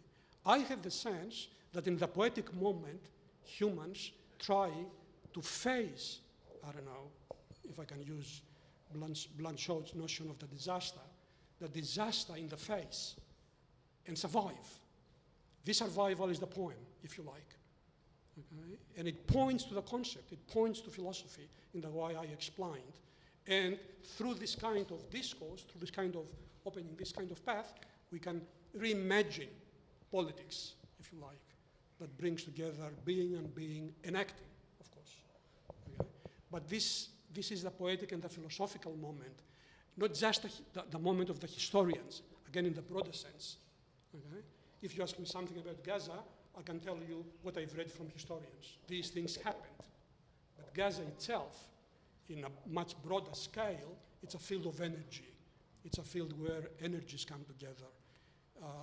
gatherings come together, worlds come together, and then people find themselves becoming the bearers of commands as bearers of worlds, not just simply as individuals. So when I get the command from the indigenous brothers and sisters, you're a criminal, give an account of yourself, the bearers of the command are singular bearers of worlds, not just of individuality, so to speak. So how to become a world is, in my opinion, the true challenge for a genuine political intervention.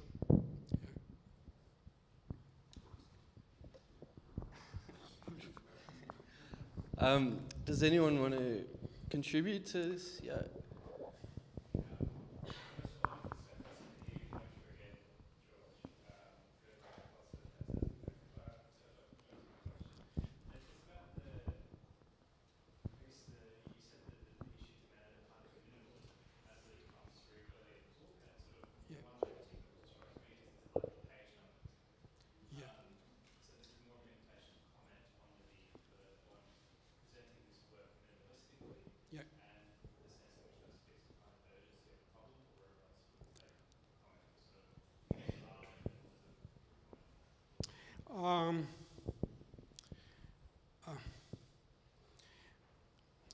I don't know. To a great extent, both myself and Tula are obsessed with minimalism. I don't know if this has something to do with the Greek tradition, which is full of music. Everything was translated into music and to poetry. And I'm talking about political events. And in music, there is this kind of the minimalism of energy, so to speak. Okay? The idea that at this very moment, when I feel this, I'm sure, beyond any kind of Cartesian doubt, that all of you, no matter how many, feel exactly the same. You follow with them? We get this sense very often in concerts, okay? This individual sense of a collective kind of kind of gathering. So we have been obsessed with this kind of minimalism, okay? So if I were to say something rather simplistic about the broader project, we feel that everything falls into minimal spaces, asking for a beginning, if you like, and at the same time, it moves towards this kind of minimalism. So there is a beginning and there is a telos. There is a kind of pulsating movement, moving out and moving in. The same happens with perhaps everything of most human affairs, capitalism. Capitalism is a pulsating movement from my perspective. Through the intersection of personhood and thinkhood, and capital is activated through this kind of intersection, capitalism opens itself to global spaces. Okay? But at the same time, this kind of intersection ultimately depends on the capacity to own, which is unthinking. Those universal spaces cannot be thought. They implode into particular spaces, the nation state, the elites. See, so there is this, you've got this kind of, so yes, there is this kind of tendency for minimalism. And writing those two books, The Genocide Alphabet and Blood and Concepts, were overwhelmed, if you like, with the minimalist movement of minimalist universal orientations. How they intersect, how they inform each other, how they split from each other, how agencies are created in those spaces. And we try to give it the form in the Genocide Alphabet. Now, this form is not really a way of explaining the colonial whatever, or the genocide or whatever. It's not really a matter of explaining by, I don't know, using a causal analysis or whatever. It's a matter of dealing with it. You follow what I'm trying to say here?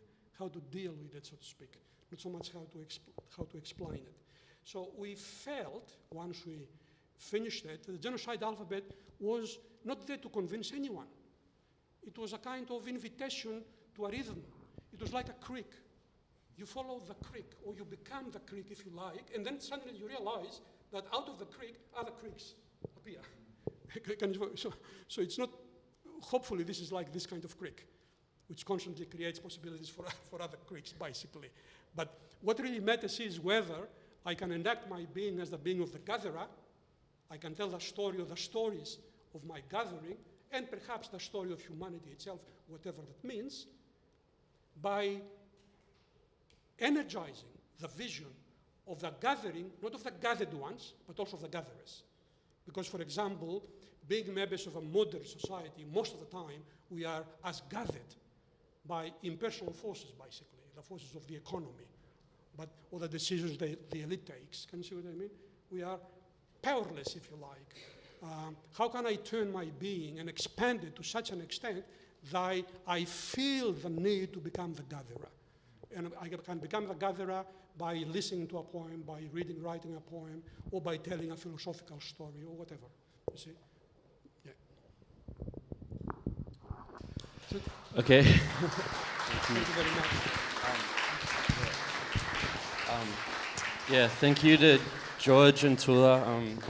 I just want to close by just thanking you for the book that you've given us, and I hope that you can take something away from the opening of this kind of thinking, towards this movement into the opening and gathering. So thank you.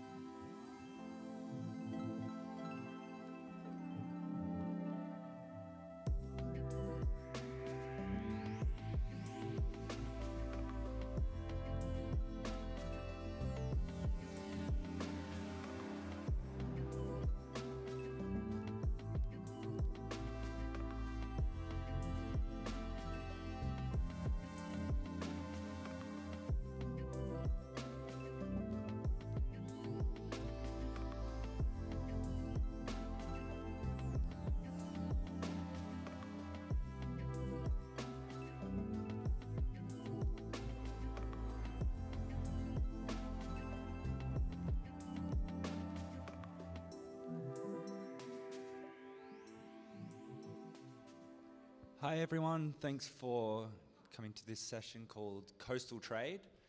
I organised this, initially got Remy and Phoebe to talk about two aspects of trade on the coast, very different ways of approaching it. Remy's got his friend Theo to join him and they're going to have a discussion, and then Phoebe's going to come up next. I might just start reading from an introduction and then we'll sort of ease into the discussion. Yeah. Since its inception, sea cucumber, created by God under traditional Chinese medicine, became firstly by name Haishen, sea ginseng, Namako, Trepang, Echinoderm, and Holothurian, and lastly, under much opportunism, Becher de Mer, meaning spade of the sea. Since the sea cucumber can't speak for itself, it deserves recognition for its humility as a seafloor janitor to oxygenate sediment from harmful buildup of organic matter and its later commodification in what led to the years of etiquette that came from the interactions between the Macassans and the Yungal people of northeast Arnhem Land. Recent slug divers in Innisfail, Far North Queensland have described to me a phenomena that when they anchor for 2 days, they dive the same spot. They dive for white teat fish, a variety of sea cucumber. They dive one day, and then the next day the white teat fish have floated away to evade capture. Eating a sea cucumber is like going nowhere, but better than going somewhere without intention and respect. To quote a friend, Justin, City Justin, who's Torres Strait Islander and Sufi, and collaborated in the book Islam Dreaming, we now live in a society that makes the sacred mundane. In Islam, everything has a divine presence. The names and attributes of God are in everything and are a manifestation of his names and attributes and his works. Therefore, everything is sacred. Everything has its own truth. When the Macassans reached the shores of Arnhem Land, they only came as far as the beach. They lit a fire and waited to negotiate. In Arabic, the term adab is an etiquette which means beautiful manners. It is a way in which you carry yourself, how you speak, act, walk, approach people, and treat creation. When you go diving, you introduce yourself to the water. You have to have respect for it. If you don't have respect for it, that's when things go wrong. With croc and shark attacks, you have to ask the question, what did they do wrong? The Macassans brought adab to country. The British didn't come with adab. In the later period of the Trepang trade, Macassan fleets were dealt with Australian customs officers, in which even customs officers received a gift of a case of gin by the Macassans, and they would drink together with the customs officials. The other day, Theo and I went fishing for squid. We caught one squid and we went home. Here is an excerpt from a disgruntled ex-Australian Border Force employee who explained the state of the trepanging up in the NT. My experience with Border Force in the northern half of Australia is that they are a pack of fucking peanuts. Sorry for the children. A pack of peanuts, and they must have gone to the naval bases and procured every single person with the lowest IQ and put them in Border Force uniforms. And most of the time, they can't even check a bag coming into the country. And despite what the TV show states, they are useless, and the whole northern band from the Kimberleys across into the Gulf is currently infested, as he said, with illegal trepang fishermen, and they go into the mangroves and clear out little harbours within the mangroves, and the Border Force is fully aware of this. They survey vessels over it, and but the legalities of doing anything about it are so barred with red tape that they burn the boats. The new solution that the West Australian government has come up with is that they've gone and bought a heap of commercial fishing boats from southern Western Australia. They are taking these high-end boats up to the Kimberley, and they are now sending trepangers back in these million-dollar boats. They're not even allowing these boats to be crushed or written off, and they spend their money. And Bargwan Marine have contracts out of Darwin where they bring the boats in and take all the fuel and everything off them, and then take them out to sea and they burn them, and they're not allowed to dump them. Maybe it's biosecurity grubs. They have to take them back offshore. I've got mates with photos with 7 boats in tow behind Bargwan vessels, and they take them out 100 miles off Darwin and set them alight, and they sink. So that gives you an idea of the state of what we'll then talk about of this industry. When Matthew Flinders and Robert Brown met the trepanging fleet from Macassar off northeast Arnhem Land in 1803 and interviewed the captain Pabasso, its old commander, they asked a very well-informed, this is a quote by the way, they asked a very well-informed question according to Brown. They denied having any of their celebrated poison called Ippo on board. Given the long and complicated history of the European understanding of this poison, it is not clear how Flinders and Brown picked up the common association of Ippo, or usually in Malay, upas, with Macassar. The significance of this question in this discussion, however, is that it demonstrates how these British observers of the trepang industry in Northern Australia were able to place the trepangers within a known context. So just to introduce the topic that we're talking about here is that we are dealing with a very big history, and my angle, I studied marine science, and I've spent time on some of these slug boats, and I I guess we're trying to narrow down certain elements of this history and basically just promote awareness of it. It's becoming more common knowledge now with Marcia Langton's work, and there's been 2 films made about it. But yeah, we're basically addressing that. Yeah, it's still a relatively fringe Australian history. I suppose we're trying to avoid going down a real sort of anthropological approach to understanding the timeline, but it's roughly about a 3-century long history of international trade, and the first international trade in Australia that's recognised at least. Yes, I want to talk about the sort of core dynamics between, and for those of you that don't know, we're talking about a region of northeast Arnhem Land, and the people of that region are Yolngu people. And then the Macassans are, well, actually you could probably, where the Macassans hail from. It's a bit of a catch-all, that term, Macassans, but it's a group of people predominantly from South Sulawesi in Indonesia, then formerly known as Celeb. No, it's the southeastern side of Sulawesi. Okay, yeah. But they would basically travel the monsoon winds across down through the Timor Sea into northeast Arnhem Land, which they called Meragi. They had 2 names for the parts that they trepang through. That area was Meragi and Kayu Jawa. And the interesting thing here is that the trepang that they produced for the Chinese market was referred to as trepang Meragi and trepang Kayu Jawa. So there was already knowledge and awareness of this market within China.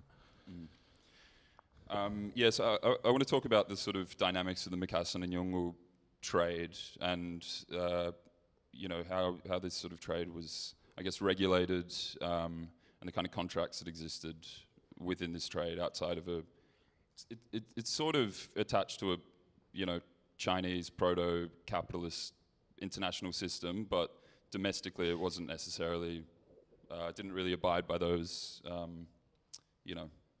rules. So yeah, Yolngu exert substantial control over the labour and the trepang trade. So trepang in Yolngu Mata is rapa, and the negotiated terms through Madayan, which is a term that I'll use a little bit in this speech. So it means ancestral law. So while engaging as strategic partners in a seasonal relational economy with the Macassans, so they arrived annually on Prahu.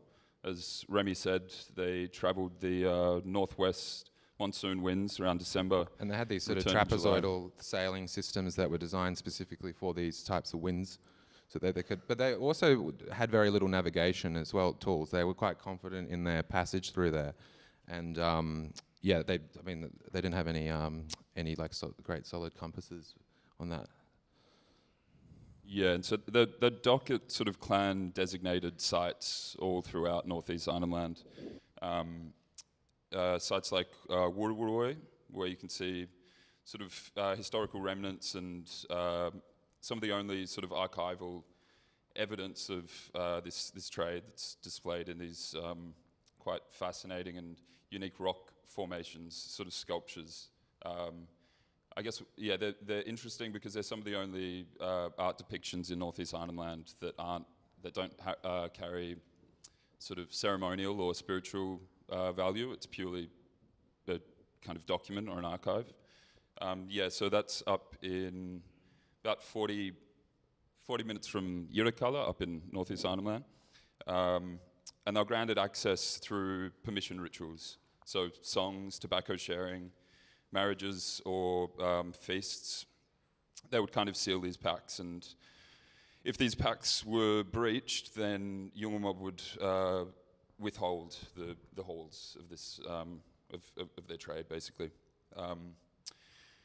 So exchanges were bi-directional and non-monetary. Macassans provided iron axes, walwa, knives, latat, clothes, kapak, rice, burisu. So there was also an introduction of a lot of new language into Yolngu Mata coming from the archipelago, and tobacco, dugout prows.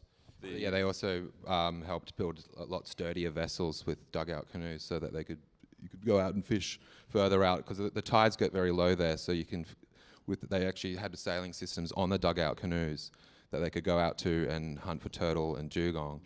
And because when you're spearing dugong, it's like there's a lot of weight in towing it back. So with bark canoes, they're not as buoyant. So that was quite helpful in getting further out. Yeah, so despite the exchanges being non-monetary, the value of the traded items was measured in a term Yungle called balandia. And so balandia is a Yungle term for payment of goods, payment for goods and services rendered under contract. And Yungle would measure the amount of balandia they should receive for any particular product they produced, or for resources taken off their land, like trepang, by using a internal value measurement called mar. And mar has no real equivalent term in English, but it's essentially a measurable quantity of the strength of spirit. And that's sort of, obviously it's not monetary, but it's a system that is very unique to this exchange, and sort of ceased to exist post 1907 when non-Makassan traders started to get involved in the trepang trade. It wasn't just exchange for the trepang as well, it was also tortoiseshell, but there was already methods that they were using for cultivating mother of pearl, just by inserting just sand into it and getting the nacre and forming a pearl for this exchange. So sort of elaborating on the contract agreements, they'd use this sophisticated system called juju, and they would establish these trade tracks, forming a pre-colonial international business network linking Yungle Bapuru, which are clan groups, with Makassan family enterprises overseas. And so these, this is sort of spanning back 300 years, and there are still families that, indigenous families that exist in areas of Makassan, Australian indigenous families, and that lineage is, still sort of seen today. I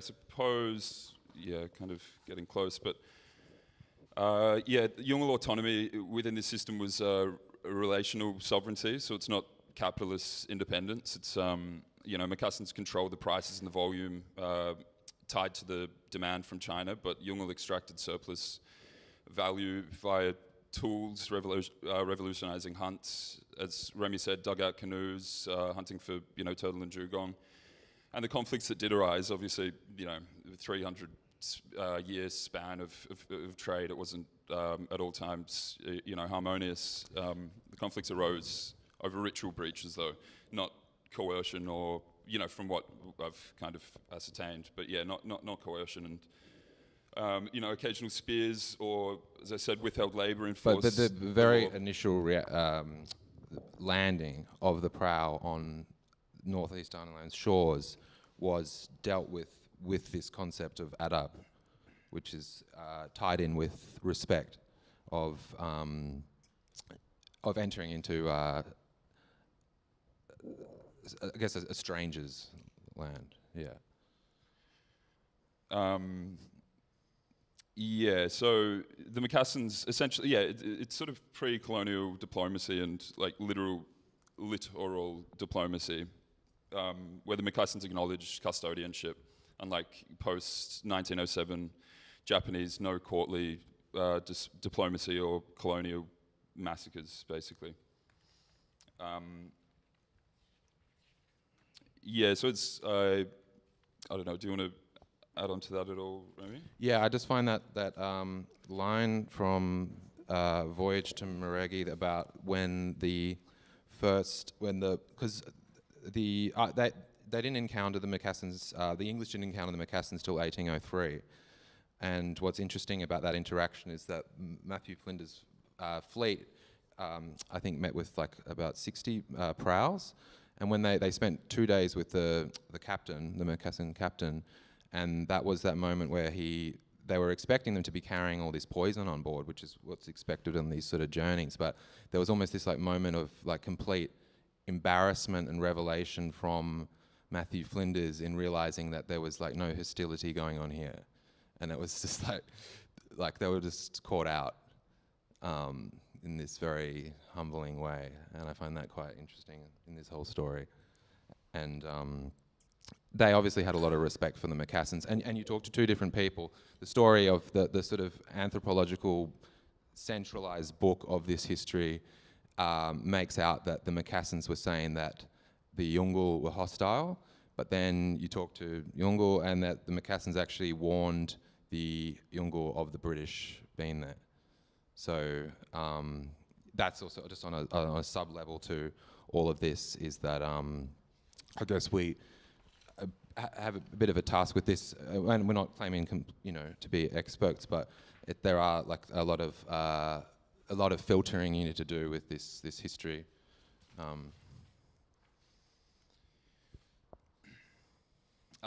Yeah, just conscious of the time, I think I'll just talk a little bit on the end of the trade and eventual state intervention.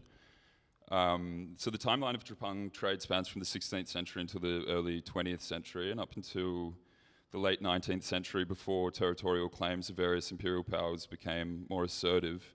European interaction, as Remy sort of mentioned, with Macassans was minimal and considerably positive.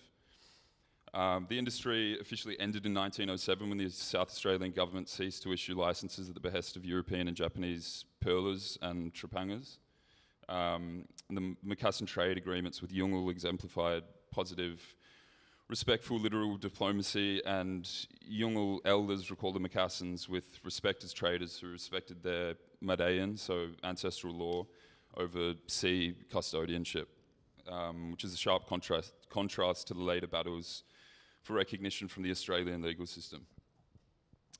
Despite relations between Macassans and Aboriginal people not always being harmonious, this industry represented an example of Aboriginal people asserting their rights and entering commercial arrangements regarding the seas, which predates colonisation by the British. Anthropologist Donald Thompson observed in 1949 that the seafarers recognised native ownership of the land and the surrounding waters, paying tribute to the local clans for fishing rights. Enduring ties through trade, marriage, and ceremony survival in loanwords and cultural legacies, as mentioned. So relations, weren't always smooth, yet this commerce exemplified Yule asserting sea rights through pre-British partnerships.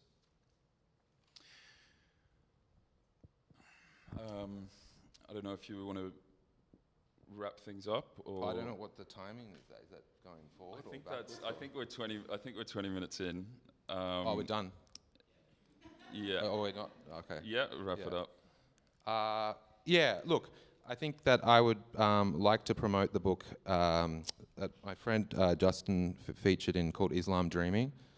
And I'd also like to promote the skincare product Besher Beauty, which is made from sea cucumber collagen. And I would also encourage you to eat trepang, although I haven't had a very good reaction with it.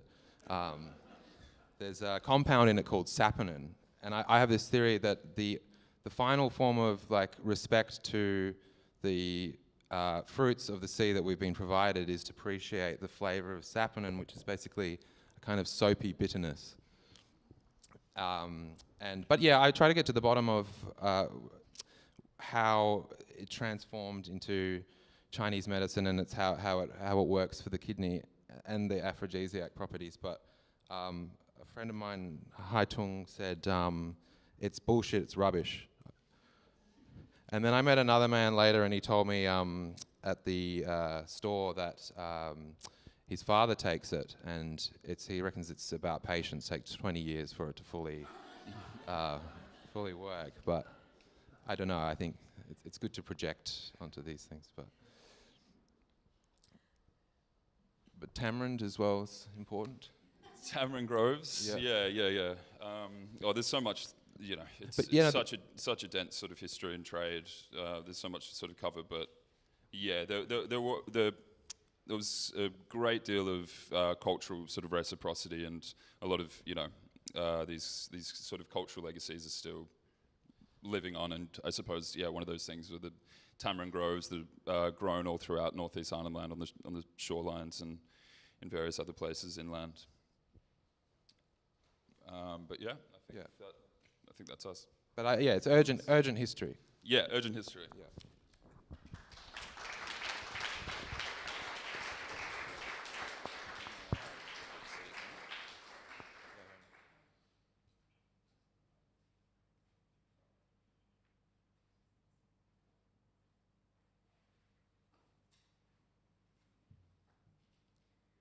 Hello. Thank you, Remy and Theo. Yeah, I just wanted to say the other day Remy gave me some sea cucumber and it made my mouth numb. So, yeah.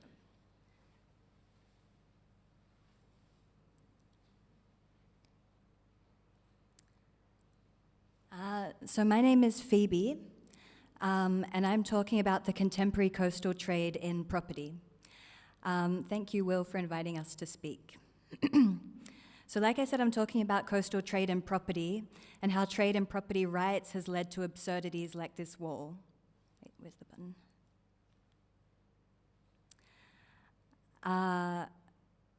And when I talk about property law, I mean settler property law inherited from feudal Britain.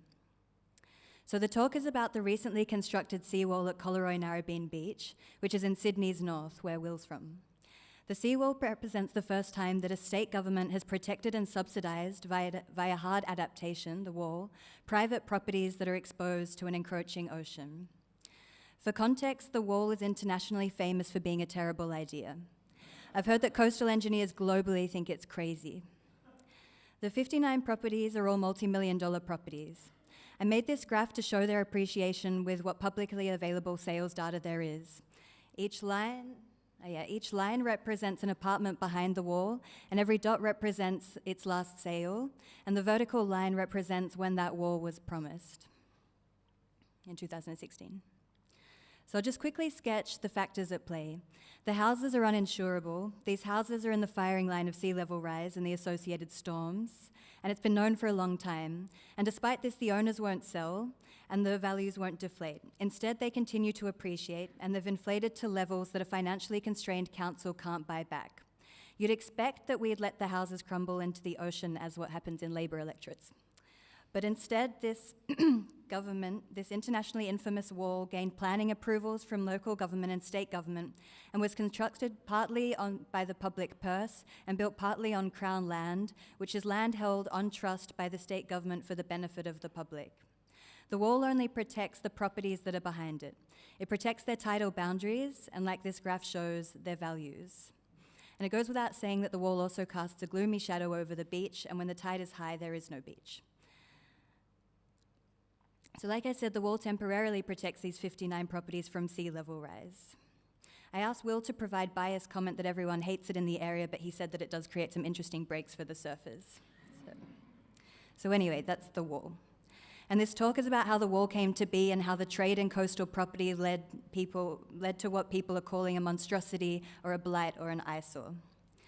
I want to try and frame what happened on the coast as a product of trading property rights, of our constitutionally enshrined right to buy, sell, and gamble with property as we please. So the way that property is practiced in common law countries being what Australia and all other dominions of the British Empire inherited, is very abstract. Common law is judge-made law, meaning that it comprises of mountains of legal decisions made by judges in verbose and archaic language dating as far back as the 1400s. And the law of private property is the domain of common law. So property is conceived of as bundle of rights, meaning that it is not the physical thing that is the property, but the rights associated with the thing. In the case of real property, meaning land and its associated attachments like a house or a pole or monkey bars or a shed, the rights associated with it are things like the right to use, the right to enjoy, the right to exclude others. And these rights are kind of apex rights according to property law because they are exercisable against everyone in the world. And that's what makes property property. Because it is the rights that are property, intangibles, which are things without a form, things that aren't even things, can be property as well. So a debt can be property because the law wants us to be able to transfer something intangible like a debt to someone else like a debt collector. So what hovers over the top of property in common law countries are a series of spliced and divided rights held by various people, although some people obviously have sort of apex rights that defeat in court other people's rights. So in the case of real estate, it's generally the registered proprietor who has these priority rights. But there are so many rights at play that there is a particularly famous quote from a legal scholar in the 90s, a paralegal scholar in the 90s, who said, "With even the lowest stratum of air above land capable of being taken as its own quadrant of real property, he argues that property is in a sense nothing. I can sell you thin air, and like it or not, you have to agree that there has been a transfer of property." But it's not really true that property is nothing, because it has the legal backing of the courts and the force of the state. So for example, upon a court order, police will come and evict trespassers and possibly jail repeat offenders. And arguably, the law of private property is more powerful than other areas of public law that try and regulate land, like planning law or coastal management law. Property disputes on the coast often involve litigious shorefront property owners who do random ad hoc adaptation measures, knowing full well it is illegal, and are simply willing to accept the civil penalty, generally a fine, and have done the act assuming correctly that they have deeper pockets than the local government. And a second point to make on abstract property rights is that nowadays the ARC property right is a right to future returns on property. The state guarantees the disposal of property, i.e. your right to sell, but nowadays it also protects the value, as is what happened with the wall. And a third point to make is something that is particular to property in common law countries, so in particular financial centres like London and New York and Hong Kong and to a degree Sydney, is that property in the British common law has a very unique feature that makes it a boon for commerce. It can divide things between legal and beneficial title, which is something that kind of makes no sense. And the most classic example is the law of trusts. The legal owner of a house can hold that house on trust for the benefit for someone else. That someone else is the beneficial owner. The beneficial owner is the person who has the rights to the proceeds of the property while not having the legal title. And this very random slicing and dicing of the legal concept of ownership allows for landed property to be the locus of an array of complex financial instruments. So for example, the beneficiary of a trust does not need to be a person, but it can be a person.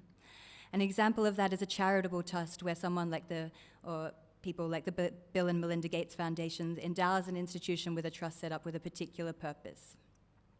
And the way that the idea of a purpose trust relates to landed property is a bank who holds a mortgage is able to sell those rights, which is the right to future income, meaning the mortgage repayments, to other players in international debt markets like institutional investors or foreign central banks. So what I've just described is a special purpose vehicle, which is a form of trust where the anticipated future returns of a property are bundled up with other future earnings from other properties and sold on secondary markets in a process known as securitization. So the commercial banks no longer hold the mortgages, by which I mean banks that we interact with like ANZ and Westpac, and instead players in international debt markets do. And this maybe rings a bell for some people because these instruments, the mortgage-backed securities, which are created by special purpose vehicles, which are a form of trust particular to property law in common law countries, are what caused the global financial crisis in 2008.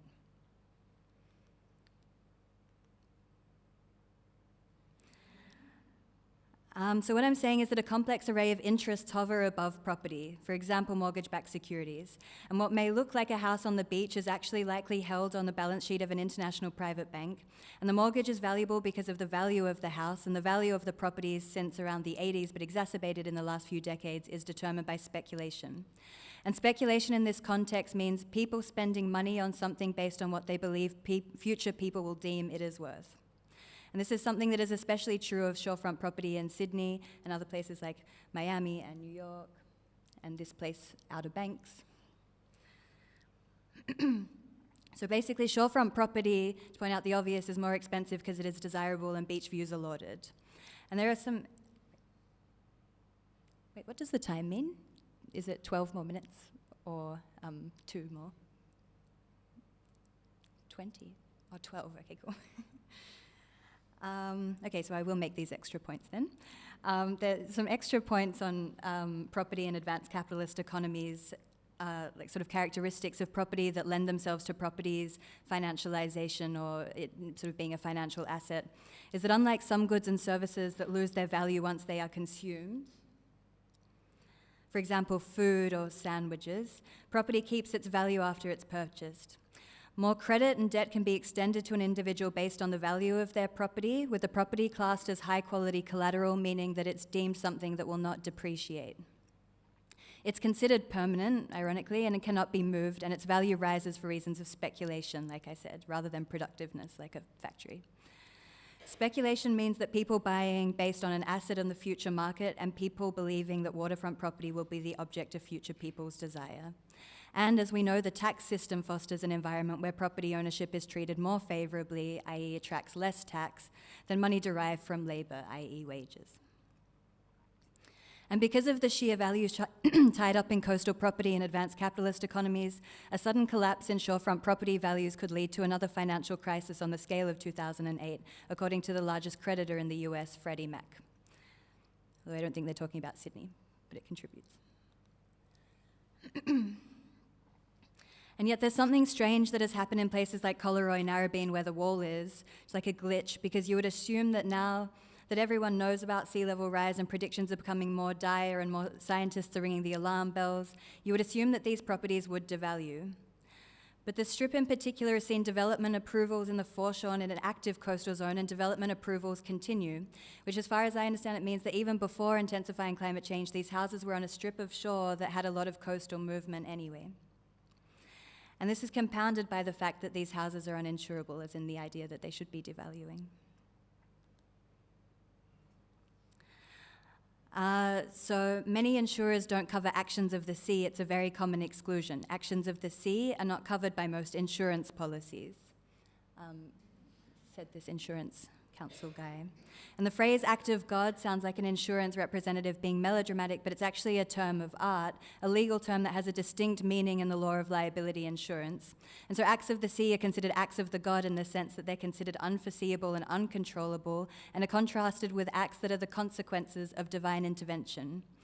Acts of God, as a legal term, are another example of judge-made law we inherited from the UK from 1581, almost 500 years ago. Anyway, at risk of pointing out the obvious, there is an irony in saying these events are unpredictable because they are very predictable. And to return to the point earlier, the strange thing that has happened in Collaroy Narrabeen is that far from devaluing and far from the state allowing these properties to just crumble into the ocean, and far from people fleeing and moving elsewhere, these properties are now defended and they are continuing to rise. And they're defended with a basically illegal wall that will not withstand the ocean and was paid for partially by taxpayers. And it's strange because property rights, in particular the right to revenue and the right to alienate, would usually tell you that in exchange for being able to gamble with property, you, the homeowner, accepts the risk associated with owning property. And that's encapsulated in the Latin phrase that gets thrown around in the law of contract, caveat emptor, meaning let the buyer beware. In other words, the onus is on the purchaser to check the quality when purchasing things like property. And the reason I say the wall is illegal, or at least unlawful, is that it flouted due process. So in 2016, when the wall was promised, Collaroy Narrabeen experienced a dramatic storm where houses were ripped off their foundations and a swimming pool fell in the ocean.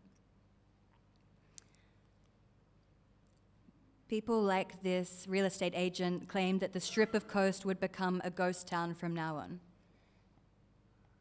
and that he wouldn't be surprised if properties were selling at 60% less.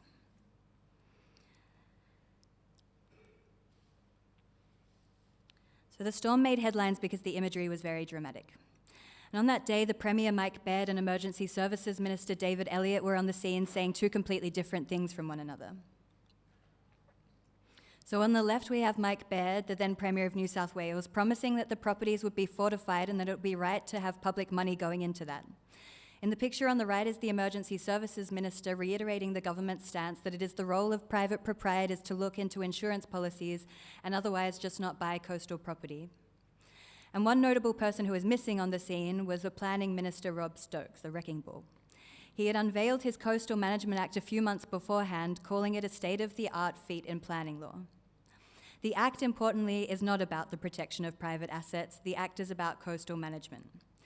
The Act left the job of mapping coastal vulnerability areas, which was a new kind of coastal zone, to the councils, which the councils say is impossible for them to do because it is the state government that has the resources and has done the imaging and monitoring to create these new zone maps. And it goes without saying that councils are strapped for cash.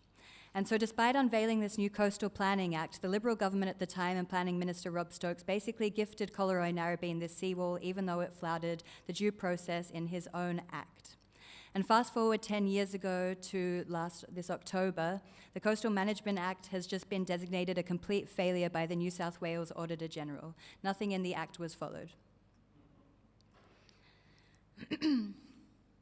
So interestingly, Justice Nicola Payne, who sits on the Land and Environment Court of New South Wales and has been the judge in a handful of cases in which rogue private proprietors on the brink of coastal erosion have sued the council for not allowing them to erect private adaptation, has written that coastal zone I was talking about, the so-called vulnerability areas, are not being mapped or adopted because of their effect on property prices. In other words, if you were a shorefront owner who was suddenly mapped in a coastal vulnerability zone, owners would likely litigate because of the deflationary effect on property values. And so this is one of the roots that are kind of asset logic, the logic being that property is a financial asset whose value must be safeguarded, managed to embed itself in the state and council planning policy. There are other people that have made similar arguments about asset logics. Basically, there's an imperative on behalf of state and federal governments to pursue inflationary policies so as not to upset their largest voting constituency, who are home voters. I think we can see this in other areas too, like how in the most recent election, negative gearing capital gains tax reform is a dirty and unspeakable word even to Labor. But to circle back to the coast, the only constant is change. So the current deadlock is that councils and state governments are too afraid to map the areas as vulnerable because homeowners will litigate based on the effect it has on the value of the property. That state and federal governments can't buy back the properties because of constitutionally enshrined protections that say they have to be bought at the market value and they can't afford it. But although we've inherited this madman approach to property from the UK, we have inherited another doctrine that could spell the end to the deadlock between property law and planning law. So there's a 14th century common law doctrine that says where the high watermark has changed, and this is a quote from the original judgment, gradually and imperceptibly, then title is quietly transferred to the Crown, which in this case is the state of New South Wales. This doctrine has been found to apply to things like where windswept sands has changed tidal boundaries, and notably for our purposes, when tidal boundaries change due to coastal erosion. So the outcome of the doctrine of accretion is that as the property erodes, the body of water seeps in, whether it's an estuary or a lake or ocean, title is transferred to the state government. But again, people anticipate that this will lead to a storm of litigation. Like I said earlier, this point is important because councils and states are fiscally constrained. Even if the chances of success are unlikely, the costs of litigation are high. Even if there are statutory defences, there are many litigious people. And so this is the state of coastal trade in property. Water property has become too valuable to be tamed, in part because it is the legal rights that hover above it. The mortgages are held in debt markets, which is something particular to common law countries that have beneficial title and legal title. And beneficial title can be bundled up and sold on international debt markets. Moreover, homeowners won't let their houses devalue.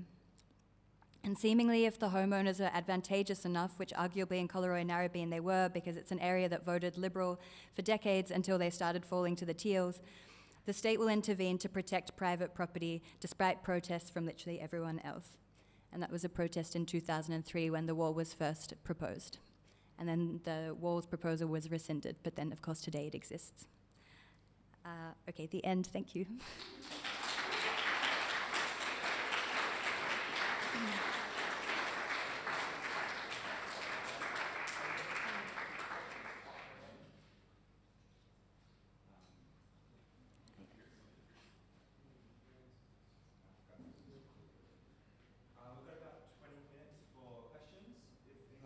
Has any, to either Remy, Theo, or Phoebe? You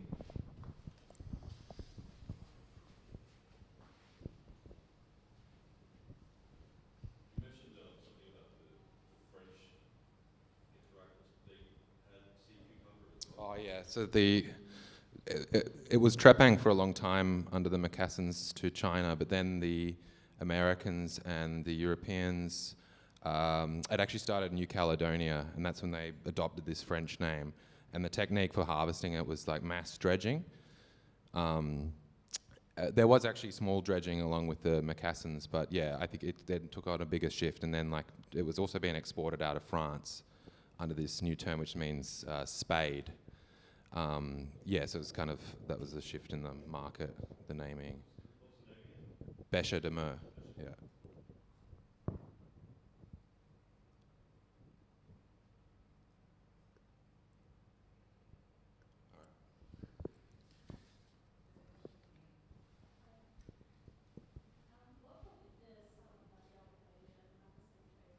The summer budger.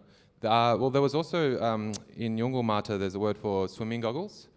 And the summer budger made their own swimming goggles. But they were on the fleets, the Macassan fleets.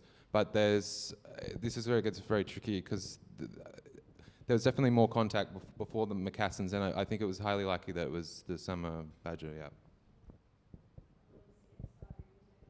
Correct, yeah.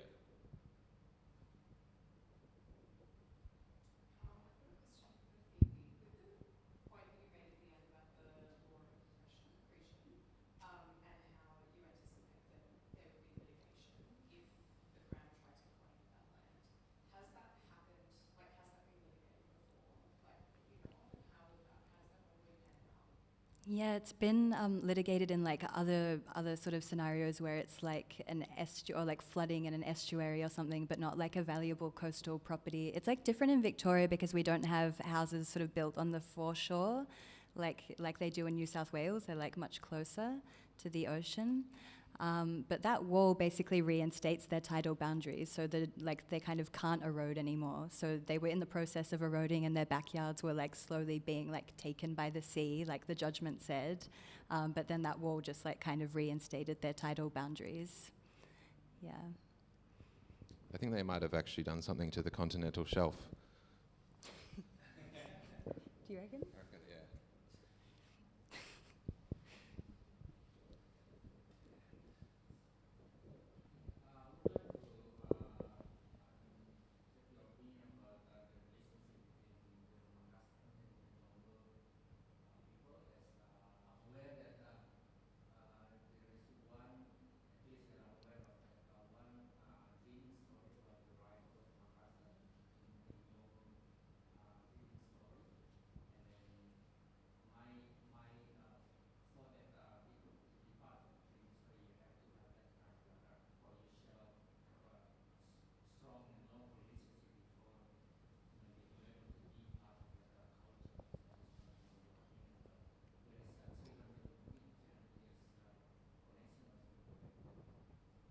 I know that they shared ceremonies, and obviously there was a lot of marrying, and early sort of examples of rock art, and as I mentioned, that side in Wurruwurrui, kind of touches on that, but specifically dreaming stories. I'm not entirely sure. Do you? Yeah, well, because there was two kinship groups, Yidija and Dua, and the Macassans dealt primarily with Yidija. But there's a lot to that, but I think the one I would say that crossed over time was Walitha, which is an Islamic phrase, that became Walata. So the dreaming got influenced by Allah in this story, but I particularly don't want to talk about that because it gets into deep series. Yeah, but there's a lot to that. Yeah. Earlier this year at Hong Kong, there was a culture exchange meeting between Macassan and colonial people in Melbourne. I was just wondering if you guys know much about how this history is living and reconnecting in current day. Anecdotally, I know that, so I was born up in northeast Arnhem Land, and when I was really young, my dad went with who I call Malu, like my adopted father. They went back to Makassar and, traced the sort of lineage and met old family members and, documented it all and this sort of stuff. So I know that those, kinship systems and relationships still sort of exist, and there's still sort of connection there, but beyond sort of anecdotal instances like that, I'm not entirely... Yeah, there has been, but also it's still continuing with the loan words as well, like rupiah, for example. Yeah, the word for money. Yeah, so there are over 400 loan words in Yungal Mata that are taken from Macassan and other other languages of that sort of region. And then even some of the music, I know that there are ceremonies that sort of depict, I think, I'm not sure if it's the arrival of the Mokassans or if it's just some of the practices that they mutually sort of engaged in, but there are examples of music that incorporate, certain sort of Indonesian motifs and rhythms and this sort of stuff, which is, quite interesting. And those ceremonies, they persist today.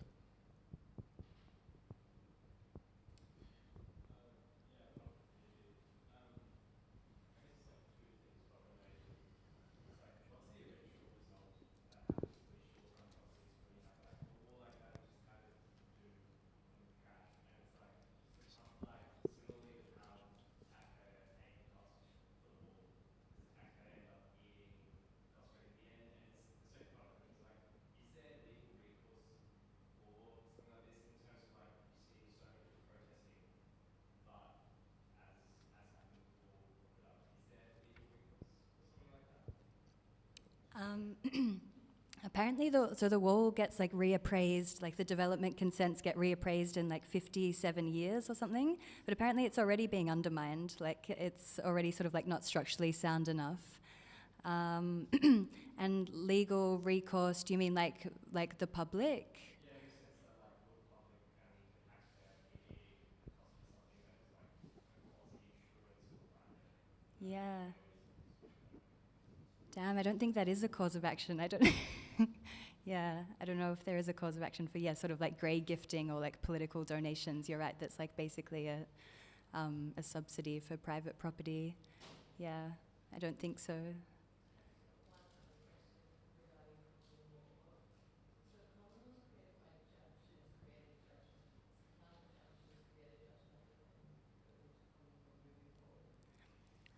They set precedents, so I guess there'll be like a really verbose judgment, and then sort of a key principle is extracted, and depending on where that court is in the court hierarchy, if it's sort of high up, then it has to be followed by all lower courts. So Australia has to follow like the Privy Council decisions from, I can't remember, but now it's like the apex court is the High Court, but prior to that it was the Privy Council.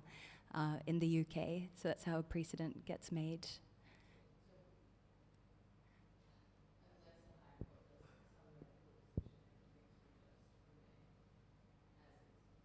I guess so, yeah.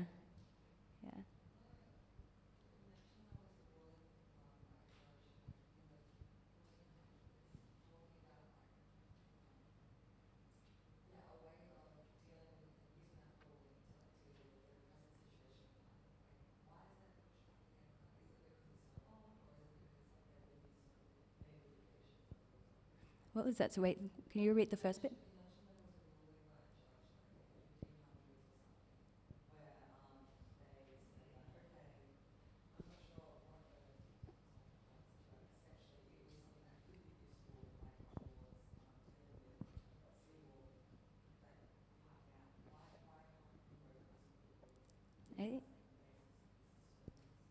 And property law is really, really complicated. Like there are so many rights in relation to property, which was that point I was trying to make about debt, like sort of international debt markets. Like lots of people have rights in sort of the same property, and the various rights there's uncountably many types of rights, like the right to use and the right to alienate. It's just very confusing. It's sort of like it's hard to find a common set of principles in property law because it's kind of such a mess or so huge. Yeah.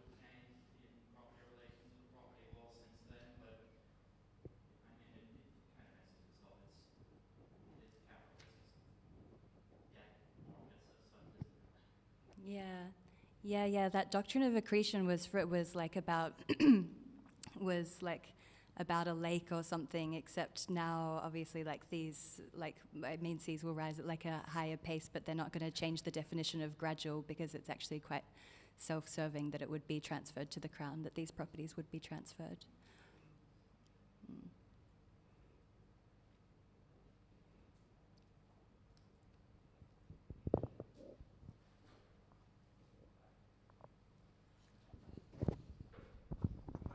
Leave it there. Feel free to go and grab any of these people if you want to have a chat after the talk, but let's give them a round of applause. Thank you.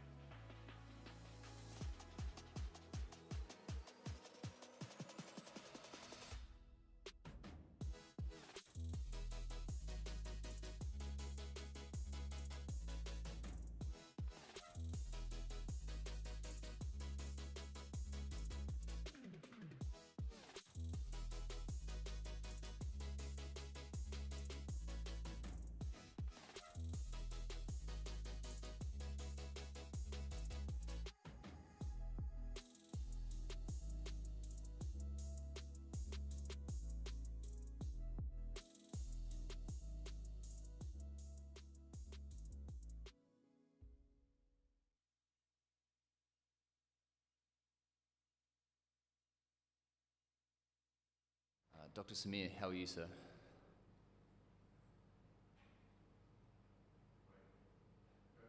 Dr. Samir, hello. Matthew here, how are you? Yes. How are you, Matthew? Very Can you well, hear my me? friend. Yeah, I can hear you well and clear. Nosh is on his way upstairs at the moment, so we're just doing a bit of a test here to make sure everything's working smoothly, okay? Sure. Yeah, great. I'm just waiting on instruction from our tech guy, so I'll pass it on. Great.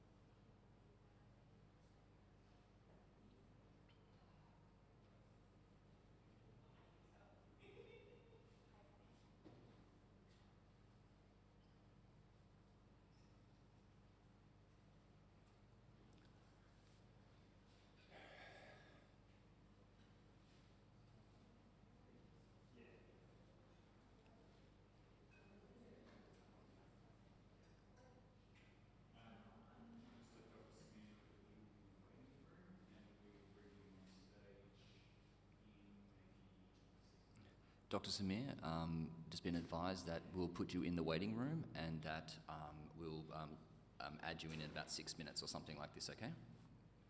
Okay, no worries. Sure, thanks. Nosh.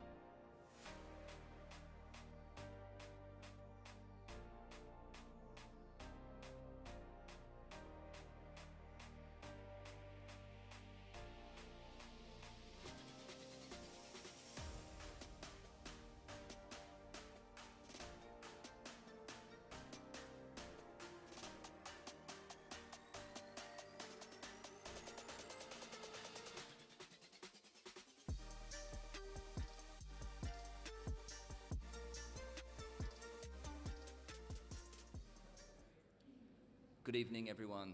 Thank you for making it. It's a real honour and privilege to have my dear friend Nosh here tonight. Like any brother, you know, you can embarrass him, but I just want to sort of say that from the bottom of my heart, he has been one of the most generous, one of the most humble people I have met in my journey. And he's going to hate me for saying this, but I want to welcome him to the stage, and can you please make him feel very welcome as well? And he's going to introduce everyone else, so thank you, Nosh. Please come up.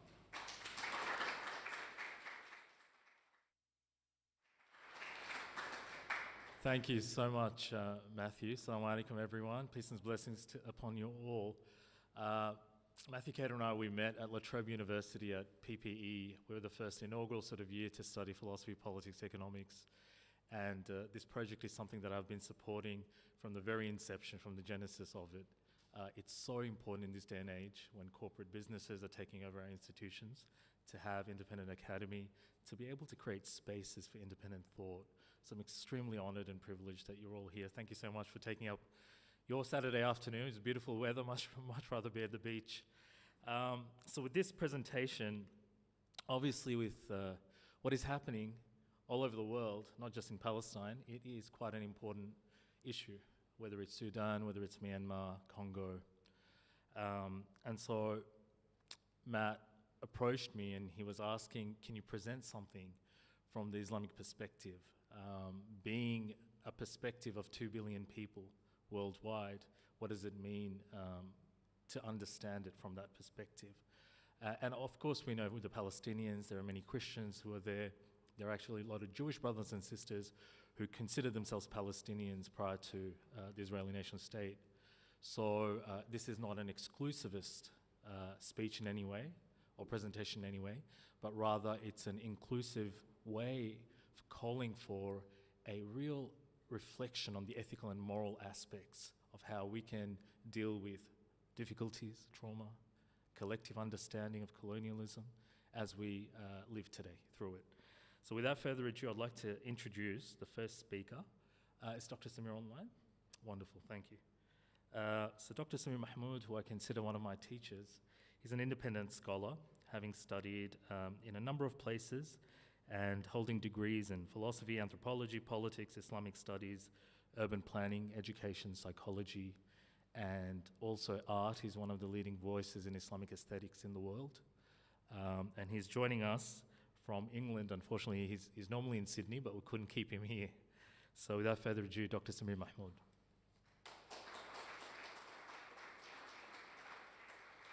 Thank you, dear Nosh, for a very generous introduction. And thank you for the organizers for hosting me. And I do apologize I couldn't be there in person. I'm in dreary, cold London. It's very early here in the morning, so I have my coffee with me. I might be sipping coffee from time to time, so I do apologize for that. Assalamu alaikum, everyone. Peace be to all. Greetings and salutations. I'm going to try my best, inshallah, to frame the question of metaphysics of Gaza from an Islamic perspective very briefly, and then try to kind of unpack a number of critiques of the situation as it has been unfolding in the past few years, but not in terms of necessarily the everyday politics of it, but taking a step back and looking at the broader metaphysical and civilizational consequences. So the classical Islamic perspective on the nature of reality is it fascinates me. I've been studying it for many, many years, and is one that sees reality as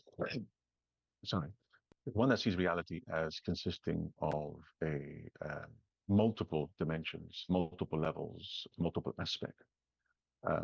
We have the divine realm that is beyond being, and then from there, all the way down to the realm of the physical world, the material world. There are all these intermediary worlds in between. And that complex metaphysical cosmological reality is what constitutes that vertical trajectory of development and ascent. Realization of the human possibilities are possible along that vertical trajectory towards eternity. But at the same time, it doesn't deny the horizontal trajectory of development along through history and through time. So the vertical and the horizontal are intertwined and absolutely connected, and one has to take both into account if one wants to take into consideration the full possibilities of realization and development of the human being and of humanity. So both individually and collectively.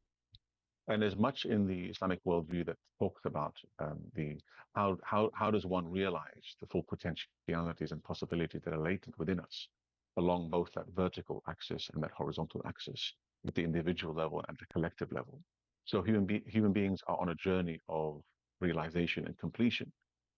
And that trajectory is both vertical and horizontal, but also collectively humanity from the beginning of time until towards the trajectory, towards later periods of time, we are also on a collective journey of ascent.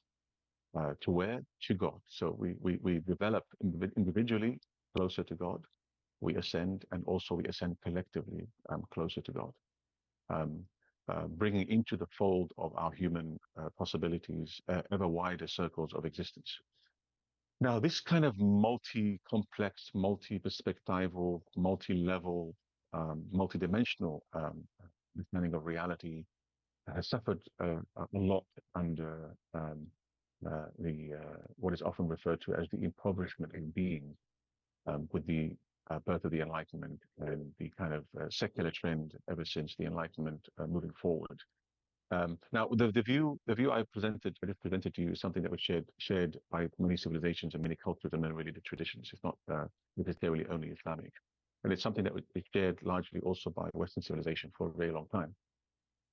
But something has been happening and unraveling in the past few centuries that has impoverished this complex and rich understanding of being, but being not in a sense of let's say, a dry, abstraction. But being in the Islamic tradition consists of presences. So all of creation is alive, and every level of being, we are present to a certain aspect of reality that ultimately is ensconced and nested within the larger, greater divine reality. So all things return back to God, and all things are manifestations of the divine reality and divine attributes. So we are present to a divine presence in the present moment.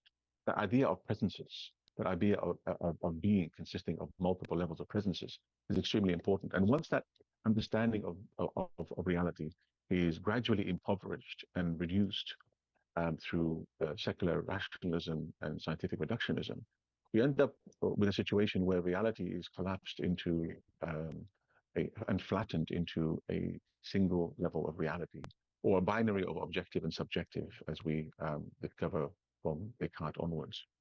And it produces a very difficult situation of the constriction of being, and a world without real transcendence into which we can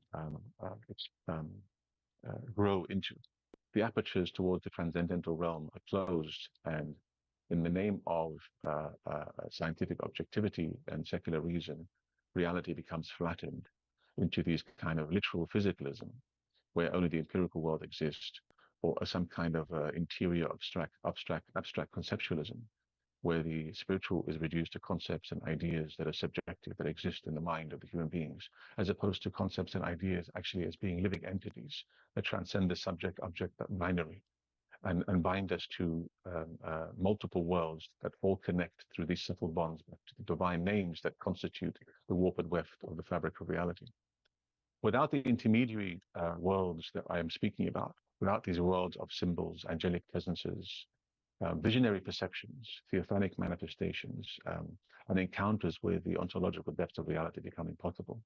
Religion becomes literalist, philosophy becomes secular, rationalist, and instrumental. Psychology becomes reductionist, reduced to biography.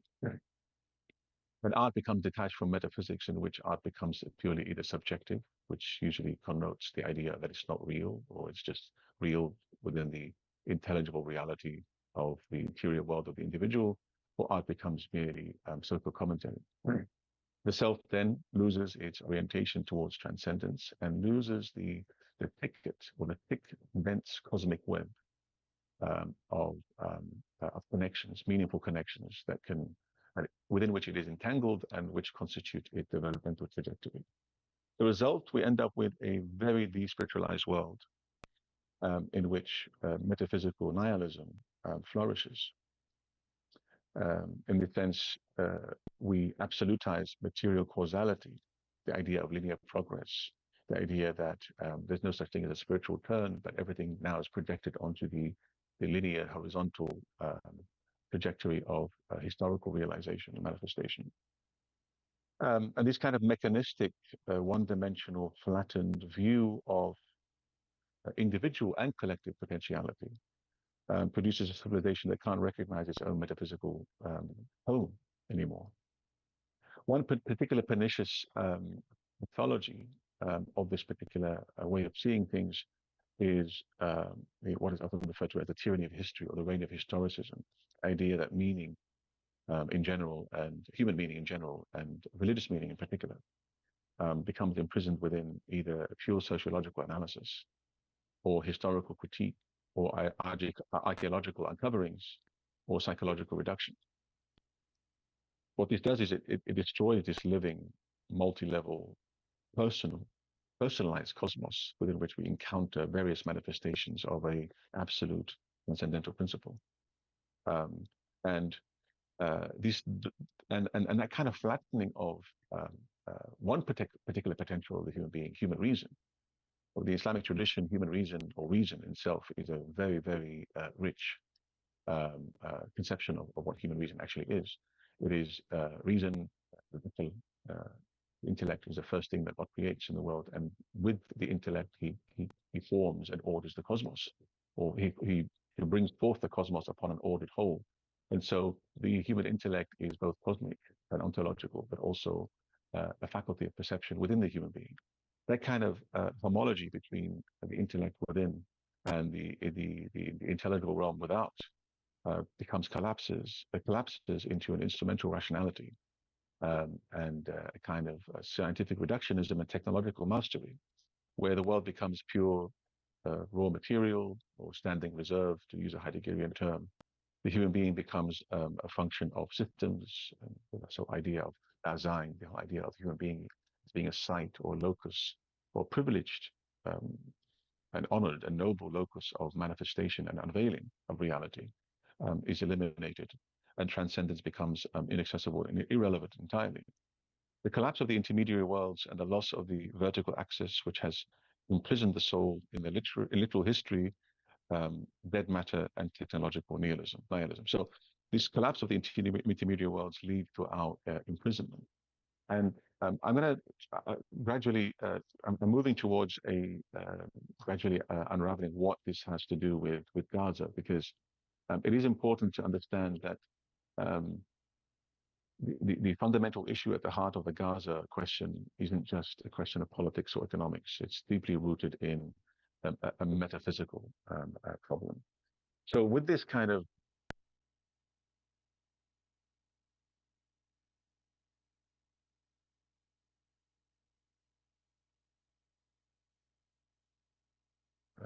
that was called the spiritual crisis, there is this eclipse of this transcendence. And by flattening history, by flattening the plane of realization, or eliminating the vertical plane of realization, and flattening it onto a horizontal axis, what happens is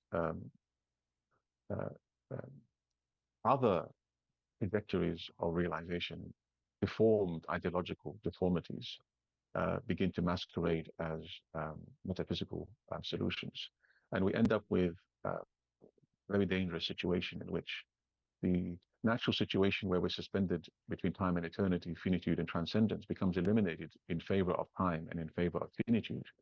And when we project these kind of trajectories of possibilities that are sometimes intended to be along the vertical axis onto the horizontal axis, we end up producing, or we end up immanentizing the absolute and the transcendental in the form of political, scientific, or ideological systems. When a civilization attempts to immanentize transcendence, it turns the spiritual truths into historical utopias and programs, and it begins to degenerate. So the spiritual pathology then is at the heart of the modern world. And any nation from the structure of reality, the world the belief that the world is intrinsically somehow less complete. And obviously, there are things in the world that can be improved. But the idea here is that the world is believed to be intrinsically incomplete and imperfect, and there is an incessant attempt or belief, naive belief, that through human action and human reason, we can turn the world into a kind of a utopia. Salvation is attainable through mere human knowledge, political will, and action. And this leads to all sorts of the isms of the 20th century, which I don't want to get into here. But at least from an Islamic perspective, there's something problematic about this, because these ideologies promise imminent heaven on earth, they eliminate the spiritual dimension, and they, in the process of doing so, they're in the process of reducing reason from its cosmic reality embedded within a wide spectrum of divine names that it is connected to. Reason becomes reduced to an instrumentality devoid of its ethical spiritual origins. There begins the structural and systemic violence inherent in instrumental reason, at least from the perspective that I'm articulating here. And when reason becomes purely instrumental, it loses its contemplative dimension, and science turns into scientism, and politics becomes ideological, not oriented towards the common good anymore within that kind of broader philosophical quest for truth, but it becomes a means of actualizing at all costs, even at the expense of censorship and violence and indigenous rights, the realization of this utopia. And so from an Islamic perspective, and here I want to just make clear that while I'm engaging in a critique of some certain aspects of modernity and instrumental reason and rationality, this is not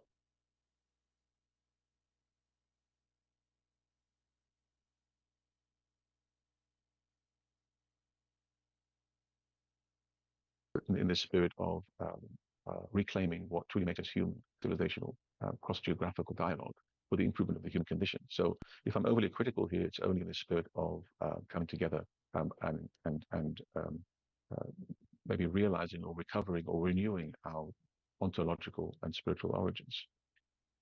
And so from an Islamic perspective, the crisis of the modern world, which is largely, many of its ideas and principles originate within the geographical region we now call the West. This modern world is ultimately, at the heart of it is a very deep and profound spiritual ailment.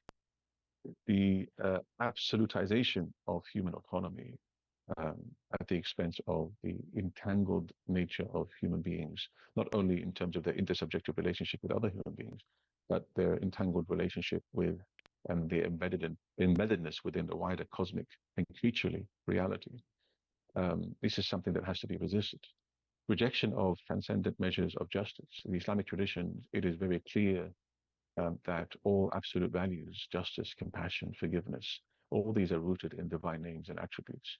We know them, we have them, we possess them only by virtue of the fact that we manifest and participate in these absolute values that are in the divine realm are absolute, but in the human realm we possess them relatively.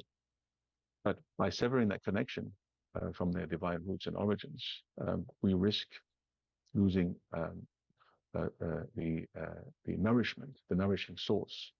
We lose that connection and no longer nourished by the divine source of things, no longer nourished by the absolute value. The relative becomes constrictive, and it turns into its opposite. Justice becomes injustice, and compassion becomes violence. Okay, so now I want to draw on a number of very interesting thinkers today who have offered a number of interesting reflections on the question that I'm talking about. So I'm kind of zoom in now and narrow in on this instrumental rationality and its consequences. One of the thinkers that really influences me and has influenced me for the past 20, 30 years is Moroccan philosopher Taha Abdurrahman. And his ethical philosophy is really something I think that can be used as It not only encapsulates a contemporary Islamic perspective on how to engage in a global dialogue by expanding the remit of reason and reintegrating it into a wider ethical spiritual dimension, but also he represents a very classical Islamic perspective. So by foregrounding the question of ethics, what he calls the ethical trust. In Islamic tradition, there's this idea, this belief that's rooted in the Quran, that before human beings come into this world, we stood before our divine being, and um, he made a covenant with human beings, and we approved and agreed to that covenant. We witnessed the divine being, and we approved and agreed to enter into a covenant, a covenantal relationship of mutual of trust, in which we becomes stewards of creation. And so his entire ethical system is rooted in this idea of what are those cultural, philosophical, economic, political realities that often occlude our covenantal origins and roots, i.e. the ethical covenant that we made in a time before time. And what are those modes of being that unveil and reveal the possibility of realizing a covenantal relationship? And he's very critical of a contemporary modernist kind of instrumental rationality, which elevates instrumental reason or calculative utilitarian type of rationality. And in his mind, his analysis, it reduces human action to technical efficiency and severs reason from its ethical spiritual habitat. Not only does it do that, but with colonialism and globalization, this kind of narrow reductionist rationality is now universalized as somehow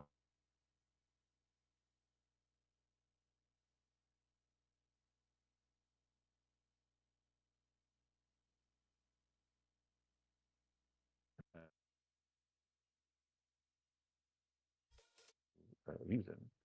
He wants to really speak seriously about what it means to be human agents in this world and reason.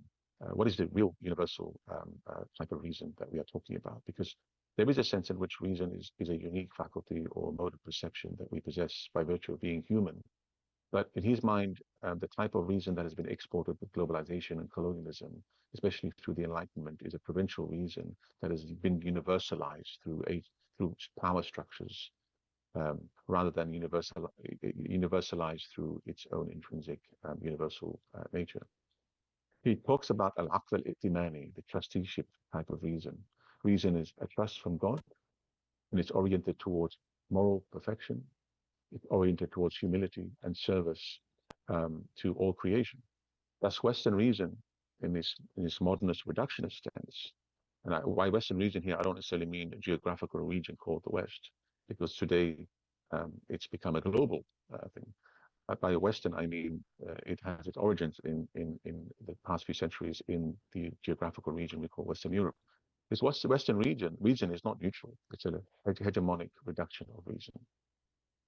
It fails because it severs the unity of reason, ethics, and spirituality.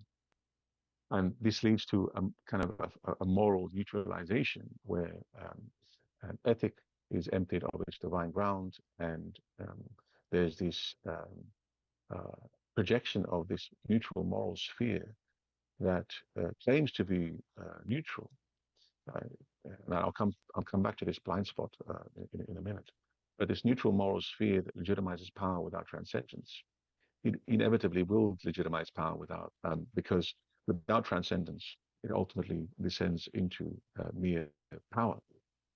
Foucault and many other thinkers have had a lot to say about the nature of truth and knowledge, but I think what they miss is that knowledge and ethics are not necessarily just intrinsically grounded in the nexus of power, truth, and knowledge relations, but essentially they are rooted in the transcendental moorings, the divine names. And by keeping our eye on that vertical dimension of the origins, the arche of ethics, we manage to constantly be renewed by the source of this ethical energy, the surge of ethical and moral energy. And that allows us to then extricate ethics from the entanglements of power relations and structures of dominance in this world.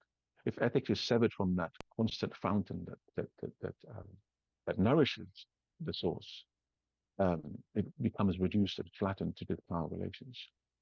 But this kind of moral neutralization, this type of incremental reason, is not a form of liberation, according to Rahman. Rather, it's a form of estrangement, where humans lose their spiritual vocation and become dominated by the systems of technology, bureaucracy, and consumption. It's something that is evident in the world around us everywhere. And how do we get out of this? Well, that's an interesting question that perhaps we don't have time to discuss here. But what I do want to move on to is another point that is linked to Taha Rahman, and that brings us to the question of Gaza now, which is that when you then interrogate Western Enlightenment reason as manifest by someone like Habermas, for example, on the question of Gaza, you begin to really see how that all comes into play. There's a wonderful professor of political philosophy at Ibn Khaldun University in Istanbul, Dr. Irfan Ahmed, wrote a very interesting piece on the critique of Habermas, Habermas wrote a piece and stated position in 2023 on the question of Gaza. But this critique really shows the extent, how a brilliant philosopher who represents the modernist project of the Enlightenment can be so blind to questions of injustice. So Habermas is considered obviously a canonical voice, representative of the Enlightenment and secular morality. But he fails, according to Irfan Ahmed, to morally register the colonial asymmetry in the struggle in Gaza. His normative universalism fails to note the non-symmetrical structure of domination and violence inherent in the struggle. Palestinians are not able to enter into the communicative rationality or public discourse of equals as equals. And so this notion of justice, this discourse ethics, the much touted discourse ethics that he talks about, becomes morally and ethically impotent. A framework requiring conditions of fairness in order to condemn injustice, yet incapable of criticizing the very structures that destroy these conditions. And so this asymmetry is reflected in this idea that the state is legitimate, non-state actors are illegitimate. So violence perpetrated in the name of the state becomes a form of legal violence and legal defense. But there's a condemnation of non-state violence. Israel's violence is framed as regrettable but legitimate, whereas Palestinian violence is illegitimate, irrational, and terroristic. And it has to do with the particular, also Habermasian understanding of religion and its role in the modern world. But I'll come to that in a minute. So this is not neutrality, but a moral political stance embedded in a very European genealogy that disqualifies the anti-colonial violence and normalizes the violence of empire. This presumed secular reason, this presumed post-metaphysical reason, in reality actually masks its own metaphysical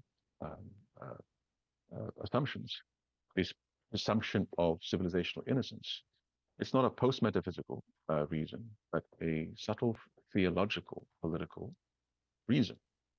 It's a unique parochial perspective born of a particular set of circumstances in a particular culture. And it's blind to the sense of moral superiority. It presumes an innocence of the liberal subject and a universalism that is plainly problematic. So Habermas's response to Gaza assumes Israel represents the Enlightenment values, and this is where it all comes to head. Naushad mentions that there's a lot of forms of violence that are happening today, and all of them, I mean, many of them can be linked to the metaphysical nihilism that I discussed earlier. But what comes to head really is a thick, dense concentration of forces, of elements in this particular struggle in Palestine, because Israel represents and is being defended as an Enlightenment project, while Palestinians are framed, especially in a Habermasian sense, as pre-modern and irrational, particularly the moral horizon that is rooted in a really religious tradition. So he reasserts Europe's role as a moral arbiter of violence, granting the occupier or granting and justifying the occupier while denying that to the occupied. The global conditions of Habermas's discourse, according to Irfan Ahmed's, his discourse of ethics, are never met. they are systematically foreclosed by Western states and agents through censorship, through clamping down on dissent, through all the sorts of things that we're witnessing happening today. And so this Habermasian and the kind of Enlightenment project and its extension isn't so much inconsistent. Habermas isn't inconsistent necessarily with his own values and ideas. But what he doesn't see is that his framework is incapable or unable to understand the asymmetry and oppose the colonial violence. And more importantly, for our purposes here today, Habermasian secular frame includes religion and therefore radicalizes his blind spot and makes him incapable of understanding the ethical, moral imaginary of Muslims in general and Palestinians in particular. Habermas understands religion only when it's translated into a secular register frame, which reflects a very profound lack of imagination. Lack of imagination also implies a lack of empathy, and it has a moral dimension. And so only when it's translated into a secular register does it become acceptable to the wider liberal public sphere, particularly of the Habermasian Enlightenment orientation, particularly when this applies to Gaza.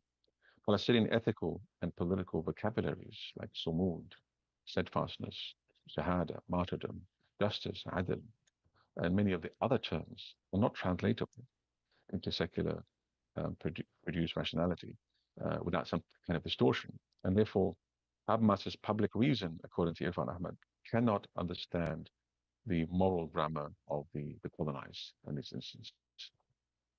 So Habermasian's public reason erases the subaltern epistemologies that are represented in this particular instance by the indigenous inhabitants of the strip of land we call Palestine.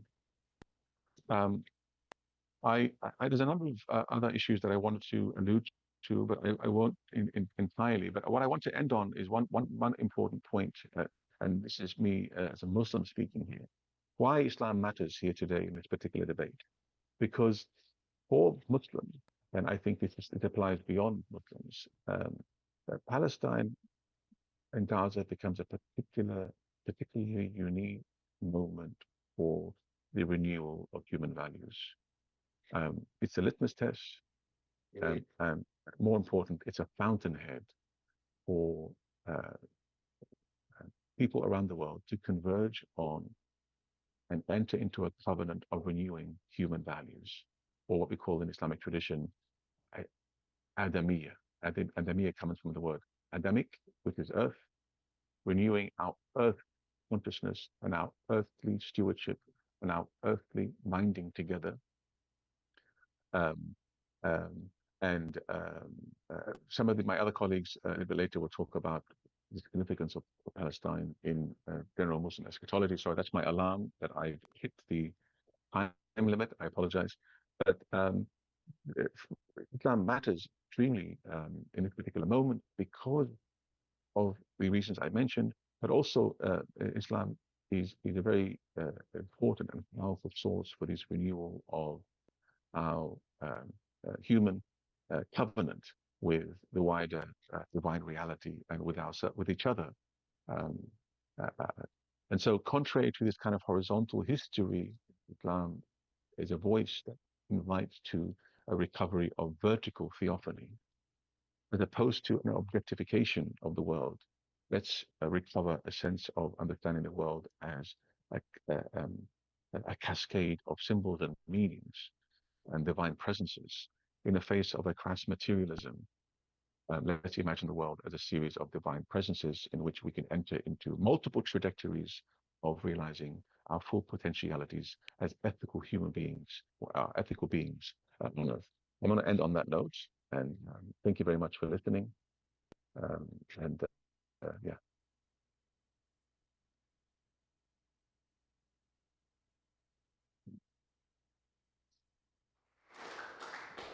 Thank you, everyone. Torhan, did you want to come up here as well?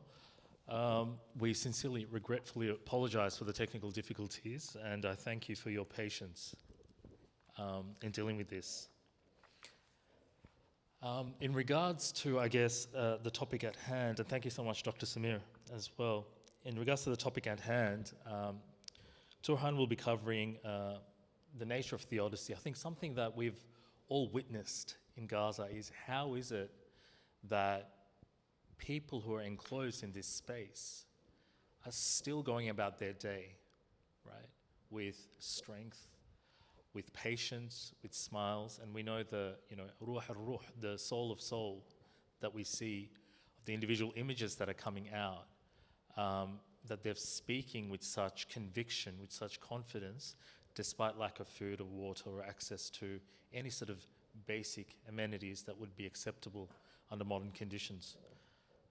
So I'd like to welcome Brother Turhan, who is currently doing his PhD in epistemology at the University of Melbourne, and he's also a reader of Sayyid Nursi's works, who was a Ottoman scholar of metaphysics, Quranic studies, epistemology and philosophy, theology for many years, and I consider him one of my teachers too, so Turhan.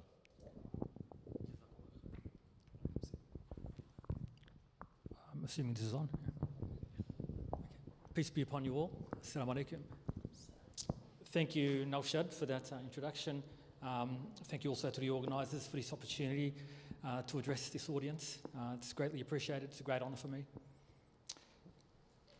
So, as Naushad suggested, I want to try to unpack, to some extent at least, the question of the steadfastness, okay, the issue of the steadfastness of the people of Gaza, in particular the Muslims of Gaza. Of course, the people of Gaza and Palestine more broadly don't consist only in Muslims, but I'm able to speak from a Muslim perspective, so I want to consider what is it about the Islamic faith in particular that makes possible the sort of resolve and the sort of steadfastness that's been clear for everyone to see among the people of Gaza.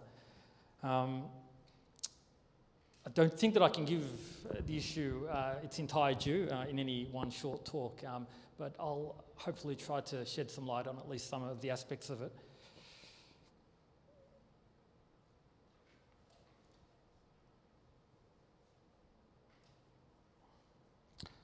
So we see resilience and steadfastness in the face of genocide, atrocity, destruction and loss of unimaginable proportions, suffering of the very severest kinds, oppression in its most degrading forms.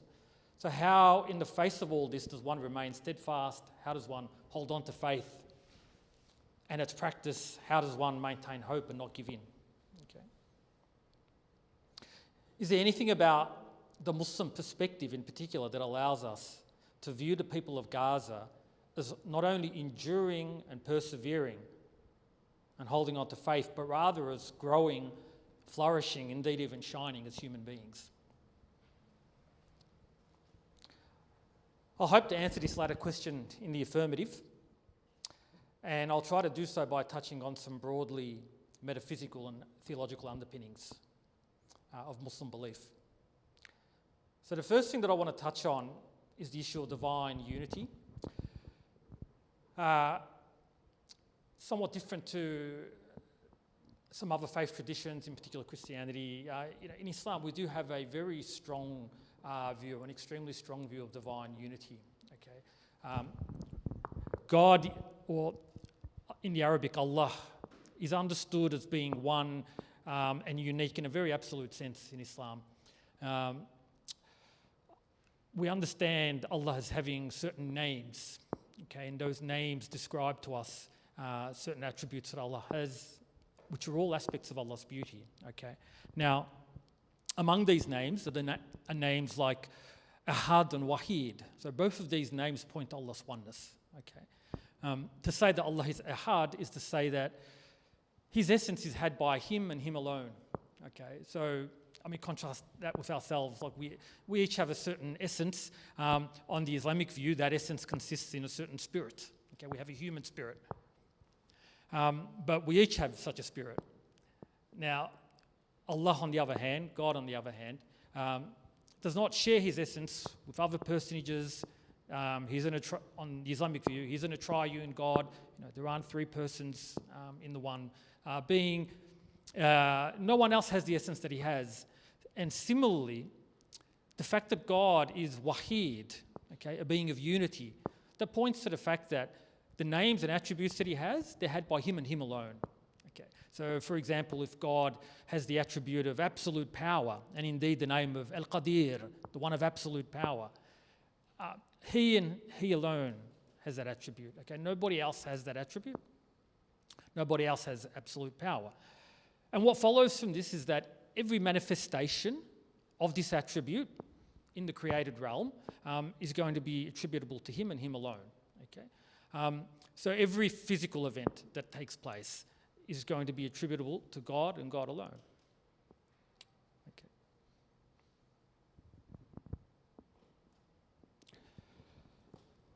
These physical events include everything, including the events that we ourselves are involved in. Okay, so even my holding up this phone, moving my arm from left to right, even events like that, on the Islamic view, we don't have the power to bring about those on our own. Okay. Our participation in them or our involvement in them is restricted to just the making of a choice, which is understood as a mental event, okay, which is itself dependent at all times on God. There's indeed a verse in the Quran which roughly translated says that you could not will if Allah did not will. Okay. So even our faculty of will is dependent upon Allah. What Allah does not do is force us to choose one way or another. Okay. So he enables us to choose. He puts in front of us various choices. Okay. I can move my arm this way or that way. Puts those choices in front of us, but which one of those choices we lean to is up to us. Once we make a choice, it's up to God to then give physical effect to that, okay? He then actuates that. So if I do choose to move my arm from left to right, in most cases, what happens is that this collection of particles here, that consist in my hand and my arm, all move from left to right. And on the Islamic view, what we're asked to do is not merely take this on faith, okay, we're asked to use our reason and see that this has actually got to be the case. Okay, we would not, for example, just give countless examples of this, but we would not, for example, attribute to ourselves the digestion of our food, would we? Okay, so if I was to eat a piece of bread or drink some water, I'm not the one who crawls into my digestive system and separates the carbohydrates and the vitamins and the proteins and the nutrients in that food and sends them to the various parts of my body. We don't claim to be able to do that. Somehow it just occurs. Well, in exactly the same way, this collection of particles here in my hand and arm, separated, relatively speaking, at least, separated from one another by great distances. Right? In other words, they're not even stuck together. We're not the ones, on the Islamic view at least, we're not the ones who move them all in unison, despite the fact that they're separated from one another. They manifest a certain order, right? We're not the ones that maintain that order when we move our arms from left to right. So that's the very strong view of divine unity had in Islam. Now, what's going to follow from this is that whatever happens in the world, as I've already noted, is going to be attributable to God, but that includes not just the good, right? Not just the beautiful, but also the apparently evil. Okay, so that situation in which, for example, a young Gazan child loses a limb, right, or suffers some disease and dies at a young age, right? Whatever, choose any physical event that you want. On the Islamic view, these are not attributed to some god of evil or any other entity, right? These too are attributed to God. Okay, but none of this absolves the human being from responsibility for misdeeds. So I've said that on the Islamic view, all we have, all we've been given really is the power of choice. Okay? God puts in front of us choices and we lean toward one of them. At bottom, what we're going to be held to account for is not so much the physical events that occur out there in the world, but rather the choice, okay? We've been commanded not to choose poorly, right? We've been commanded to choose well by Allah, okay? He enjoins good and forbids evil. So when we do choose evil, that's what we're held to account for, okay?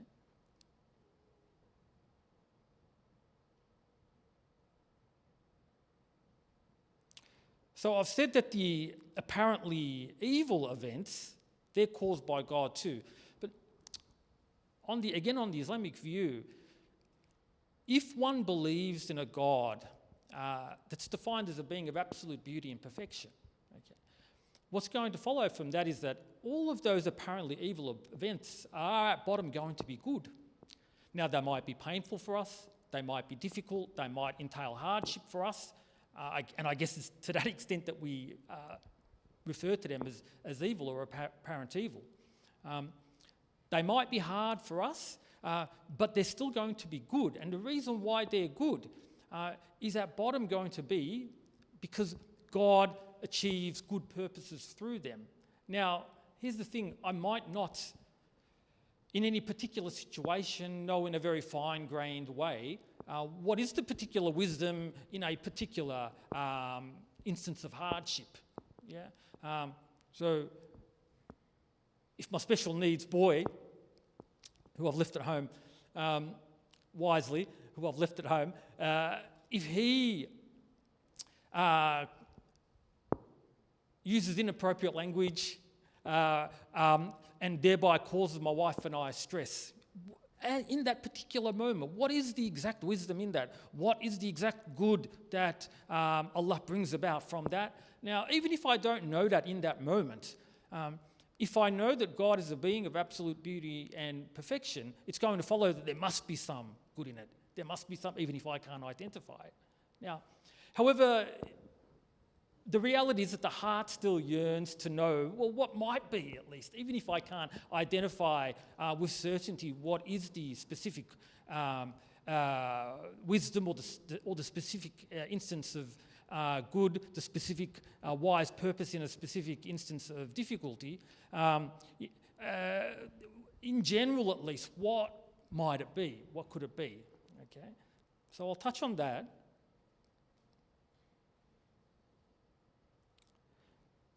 And what I hope to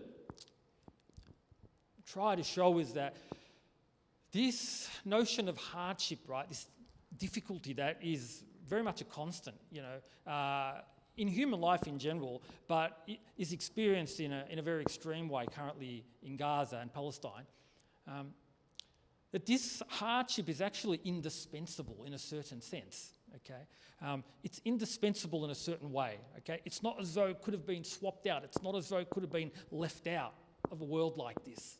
Okay, what it does is that it actually has a certain epistemic underpinning. Okay, it's there to facilitate the knowledge of God, right, and the knowledge of His beauty and perfection. That's at bottom its function. Okay, and in its absence, that beauty could not be appreciated, could not be known. Okay, and I'll attempt to discuss how. To make this understandable, I've got to sort of wind the clock back a little bit and wonder, why is it that, on the Islamic view, why is it that God has, in the first place, chosen to create? Why create anything at all? Okay. So if God is a being of absolute beauty and perfection, therefore he has no needs, why create at all? Well, on the view of scholars like Bediüzzaman Said Nursi, whose works I've been influenced by for many decades now, on the view of Islamic scholars like Nursi, Allah creates to make known his beauty and perfection, right, in two broad ways, right, in two broad senses. He wants to manifest his beauty and perfection, not because he's forced to. This is an act of will on God's part. He chooses to manifest his beauty and perfection in the first instance so that he can observe it with his own discerning eye. Okay? He loves his own beauty at bottom. Okay? He loves his own beauty, and he wants for there to exist others that can also partake of that beauty, that can also observe that beauty, that can also love that beauty. So therefore he creates other living, conscious and intelligent beings very much like us, okay? Beings that have very much the sorts of capacities that we do, okay?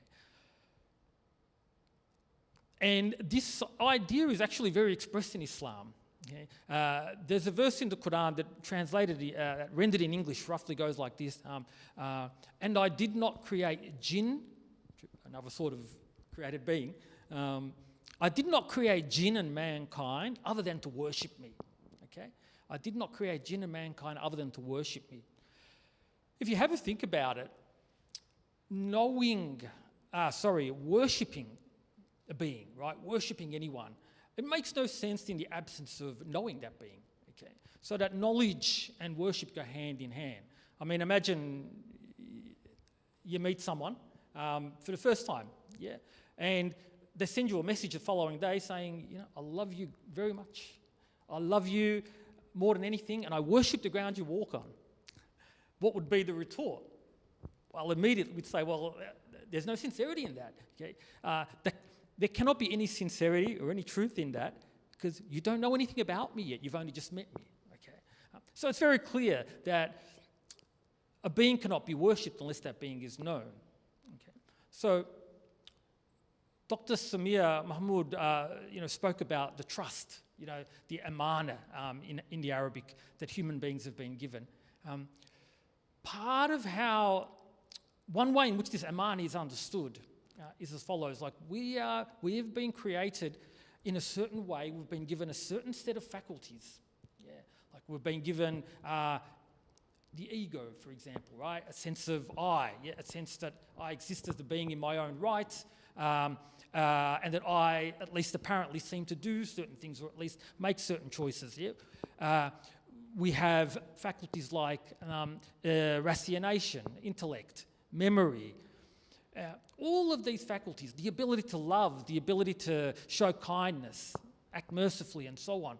Every single one of these faculties that we have, every single ability that we have, it's been given on trust by Allah to be used for the purpose for which it was designed. And that purpose is, well, seeing as they were being created to come to know Allah and thereby worship Him, their function, the amana, is to use them for that particular function. Okay.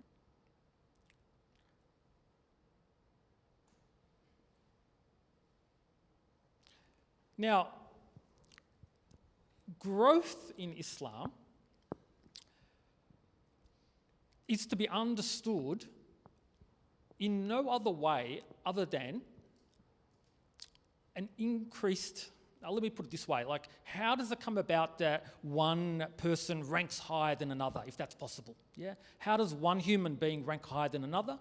On the Islamic view, it's only in respect of closeness to Allah, and that closeness to Allah is got to be understood only in terms of a more full-bodied knowledge, right? A better knowledge of that being, okay? There is no basis upon which one can grow spiritually, or there is no basis upon which one person can be considered higher ranking than another or superior to another, other than in terms of knowledge of Allah. Now, but this knowledge, however, we shouldn't understand this in a purely propositional sense. Yeah. So on the one hand, what it means to know things, is just to know them propositionally. Yeah, like I know that, for example, this is a microphone, or I know that 1 + 1 = 2. Yeah, I know certain facts. That's just one way in which we can know.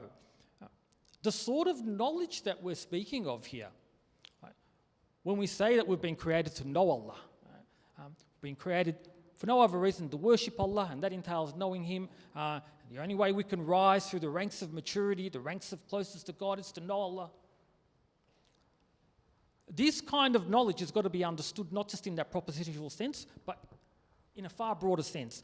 We are called to know Allah in every way that it's possible to know a being. Right? We are called to know Him using all of our faculties, okay? Which at bottom turns out to mean that we are to know Him experientially. Okay? We are to engage with the world in certain ways, yeah, We have to get married, have relationships, have children, go out into the workforce, or go out to university and study, and do various things using all our faculties. And each and every one of those interactions or engagements with the world is yet another opportunity to know some aspect of divine beauty. Okay, so let's try to understand this in terms of a quick example. Okay.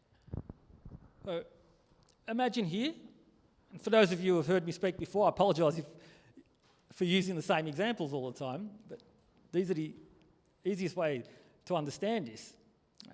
Imagine that you see a person, it's down there on Sydney Road or in the city or anywhere,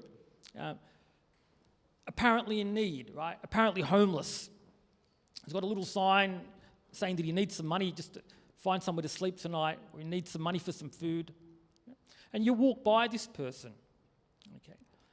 And you see that this person genuinely seems in need, and you know that you've got a disposable income, or you've got spare money right now, let's say $100, and you choose to give, let's pretend, half of that $100, $50 to this person, let's pretend, okay?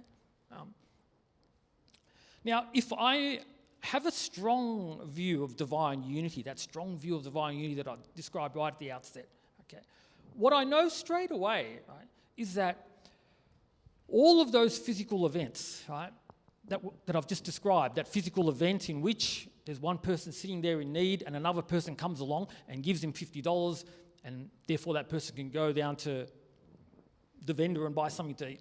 All of those physical events, and even the non-physical aspects of all of that, right? That event in which, let's say, a hungry person's hunger is satiated, right? A person's pain is removed, let's say. If I have a strong view of divine unity, right, first thing I know is that, hey, even if it apparently looks like I'm the one who's giving the person the $50 note, I'm the one that's coming to the person's aid, it's not actually me who's taking away that person's hunger. Right? So the beauty that's manifested in that event in which a hungry person's hunger is satiated, a needy person's need is catered for, that event has got to be attributed to Allah and Allah alone. Okay? That's the Islamic understanding of those sorts of events based on the sort of divine unity that I described at the start. Okay? But what ends up happening is because we are involved in some sense, okay, we're the ones that are there making certain choices, and then hot on the heels of those choices, certain physical events are then actuated. Because we've got this sort of in-ring view of this, so not even a ringside seat, but an actual in-ring view of all of this, we get to have an experiential knowledge of certain aspects of divine beauty. Certain beautiful divine names like, let's pretend, the divine name of Shafi, Allah's healer, or Rahman, Allah's all-merciful, or Rahim, Allah's all-compassionate. It's in scenarios like that where we're using all of the faculties that have been given to us, our eyes and our ears and our intellect and our hearts, our sense of compassion, our sense of mercy, our sense of generosity. We utilise all of those, and thanks to being able to do that, we get to come into contact with the manifestations of Allah's names and attributes. And on the Islamic view, in fact, every single thing in the world, at bottom, right, in the final analysis at least, every single thing in the world is really nothing other than a manifestation, right, just one manifestation of one aspect of divine beauty, right, or a set of divine, or at least a set of aspects of divine beauty. Prima facie, it might look otherwise, yeah, it might look like, hey, this thing here is a microphone, or this thing here is an apple, or this is a chair. But at bottom, in fact, they are all manifestations of God's names and attributes. Right? And when we interact with those things, right, we get to have an experience. So in an experiential way, we get to come to know, at least to some extent, aspects of divine beauty. Now, how does in my short remaining time, I'll just touch on a little bit more on this issue of hardship. So, because we did point to the fact that the people of Gaza, Palestine, in fact, the Muslim world, and indeed the whole world more broadly, we're all suffering right now. Like, when any one of us watches another person suffer, we too suffer to some extent. Okay, so how does all of this hardship play a role, right? What's the relation between this business of hardship and this business of coming to know God? Okay.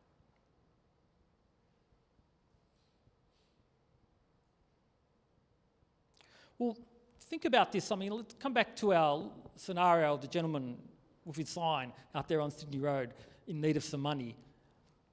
I said that I had $100 in my pocket. Yeah, that's how much spare money I had. Right? And I gave him $50. Let's pretend the scenario was different. Let's pretend I'm someone like Elon Musk. I'm a billionaire or a trillionaire. I've got billions of dollars in wealth, let's pretend, and I give that person $50 or 50 cents or whatever nominal amount of money. So that my choosing to give him some money in that scenario is extremely easy. I think it's clear to see that much of the meaning in that event is lost. Much of the opportunity to come into contact, as I described, with, for example, God's generosity, God's mercy, much of that is lost. However much hardship there is in making a certain choice, well, to that extent, we have a greater access to whatever is the sort of divine knowledge that's relevant in that scenario. Because what does that person do? Like, when a person does have very limited resources and is happy to give a large proportion of those, let's pretend, to a certain person in need, what are one of the key things that person is showing? Well, that person's showing that he understands what a valuable thing is, for example, generosity. What a beautiful thing it is to meet someone's needs. Yeah. Well, I need that $50 maybe quite a lot myself, right? I need that $50 myself, but he seems to need it more than I. And it's such a beautiful thing, such a wonderful thing to try to meet someone's needs that I will choose to do the difficult and I will give that person half of my wealth rather than, let's say, 0.0001% of my wealth. Okay. Now, I say that if we take out, we could remove every aspect or every kind of difficulty from the world, let's pretend. Let's pretend we removed every sort of difficulty. Right? Let's say God creates the world over, but this time with no such thing as hardship, no such thing as difficulty. Well, I say that we lose the lion's share of the opportunity to show that we value certain aspects of divine beauty. So much more. I don't want to eat into your time, Nosh. Maybe we'll leave the rest for question time. Huh? Sure. There are a lot of questions there. Like, for example, if we predicate everything on God, what is the reason that we believe in God, and all these theological questions that come up. So maybe we can leave it in the question time. Indeed. There's 25 minutes left, so I've got a half an hour speech that I've got 5 minutes to summarize for you all. So we'll see how we go. In regards to, perhaps I'll skip over we've already talked about metaphysics and epistemology in many ways. Just for those non-philosophy crowd, because it's a generic festival, in terms of philosophy, it's divided into three distinct and broad areas, right? And I apologize for anyone who's a professor here of philosophy. There is the first area, which is primarily to do with ontology or metaphysics, which is the study of reality and existence and time, chronology, theology, study of God, etc. Then the second area of philosophy is called epistemology, which is the study of knowledge. How do we know what we know? What is true, what is false? How do we work through logic, etc.? And our sources of knowledge, for example, seeing, hearing, right? Our five senses, our intuition, etc. Then you've got axiology, and this is associated with values. It could be about aesthetics, art and beauty. It could be about what is right and wrong, what is good and bad, and the extension of that becoming politics, right? So in these sort of three areas of philosophy, we have a very interesting position within the Islamic worldview, to summarize it, the study of reality, ontology, for example, or henology, if you are from a Platonic perspective, in Arabic is called haqiqa, right? The reality, haqiqa. Truth, which is epistemology and study of truth, if we want to get to the truth of the matter, about any matter, whether it's what's actually happening is genocide or not, what's happening in Sudan, etc. Truth is called haq, which is the actual etymological root of reality. So epistemology and metaphysics are both connected. And then haq also in Arabic has the meaning of rights. So when we say huquq al-insan, human rights, this is also the same word that's used. So all of a sudden, our ethical understanding of human rights has a metaphysical dimension to it.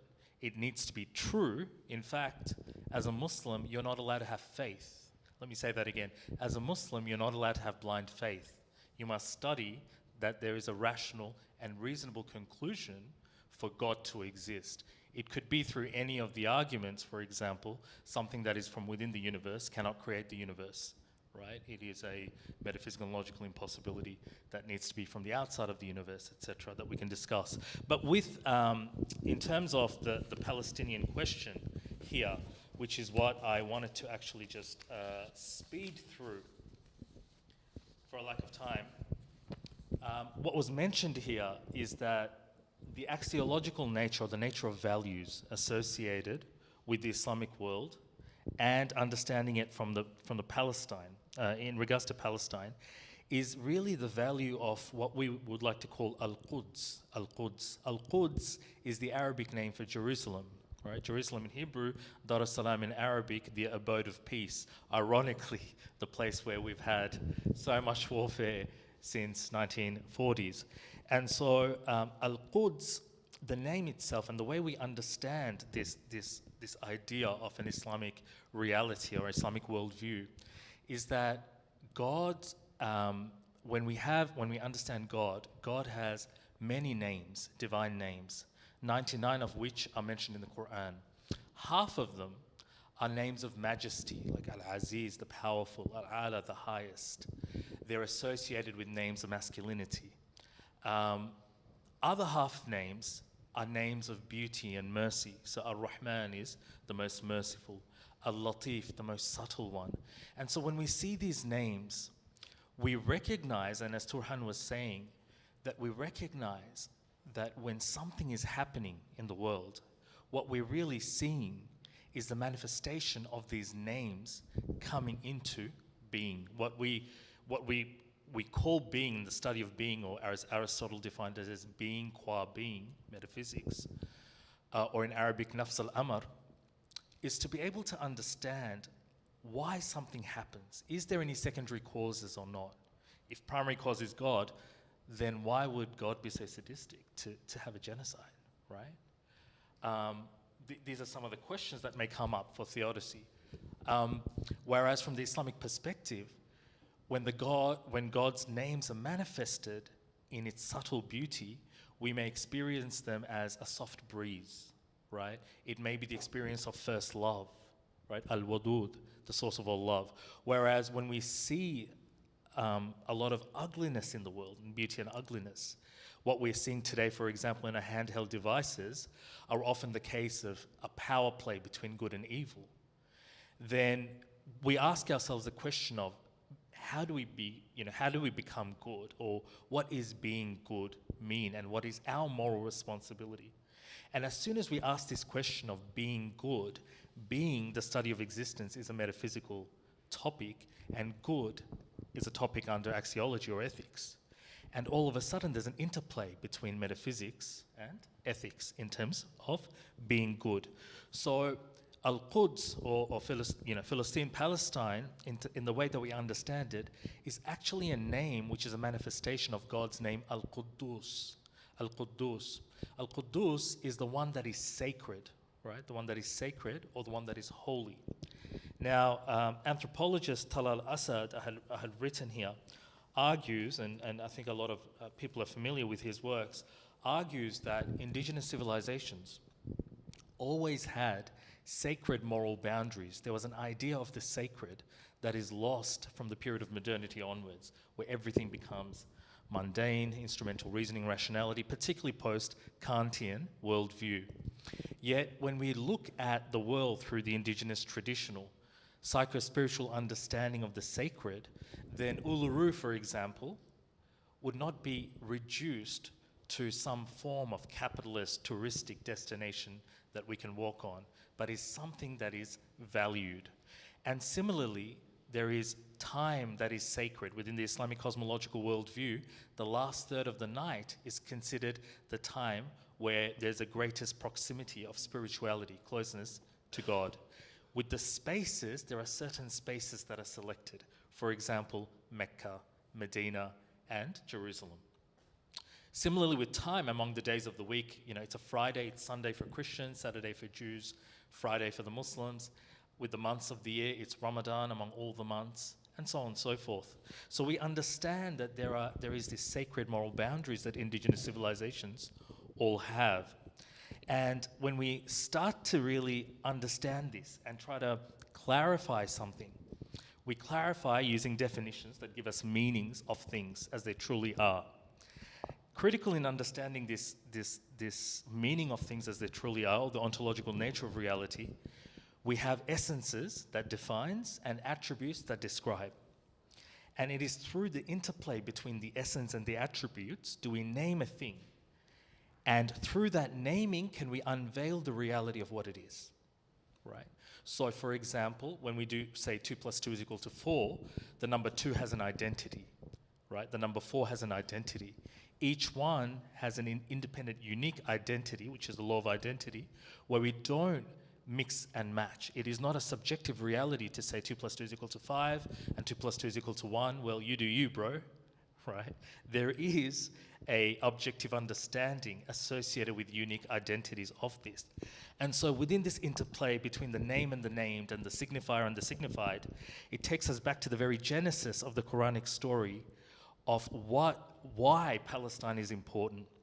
And so in the chapter 2 of the Quran, which is actually called the Baqarah, or the sacred cow, named after the Israelites, there is a verse in the Quran that says, "Remember your Lord said to the angels, I'll place a successive authority, or a khilafah, or you can say a caretaker, a steward of the earth. And this is not just a steward of the earth of ecological salvation at a time of climate catastrophe, but it's also a moral, economic, social, political, cultural, technological, you name it, responsibility that we have to look after the animals, to look after the flora and fauna, to look after people of other cultures and civilizations, so that civilization could have human flourishing, which is one of the, I think, the higher objectives of Fopa. So all of the Islamic moral code, which is the Sharia, is all about human flourishing.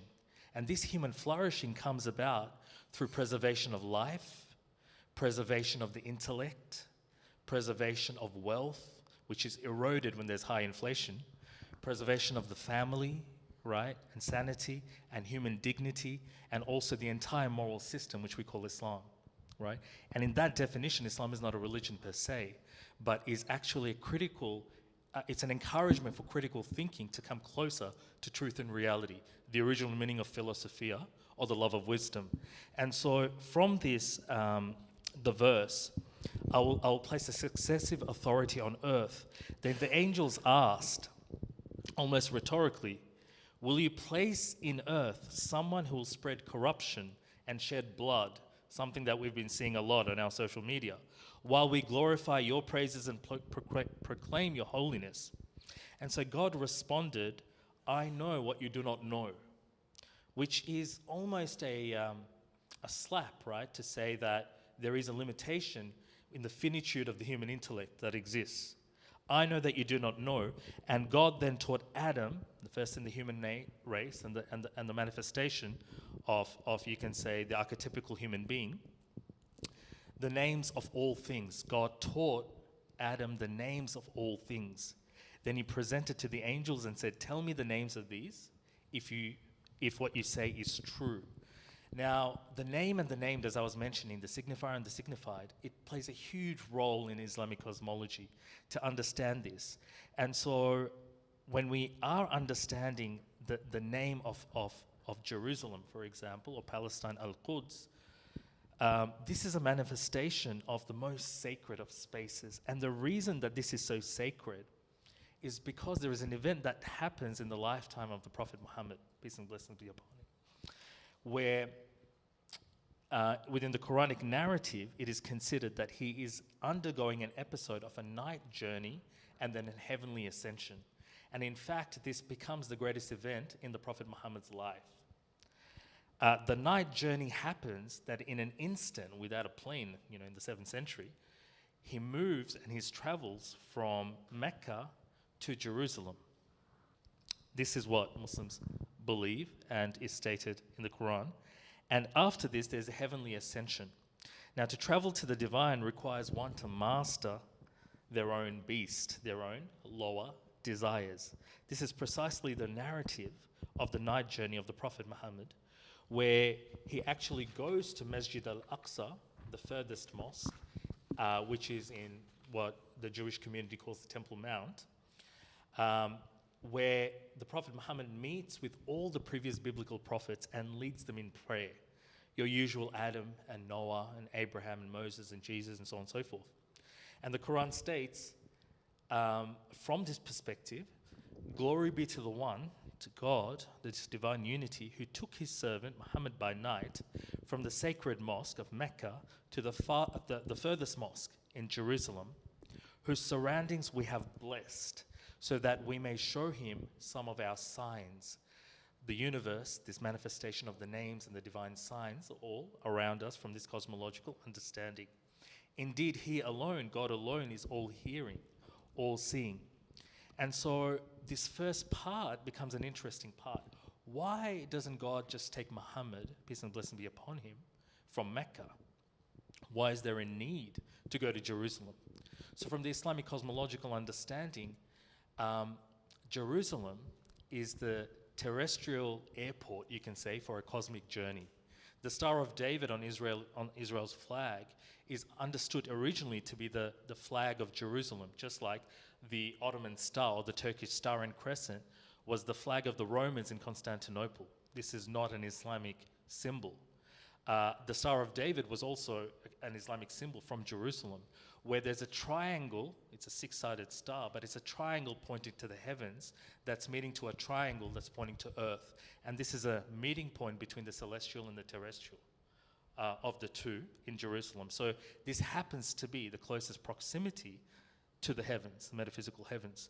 And so here, the Prophet Muhammad, after leading the prayer with all the prophets, goes to the Dome of the Rock, which is the golden dome that we see in the images of Jerusalem, stands there, and he travels with what the Islamic tradition says, Archangel Gabriel.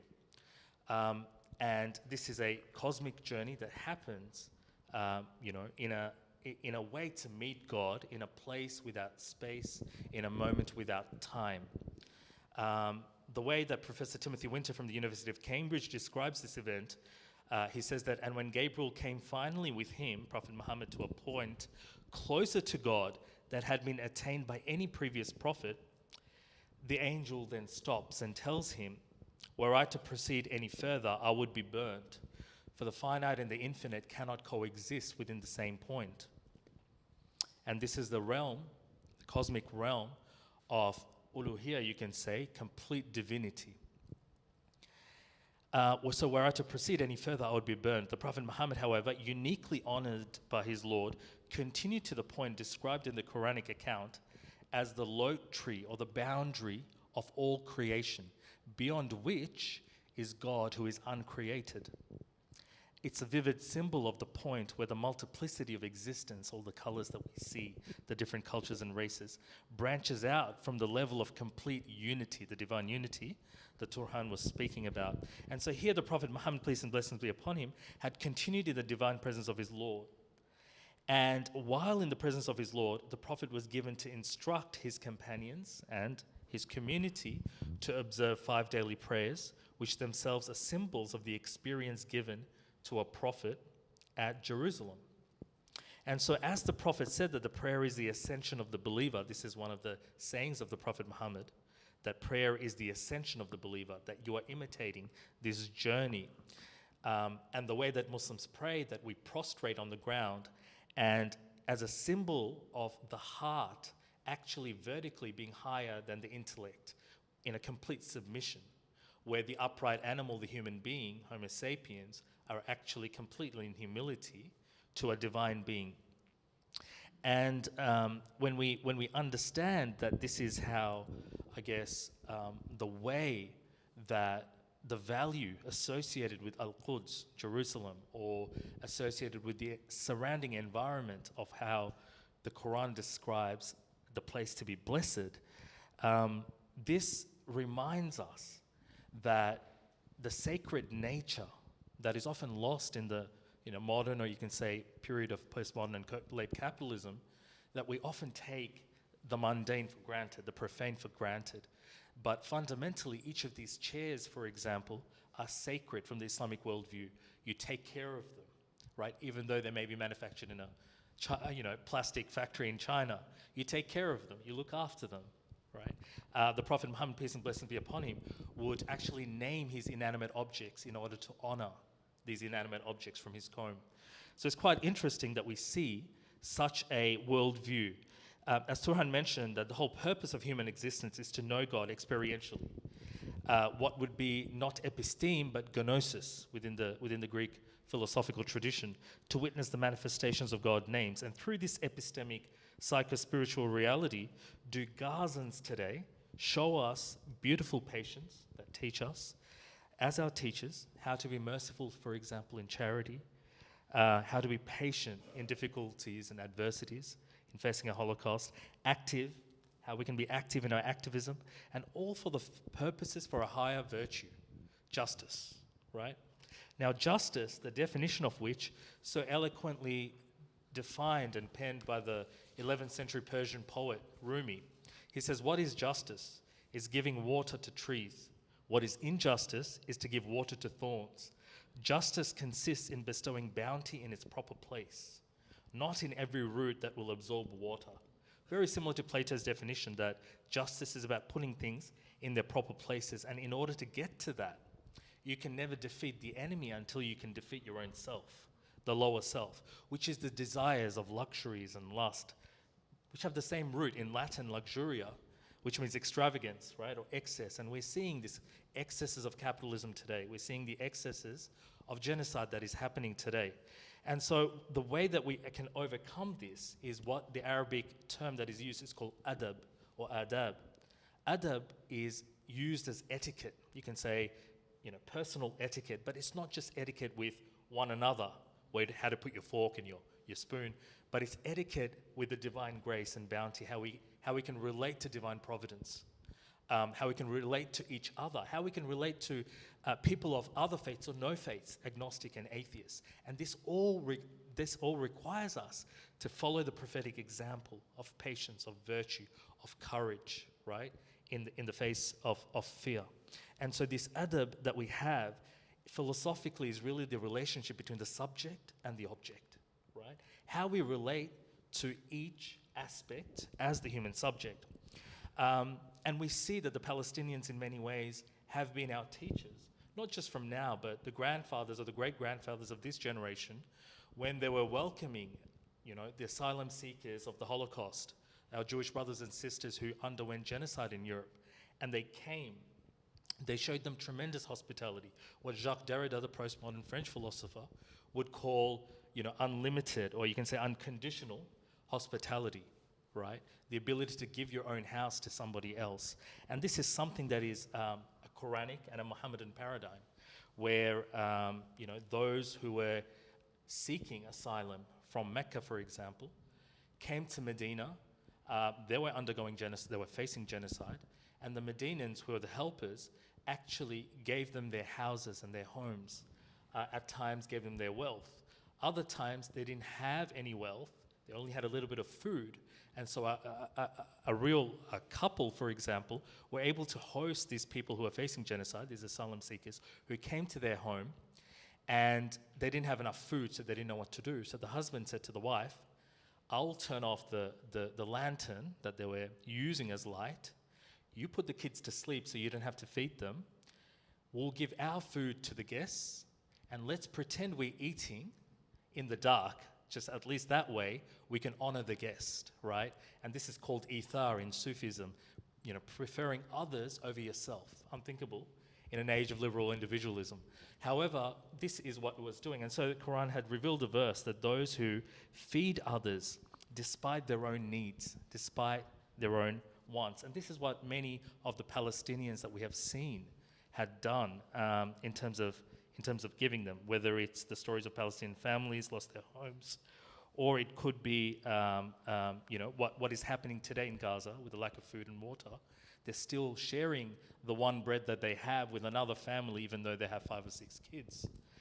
And so the real way of, I guess, addressing this is one of the sayings of the Prophet Muhammad beautifully. He said, help your brother in humanity, whether they're the oppressor or they're the oppressed. And everybody just went, oh, Messenger of God, we understand helping the oppressed, but why would you or how would you help the oppressor? He said, by stopping them from oppressing. You see, by stopping the oppressor from oppressing, when you stop a criminal from committing crimes, you're shortening their jail time, right? To ensure that they will not be able to oppress themselves or others. And so the work for us then, in a positive light, is to overcome this oppression of ourselves that we oppress ourselves with and rescue those who are undergoing the difficulties, whether they're the oppressed or the oppressor. The oppressed that are going through these difficulties, we help them intellectually, financially, economically, the best we can.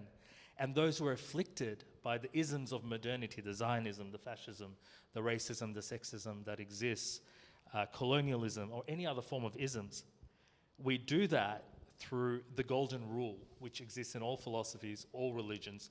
Love for your brother what you love for yourself, right? And in the wise words of the 4th Caliph Ali, who says, be like the flower that gives its fragrance to even the hand that crushes it. Be like the flower that gives its fragrance to even the hand that crushes it. And this is the politics of aesthetics in the Islamic worldview, right? This is the politics of beauty, to have that adab. And we see this in people like Salahuddin Ayyubi, who actually reconquered Palestine. And he was doing so while he was fighting Richard the Braveheart, right? In the periods of their multiple fights they had during the Crusades. Funnily enough, while the battle was going on during the day, they would be fighting. At night, the personal doctor of Salahuddin, was sent to Richard the Braveheart to cure him, and he sent with him fruits and ice. I mean, can you think of it? To give ice and to give fruits to your opponent who is trying to kill you, right? That is an etiquette. That is preferring others over yourself on a new level of politics. This is what was happening, right, during the Crusades. And so the way that, we have this respect for humanity and ethics, and to be able to fight for this ethics in a way that calls for us this sort of reality, the challenge of the modern world that we're seeing, where the invisible political structures have been unveiled, right? A lot of us knew it, but if we said it publicly, it would be considered, I don't know, some sort of follower of some theory or something like that. And there would be the Noam Chomskys and the Finkelsteins who would write their books. But today, it's become mainstream. We're seeing the objectives and the structures of power at hand.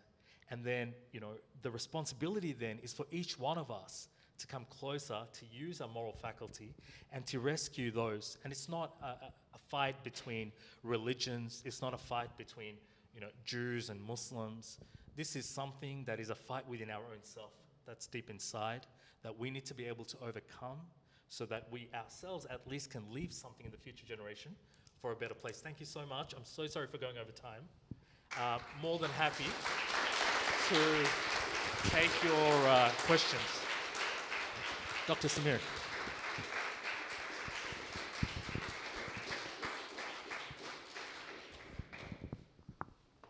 Dr. Samir, are you able to hear us? I think he's on mute. Yes, I can hear you. Okay, wonderful. Any questions, comments? Please be as open. There are no questions that are not allowed to be asked. We do a session overtime. We do have to wrap it up as well. No questions, okay. I'll be here anyway, so more than happy to answer questions. Thank you so much for your time, everyone. Much appreciated, thank you.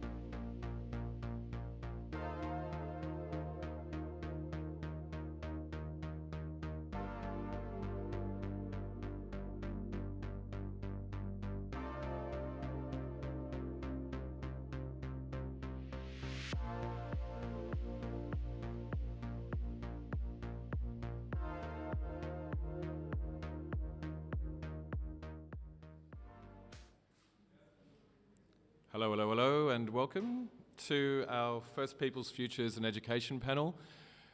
It's a big honour for me to welcome here tonight Dr. Alistair Thorpe, Dr. Crystal McKinnon and Hayley Maguire, who are going to talk to us about treaty, truth-telling, education and whatever else they think is important for us to know about right now. It's a big week for MOB, so thank you so much for being here. Please welcome.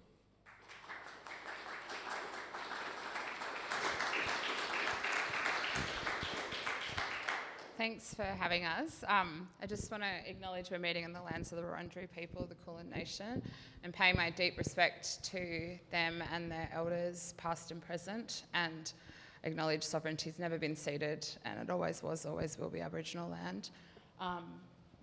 We have a slightly smaller panel today. Tani and Onus Brown, who coordinated and brought us together, is sick, but they're okay, so so they couldn't come, and Travis also is an apology. So they both wanted to send their apologies and thanks for being here. I'm just going to briefly introduce myself and Hayley and Alistair. So I'm Dr. Crystal McKinnon. I'm a Yamangu woman from WA. I have lived in Melbourne for over 20 years, and before that was in Geelong, so I've got cultural responsibilities to Wathaurong country as well down in Geelong. I'm the chair of the Victorian Aboriginal Legal Service as well, and that's probably the most relevant. I'm Associate Professor in History, Law and Justice at Melbourne University. So on my far right, we've got Hayley Maguire, who's a proud Durham Bull and South Sea Islander woman from Rocky in central Queensland, and she's the co-founder and CEO of the National Indigenous Youth Education Coalition. She's also the co-chair of Learning Creates Australia. Her work focuses on First Nations-led education, language revitalisation and truth-telling in schools. And we have in the middle here Dr. Alistair Thorpe, who's a Gunai, Yorta Yorta, Gunditjmara, Wurundjeri Woiwurrung man and a grassroots community leader, and he's an elected member of the First Peoples Assembly of Victoria. His work focuses on treaty, truth-telling and Indigenous governance, drawing on long-standing involvement in community health, sport and cultural projects. So, yeah, thank you so much for coming.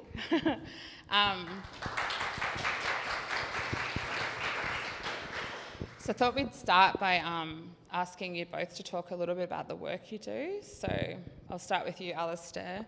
You've been involved in the fight to get treaty up for a long bloody time. And you're currently an Assembly member. So, yeah, do you want to talk about some of the work? Good timing, because we just had our celebration last night, so very recently the cultural assent for treaty with Victoria has happened, so we're very proud of that. I think. Thank you. And it's been a really long journey, so the last 6 years I've been on the Assembly, so second term, second time elected in the metropolitan region, and we've been fighting to have a really strong foundation with treaty, and there's a lot of educational components in that. But obviously there's a legacy of leadership in Victoria and activism that we've drawn upon to have that discussion about what's important around education in a treaty. So, but yeah, I think it was a really significant transformational moment last night, but the last month of activities to signify the change in the systems in Victoria and particularly government systems, and I think there's a lot of layers within the treaty that will help address systemic injustices, and that's really the goal. And we've got a long-term vision, so it's not about trying to create change overnight, it's about the long-term sustainable change. Yeah, one of the things I took from listening to other mob in the Assembly and the authorities speaking was about how it's an ongoing process. It's a constant negotiation. Like, it's not an end point, it's treaty and then it's finished. Yeah. Yeah. So it's a reset of relationships really is the main goal of the first treaty, so that we can establish a stronger foundation and ongoing treaties. And there's a hybrid model here in Victoria, so we've got a collective of the representatives across the state to do a statewide treaty, but traditional owners will also do their own treaties in their local regions, and I'm pretty sure they're going to have a lot to say about education. Yeah. Hayley, you're the chair of NIAC, or the CEO of NIAC rather, and founder, aren't you? Yeah. Do you want to talk a little bit about your work with NIAC or other work? Yeah, of course. Good morning, everyone. So I guess I kind of have come from more of a education space. Basically, you know, like many young mob growing up, you go to school and you don't always feel as included in those spaces or feel like you're belonging. But I grew up in Rockhampton, on country, and you know, that experience of going through school, you get taught about, you know, you get taught one version of history, but at the same time you go home and then you learn about what it is to be Durumble, or what it is to like live in the history of Rockhampton. That's, you know, a pretty hectic history, and it's kind of been suppressed. And so kind of growing up always saw that there was a tension with what we grow up knowing and what's available in the classroom. And that was kind of just like an ongoing journey. And so, yeah, when I was 24 or something in uni, decided to bring Young Mob together to think about, well, what does education need to look like from our perspective for our own kind of future? And that was a good 10 years ago now, so I probably need to start looking for other jobs, really. But basically, NIAC is an Aboriginal and Torres Strait Islander youth-led organisation, and it's all about how we prepare our young people to think about those education futures, but also the role that education plays in protecting and connecting and revitalising our lifeways as Aboriginal and Torres Strait Islander people.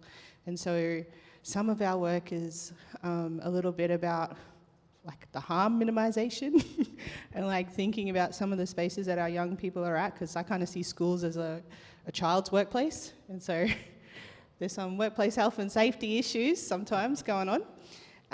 But then also thinking about, well, if we were in the driver's seat and we could actually design learning systems around our vision and our aspirations, what could they look like? And then how do we create networks of young people to really champion that idea, regardless of if you become a teacher or someone in the education system, I think. And Vic has so many examples of this, but like with the Rebel School and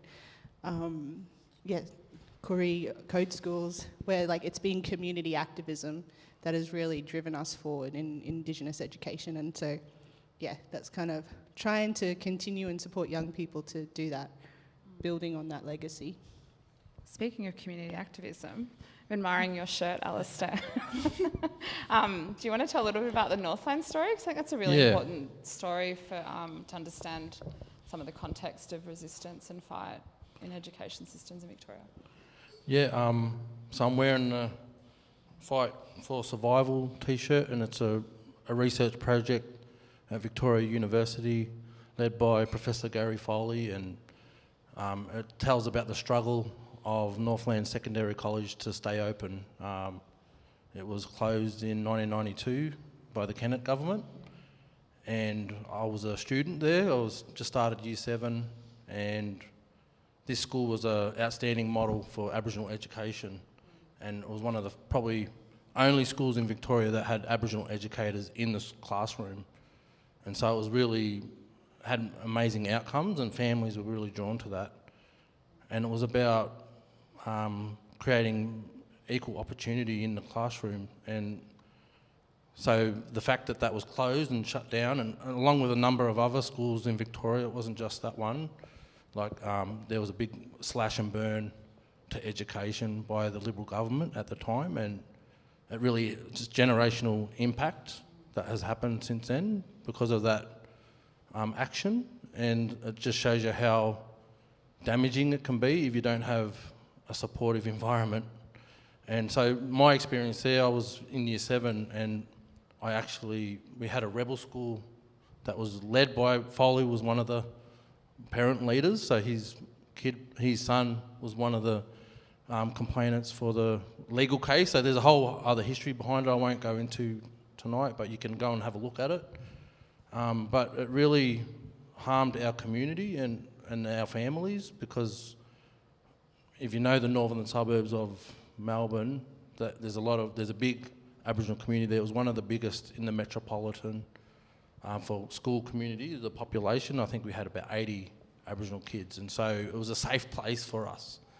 And so for that to happen made a big impression on me, and it just gave us that fear again around what is our place in this community. And so I was for 3 years, we had a rebel school which ran almost a guerrilla program of education. There were probably 10 kids, and we were out of school. We weren't formally in an education system at that time. And so I did year 8 and 9 there, and then came back because we actually won the case to reopen the school, and I came back and finished and done my VCE there. And now, actually it was more of a learning environment for me than I could have had anywhere else. It's such an important, powerful story, hey? And also the power of collective resistance, like all the Aboriginal families getting together and winning. It's incredible. Uncle Robbie Thorpe was another, my uncle. Yeah. So he had his son there, so he was another leader of the fight. Yeah. Thank you for that. I'm going to go to the title of the question. The panel rather. So when we think about and talk about Indigenous futures in education, what does that phrase mean to you, and what's at stake at the moment?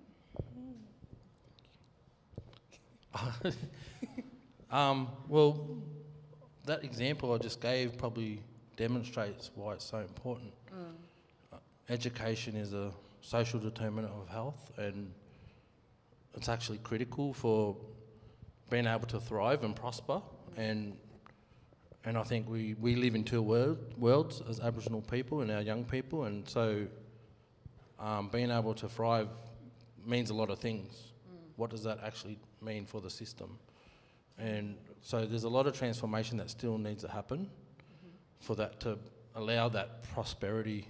And I think what we've done with the treaty is create some seeds of what could happen potentially. But I think there's some ownership from the mainstream.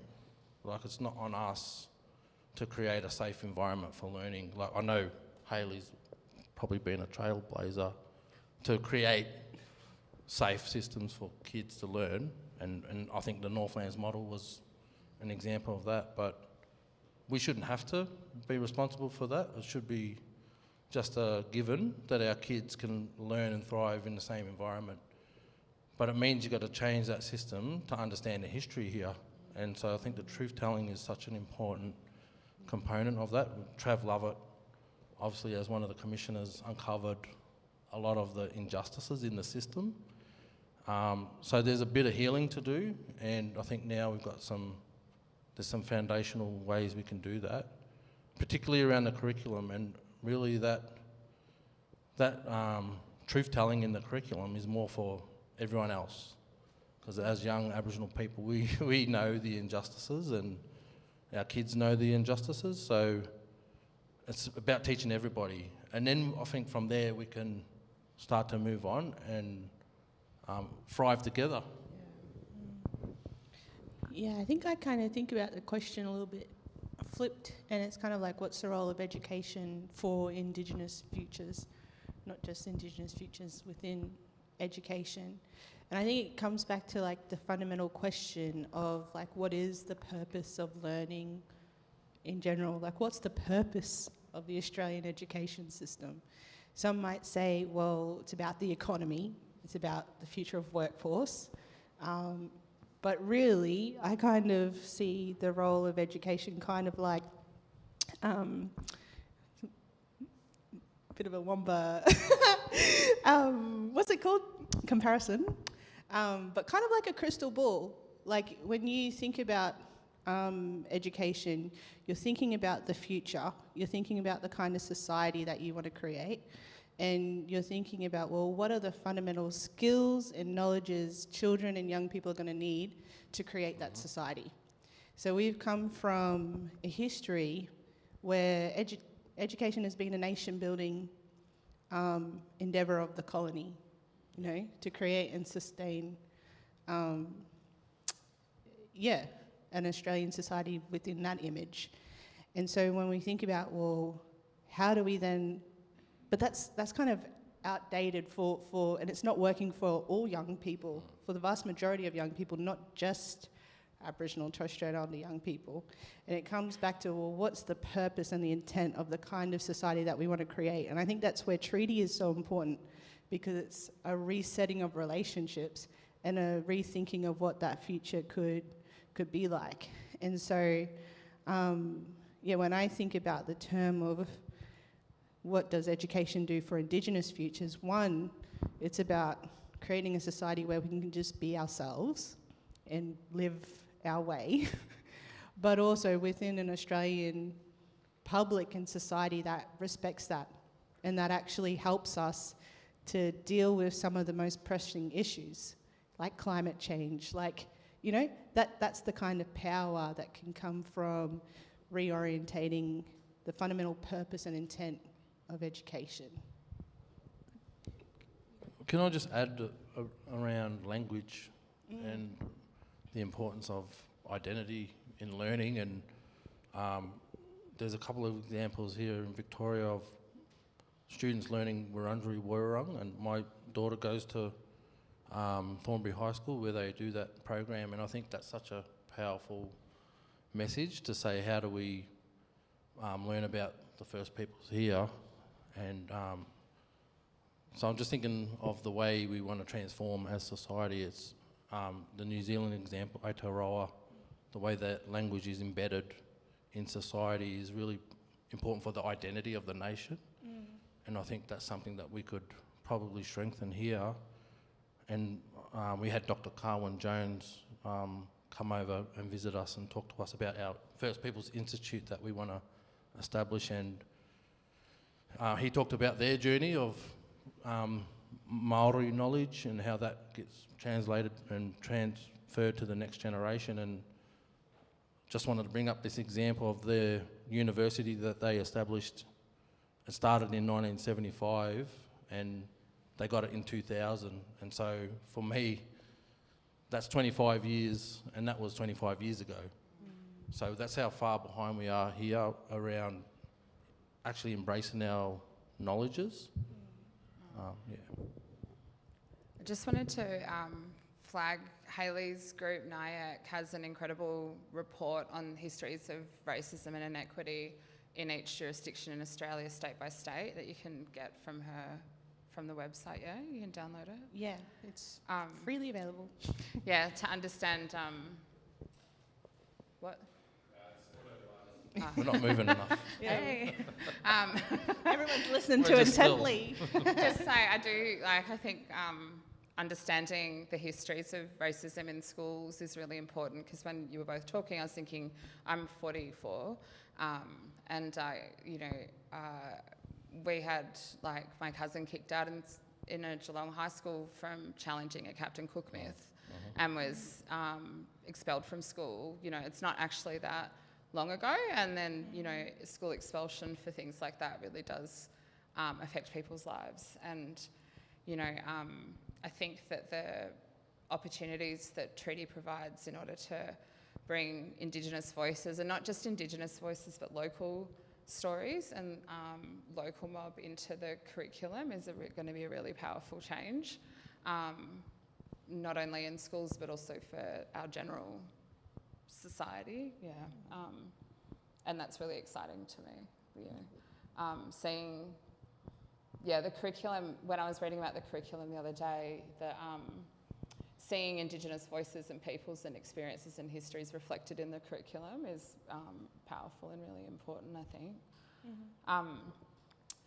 So thinking about changes in curriculum and schools and the mechanisms that treaty provides, what does accountability look like to mob under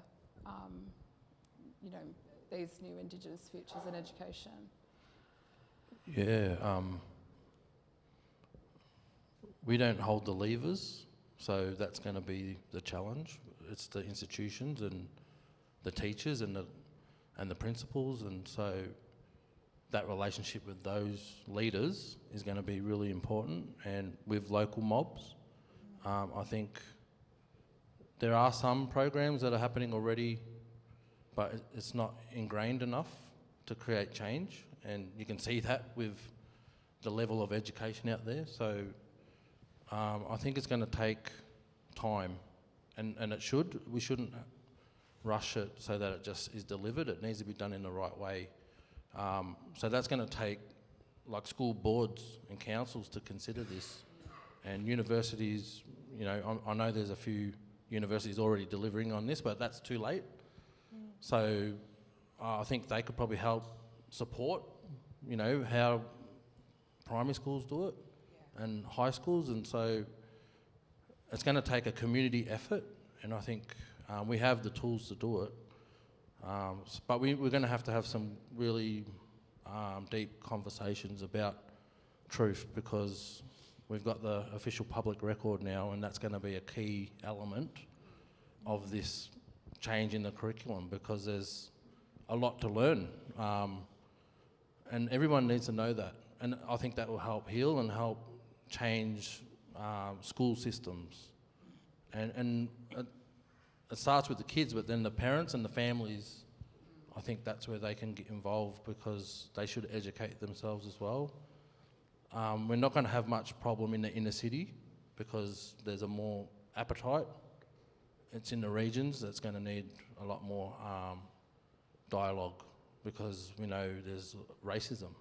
And it happens in the city, but it's harder out in the country towns, because you have to face it every day, and it's right there. And so how those towns and townships and grapple with this, like some of those, there might only be a few Koori families, and so how do you protect them when this is going to be in the education system? That's another consideration. So yeah, it's going to take a group effort. Could I add,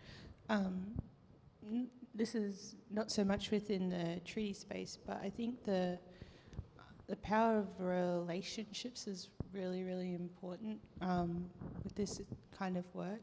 So one project that I've been working on for the past 3-4 years with my own Drumble people back home in Rockhampton is around creating Indigenous nation-led education charters, which is not a treaty, but it's a different agreement that is run by traditional owners, and that becomes the charter becomes the new agreement on which to build relationships with schools. And so the context of Queensland and Rocky, and I know like it's not like a barometer of how racist the town is, but like it is kind of like a 80+, 90+% no vote kind of town. It is a regional country town in Queensland.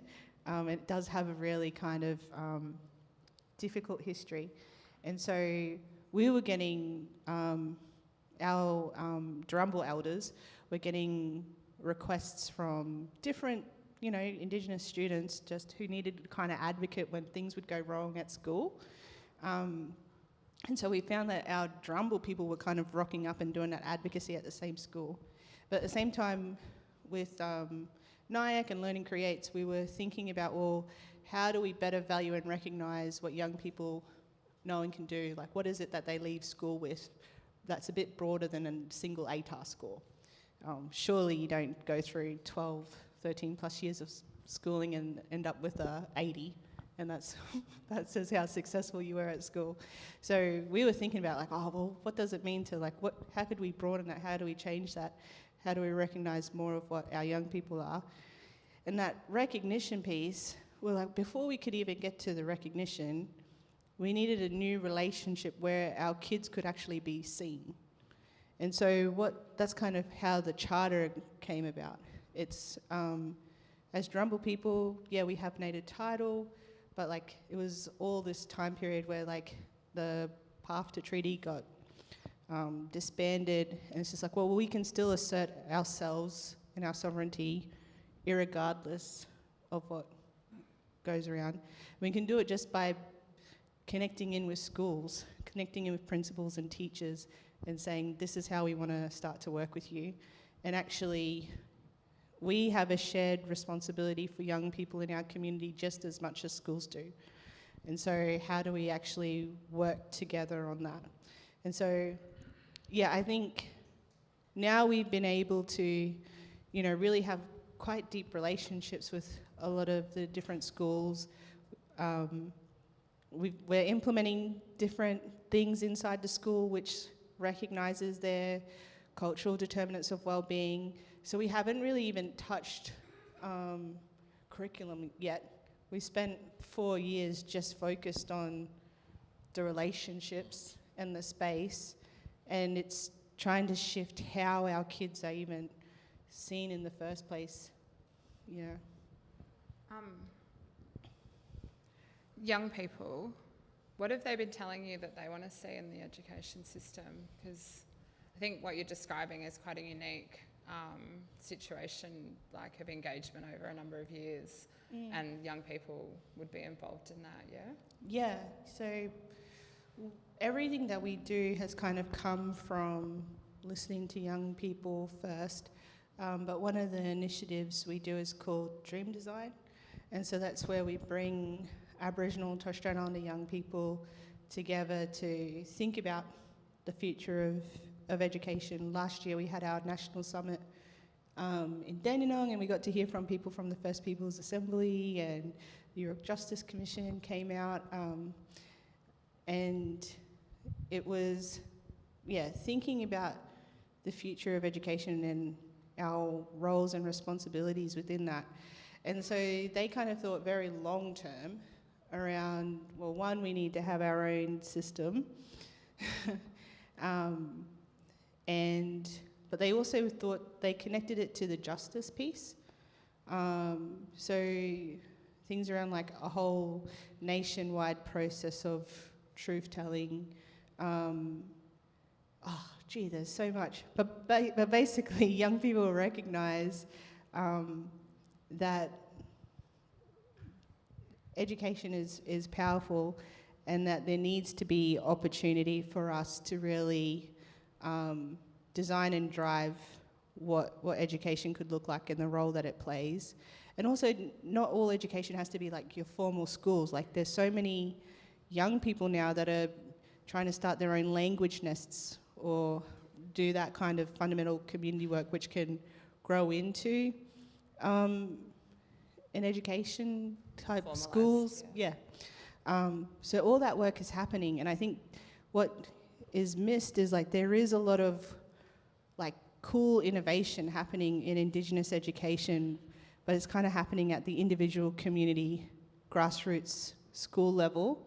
And so I think part of our role is to think about, well, what's the blackfella grammar of schooling, and how do we need to organise the structures around that go through how teachers are credentialed, how courses are accredited, how we hold trust and utility from within the broader system. Like, all these questions still need to be unpicked. But I think the fundamental thing is that young people are, it's not an irrelevant thing from their lives, you know. Alistair, what are you hearing from young people? Even your kids, maybe? Yeah, I've got 4, and so we're still navigating the system as a family. And I want to just probably acknowledge my mum and her role as an educator. She's actually a qualified teacher, and so she was at Northland Secondary College and helped create that environment. And I think... What's your mum's name? Oh, Lynn Thorpe, sorry. So, and so I've got a understanding of the importance of education because of that, and I think it was passed on to the families at Northlands because of the close relationships. And I think what we're talking about here is co-design. We're talking about youth helping design what a curriculum and a learning environment is for them, especially for blackfellas, because we have different challenges, and I think it's going to help create a better outcome. And just going back to the Northland story, it was probably one of the innovative places around Aboriginal education because we had a curry room.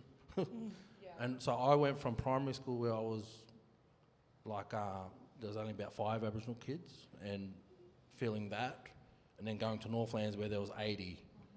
And so it transformed my life overnight when I went to year 7. And so having a curry room was just like, these are just small parts, and it seems like, you know, what's a big deal? But that created a really safe space for Aboriginal kids that feel sometimes attacked by systems to be, I'm safe at school, I can have breakfast here, we've got a homework club. So I think that needs to be ingrained in every school, yeah. What do you think it could look like, or what do you think needs to change if we're to move from kind of this kind of cursory inclusion as opposed to a real Indigenous-led sovereign education within our schools, like mainstream and independent as well? Do you have any ideas of that? This, to me, is about the two worlds, and Indigenous knowledge systems and then Western. And I didn't understand that until I went to university. I was, you know, you just go to school and you don't understand there's different philosophies. And I think that's something fundamentally we've got to challenge ourselves with, because we do have different cultures. So if you're going to talk about how to decolonise a system, you're going to have to use Indigenous ways of being, knowing and doing. And, you know, you get pushed back against that, even from the education system. Like CRT, critical race theory, is something that's been really challenging for a lot of academics to grapple with, because you've got some dinosaurs in there. Hello, Melbourne Law School. Yeah, and, you know, fundamentally it actually challenges their entitlement and their power. And that's what we're talking about, really, when you're talking about knowledge systems. There isn't enough respect for ours here. Like, that's why we're doing a treaty, because we were actually oppressed. We've been oppressed. So our kids need to be able to, like, that's why I brought up the language before. We need to feel confident in our own identity and our knowledge systems in learning environments. So how does the system cater for that? That's the challenge. But you know, we do have some models. I think the immersion schools in Aotearoa, where there's language schools and they learn in their language. You know, there's no reason why we can't replicate some of those things here when we get our languages back. And I know in Australia, is it Chris? Sarah. Chris Sarah, yeah, he's done a lot of work in that space, and I think they're the kind of things that you need to do. Do you have any thoughts, Hayley? Yeah, I think. What was the question again? Moving from inclusion to genuine yeah, kind of, sovereignty within the education systems. Yeah, and I think it's that question of, like, what do you want? Like, coming back to, like, the purpose, but, like, what do we want included in school, and for what purpose? So when we asked my Drumble elders around, like, okay, so what do you want? What's your vision for education for Drumble country? They're just like, well, we want in 100 years' time for our Tunaba, our river, to keep flowing. And so how would you reorientate an education system around land and around our rivers flowing? And I think that's, like, an interesting concept, because for me it's like, well, that's kind of like at the heart of Indigenous education. It's our land and it's our language, and it's how do we make sure that kids are coming up strong with that connection. And so for me, like in Indigenous education and for sovereign education, it has to look completely different. Like, are we just trying to rebuild the same schools that have black faces? Or are we fundamentally thinking about the practice of learning, the pedagogy, and like the intent of why we're doing that? But at the same time, while like I don't see why that can't exist when you think about an education system that's more ecosystemic. We can have that, and we can create, like I was saying, the necessary like grammar of schooling that then supports the broader population. Because I mean, the reality of Aboriginal Torres Strait Islander kids and like our different learning journeys is that, you know, and sometimes this is outside of the control of a child. It's sometimes you're not in your family, sometimes you're not on your country, sometimes you don't have access to a school in your own community where you live. And so there's all these kinds of decisions that are kind of outside the realm of a child or a young person or even a family's control that really shapes the kind of education that they get. And so we need to do that kind of, regardless of choice, every place is safe. But at the same time, we need to think about, well, wherever kids go for their formal learning, or maybe we just even need to rethink that whole concept, is that however our young people learn, that it has a real utility for them for their life. Yeah. Thinking when you're both talking about, because we're not just talking about changing education systems for black kids, we're also talking about it for white kids, yeah. And you both spoke about relationships and the importance of relationships in order to create change, both within schools and outside of them.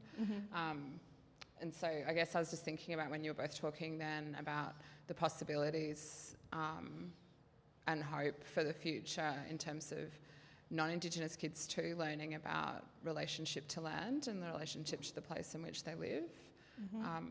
Did you have any thoughts? Yeah.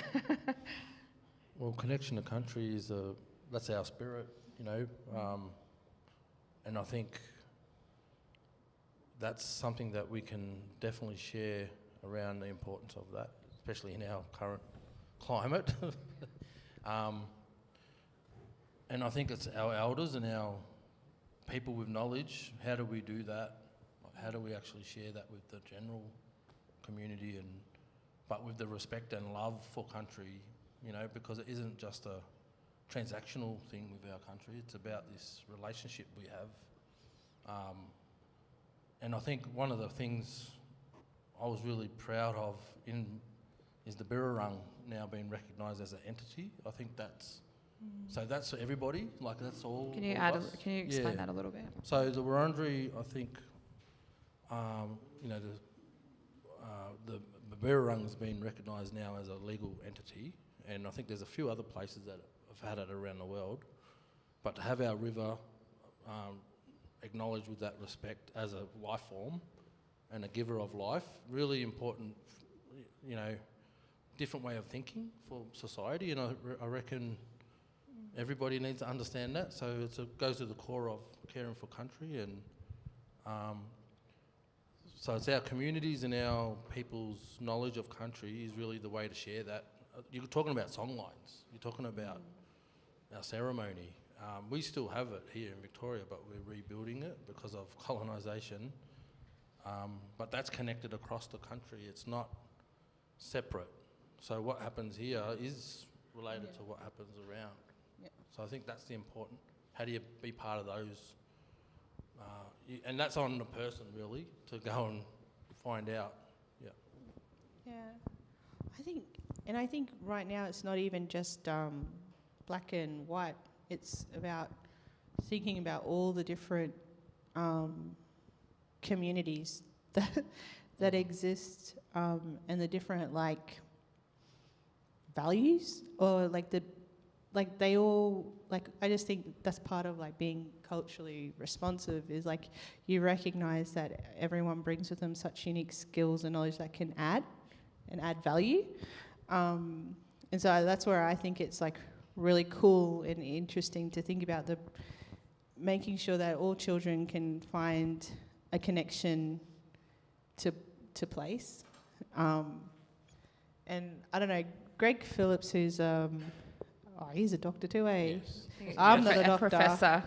Yeah, I'll probably give you a Band-Aid, that's about it. No, but he always, like when he thought about like, you know, especially people who have more of like a convict history, like it must not feel great to have had that feeling of like a ejection from your home, you know? Like we've never, like blackfellas, we've never had that, and you can always go to your home. Like I'm so grateful that I can always go to Drumble country, and I know that's where I'm from. And even South Sea Islander, like where we came from, you know, Vanuatu through the slave trade, I can still connect back, even after slavery, can still connect back to my village in Vanuatu.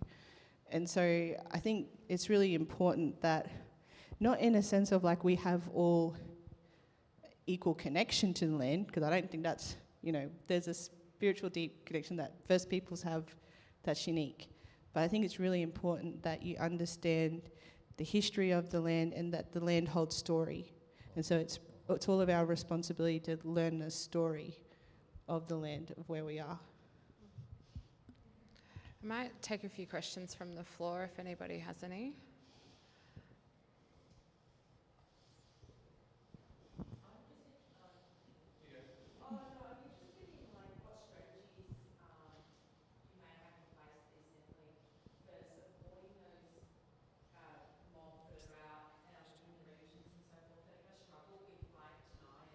Yeah. So I'm just going to repeat the question for the online. Sorry, the question was about what strategies the Assembly may have in place to particularly support people in the regions trying to enact change within the education systems there. Is that summarised? Yep. For non-First Nations people. Yep. So we're the work doesn't stop with the Assembly, and we're thinking about how to implement now, and we have been for a long while, and so that means partnerships, and so allies are really important partners, but there's work to do around the strategy. I think that has to be weaved in with the leaders in education. So Victorian Aboriginal Education Institute, that's one leader that will need to be part of that conversation on how to embed this across schools, as well as the Minister for Education. So, but with our Assembly, we're representing 5 different regions, and so we definitely understand the challenges of trying to, you can have deadly ideas, but how do you implement on the ground in a community that has all these other barriers? So that's something that we're going to have to think about. But it means resources, really. Resources are going to help with the way you roll out this. Yeah, and I think because the work's just begun, so the resource, like, you know, there's resources that exist, but they're in development. Do you have any? Nyak's a good place to go to. Go on. No, I was just thinking about another question for us. Go on. No, I forgot it now. I was like really drifting to myself. We'll go to the next audience. Yeah, I'm interested to, I've lost it now. I was too busy. Might come back. I was too busy like following and then like, oh yeah, go on then. I should have just spoke up.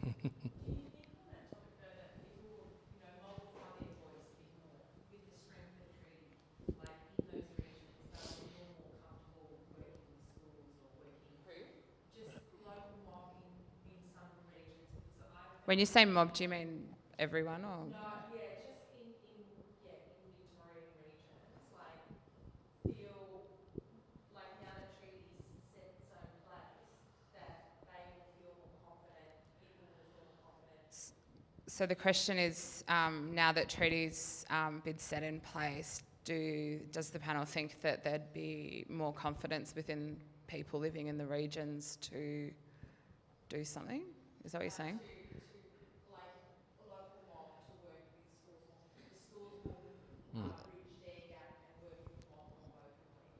will the schools, when you say mob, you mean Aboriginal people? Yeah. Okay, will the schools feel more comfortable and confident to work with local Aboriginal people given the context of treaty and the possibilities of that?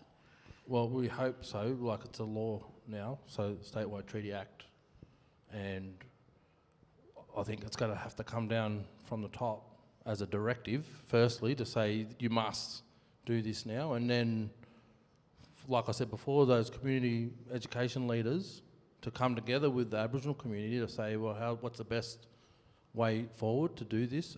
But like I said before, there's established education hubs already. That the problem is the relationship and the actual instruction now to say, all right, we need to strengthen the way curriculum's done.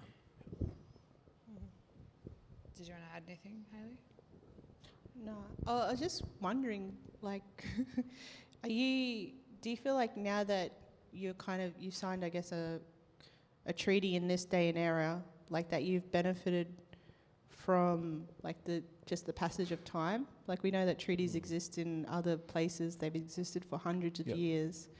Has that been? We've learnt, yeah, for sure. We've drawn upon all the different examples across the world and felt like we've got pieces.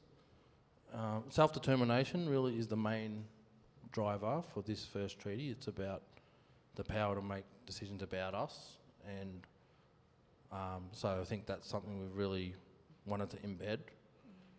But I think there's still traditional owner treaties is really, for me, that feels like the biggest step, because how does a group take up their rights through treaty now? Like, we've created a bit of really the foundation.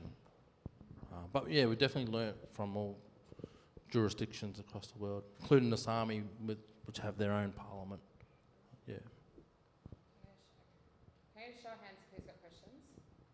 Okay, 1, 2, 3, 4. 1, 2, 3, 4. Go ahead. Okay. After the treaty process getting to this point, I'm curious about how seriously you think the state government takes the idea of learning from Aboriginal knowledges, ways of being, ways of learning, ways of understanding country and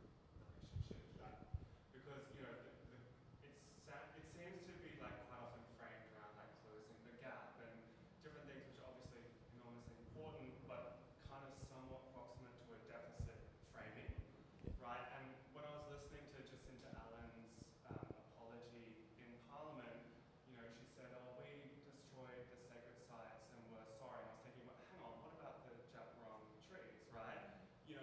There seems to be a bit of a tension. So I'm just curious, what are your hopes with the treaty framework that's been established, that the government can actually take some of this more generative kind of thinking? You talk about the river continuing to flow, and how do you think about how you actually would institute that in an education setting? Be mindful, I have to summarise what you're saying. I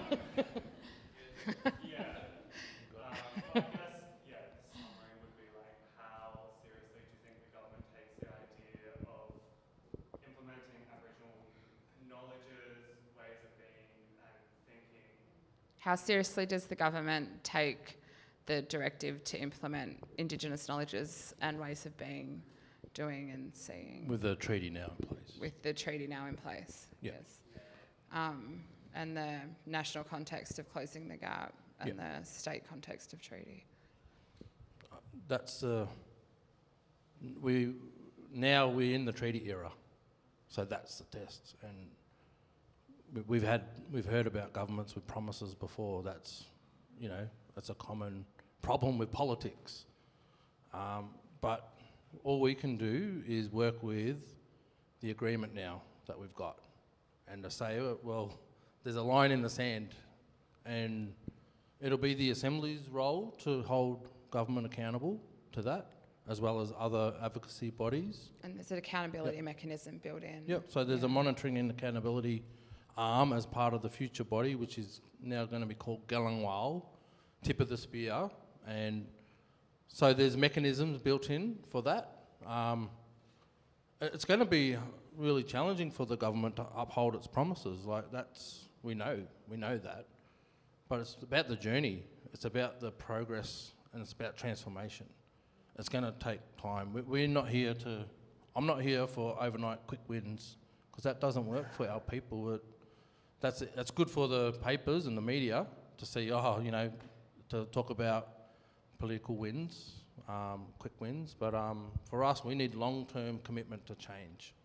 And so what we've established is a relationship to hold government accountable.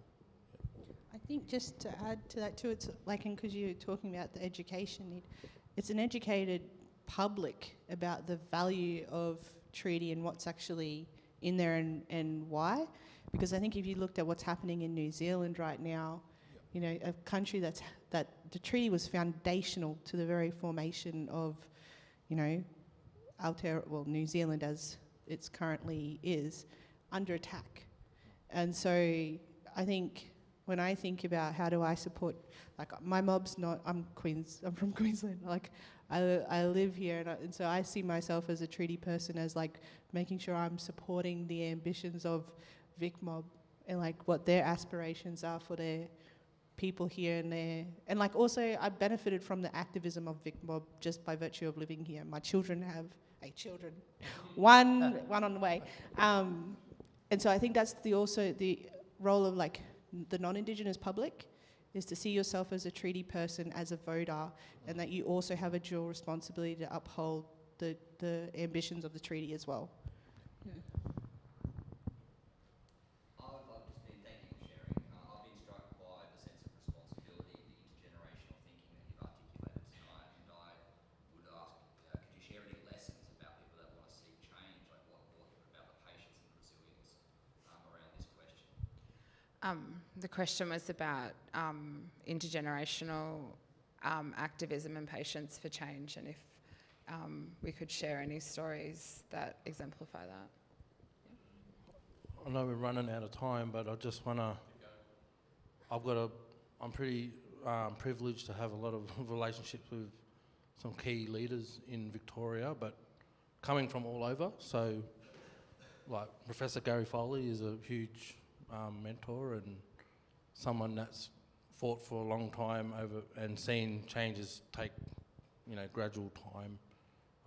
And it's, we live it every day as Aboriginal people, the resistance and the resilience. So we understand it's a long game.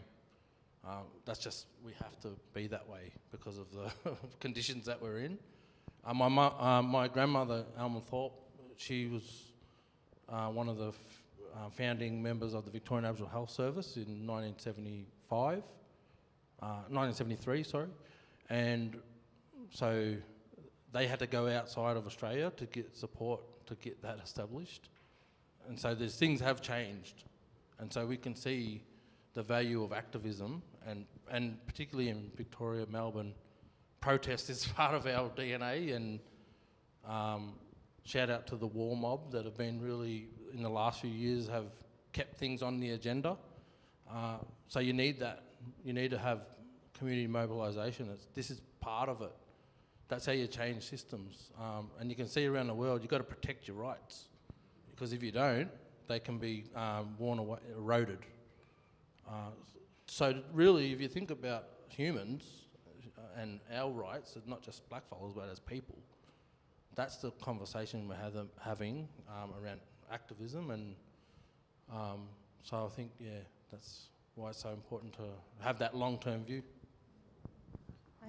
I mean, that pretty much said everything, but I think an easy, or like a example, when it comes to language at least, you can lose a language in a generation, but it'll take 3 to get it back. And so when you think about the things that our previous generations have gone through, that's why we have to think about, well, it's taken us 3, 4 plus generations now to not just get back from there, but to push forward. And so it's not so much strategies, but I think it's something that is part of the inheritance of when you're born a black fella is, you inherit like the longest continuous culture in the world as a benefit, but then you inherit the responsibility to protect it. And so I think it's just what you're born with. I'm also lucky enough to have Foley as a mentor. He's why I'm a historian. And like, you know, he always says, you know, that Mao is, you know, educate the self, then educate the people. Like, I think we have responsibilities to do that education work, and that is a long game. Like, the discussions that people have with their families, or, you know, the discussions parents or aunties and uncles have with teachers, like, you know, it's a slow change, but the conversations do matter, and it does help people speak up, I think. Yeah. Did you? No, I'm good. I think one more question. I can't. He's the last lad to put his hand up. So go on. Do you want to? Thanks so much for this panel. I was really, really interested in the work that was mentioned about recognizing and also platforming children and young people as philosophers, artists, political sovereign subjects. And I guess I've been working for a long time in that space, and you know, developing co-creation strategies, I guess, and the importance of that. I just wanted to kind of hear a little bit more from the panel, if there's time, about ways of working with children and young people in that kind of co-creation, co-design. So the question, So the question was about. He was excited to hear about the work with young people and recognise them as political subjects and artists and philosophers, and wanting to hear more about that work. Is that right? And yeah, particularly the kind of collaboration with children. And the collaboration work that you've done or might be possible with children in the future. Yeah, well, I think it's really pressing, especially with our Aboriginal Torres Strait Islander population, because the majority of our population are young. And so there's a sense of urgency that I feel around the expectation of our young people to step up, but also step up sooner. And so how are we actively creating space and opportunity for them to grapple with, you know, these big concepts? And I think the First Peoples Assembly have been doing that with they've got a youth focus within the First Peoples Assembly, like they're actively creating that ground within the ranks. So that's like a really important place. But I think I really love the work of Professor Lester Iribin-Origny and how he views the Aboriginal child as a knowledge producer. And so it's not just thinking about, and that's when you bring young people together to do that co-creation work, you're actually creating sites of knowledge production together. And so I think that's what's really, really exciting, is when you view children and young people as producers of knowledge. It's around, that's where you get the plus, you know, understanding the plus, but then what are you going to do with it? Do you want to have closing comment? Just quickly, we have a youth voice in the Assembly. It got established pretty early on, and the importance of youth having input and designing their own engagement and how they want to interact. So I'll shout out to Geordie Edwards and Alice Pepper, that are our youth voice co-conveners of the Assembly this term. And the other thing is that we've got a 16 age for voting, which is, I think, it really recognises and respects youth as decision makers in their own life. So I think they're just a couple of things that we've done with the Assembly. Koori Youth Council? And the Koori Youth Council, is a long established vehicle for Aboriginal youth to have their voice, and really strong model, Yeah. Would you like to join me in thanking our panellists?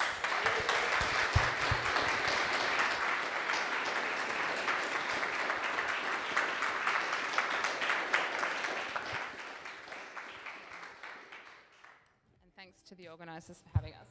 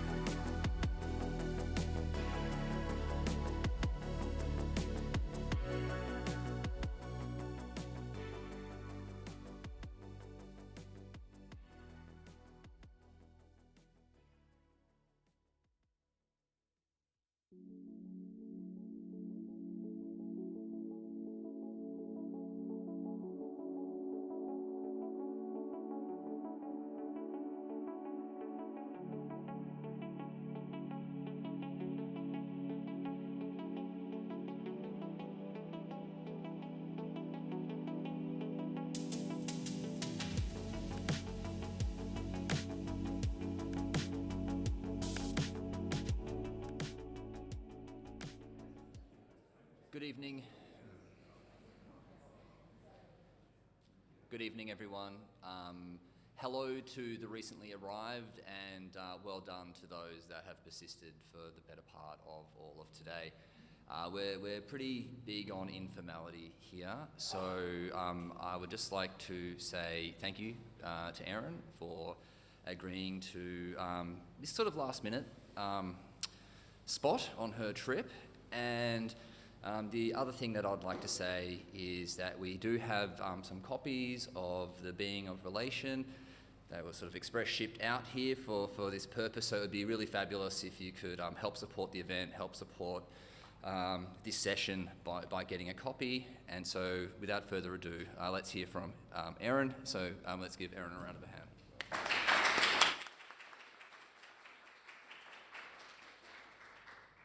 Thank you so much for coming and hosting us here, Matt and David, for making it possible for us to come all the way to Australia. Brian and I live the para-institutional, so you're going to hear a lot about it from both of us. And one of the effects of that is that we can't leave home very easily because the project that we have is off-grid in the north, and it's really hard to leave. But here we are, we made it, we got away. Other people are taking care of getting the snow off the solar panels. And it's really a pleasure to talk about this book, which I haven't done before this trip. It's fun to see it too. So what I'm going to read from is the last chapter in the book.